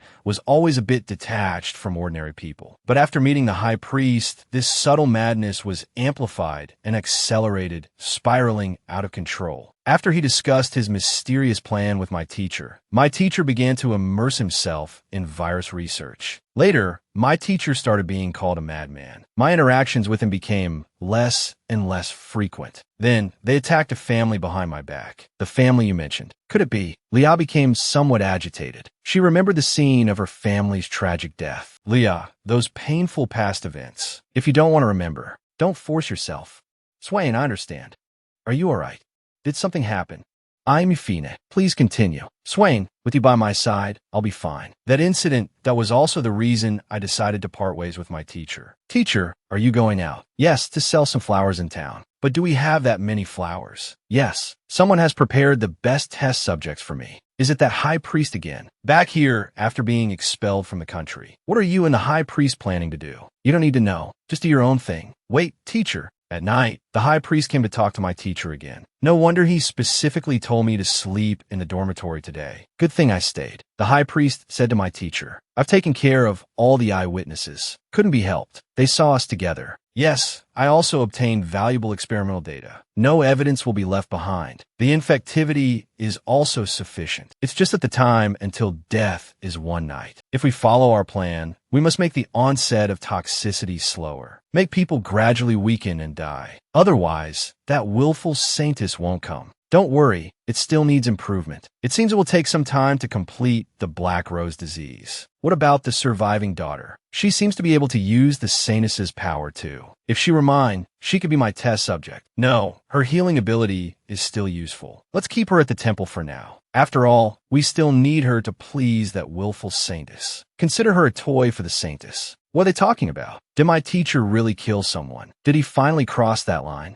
All right, stop hiding. I know you're there. I couldn't hide it from you. Will you kill me too? No, you're the student I personally trained. I'll spare your life so we can have more fun in the future. Don't worry, I'll keep your eavesdropping a secret from the high priest. If you don't want to stay here, you can leave anytime. Teacher, you show me kindness. I also respect you greatly, but precisely because of this, I will do everything in my power to expose the truth and stop you. Then I'll look forward to your performance. Back then, my teacher spared me on a whim, which is why I'm still alive today. Later, to uncover the truth, I started investigating the research my teacher left behind. But I found nothing. I'm incompetent, too cowardly, and powerless. Leah, are you alright? Don't worry, I said I'd be fine. Didn't we already know about the atrocities he committed against my family? Miss Leah, are you that little girl who survived? I'm sorry I couldn't stop my teacher. I am truly sorry. Please don't blame yourself. It's not your fault. Rather than regretting developing this medicine to stop their plan, that's how I can avenge my family. You're truly strong, Leah. Combining the information provided by Dr. Lind and the clues we already have, we can deduce the High Priest's true objective. The most crucial clue is that the Black Rose disease requires Ariana's blood. So, that reddish-black liquid in my teacher's hands back then, that was blood, just as Miss Yamin said. But Ariana is a saintish trainee. Why would they need her blood? I understand. They want to create an epidemic, and this disease can only be cured by a specific saintess. So, their first step is to spread the Black Rose disease throughout the country. When people discover a disease that even the saintesses can't cure, everyone will be plunged into panic and despair. Then, they'll have Ariana appear and save everyone. What will people think then? By then, Ariana will become the only hope. Exactly. By then, the position of Saintess will undoubtedly be hers. Similar self-orchestrated conspiracies of faith happened during the monster disaster, but this one is truly vile. Then, the High Priest can manipulate people's lives from behind scenes. He can also use this as leverage to make those in power obey him. Eliminating obstacles will become as easy as turning one's hand. Such a terrifying plan. I can't believe Ariana became an accomplice so early on. We must stop them. If there's anything I could do to help, please don't hesitate to ask. I will give my all. Thank you, researcher. Of the three masterminds, the High Priest, Ariana, and the researcher, Lind, the one we need to be most wary of right now is undoubtedly the researcher, Lind. I want you to work with Gigi and find his hiding place as soon as possible. However, we might have to wait a little longer. Gigi's injuries haven't fully healed yet. Don't worry, Your Highness. That will act immediately. Why are you up?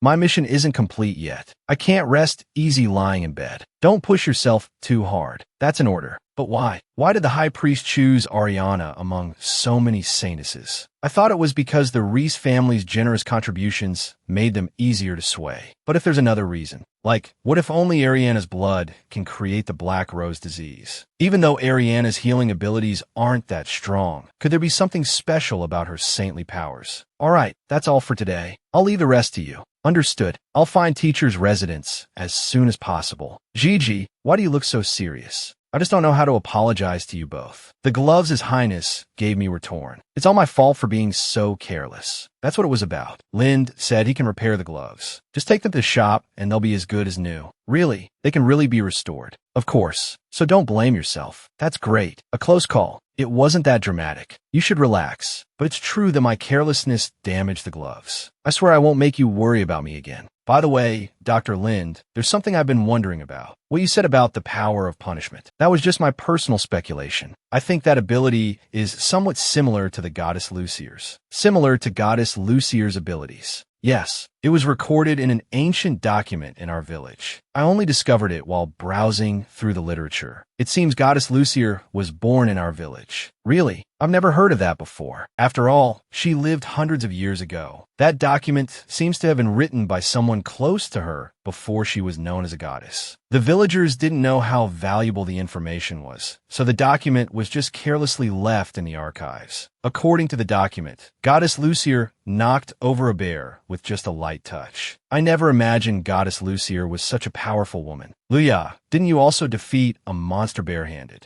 I did, but it must have been a coincidence.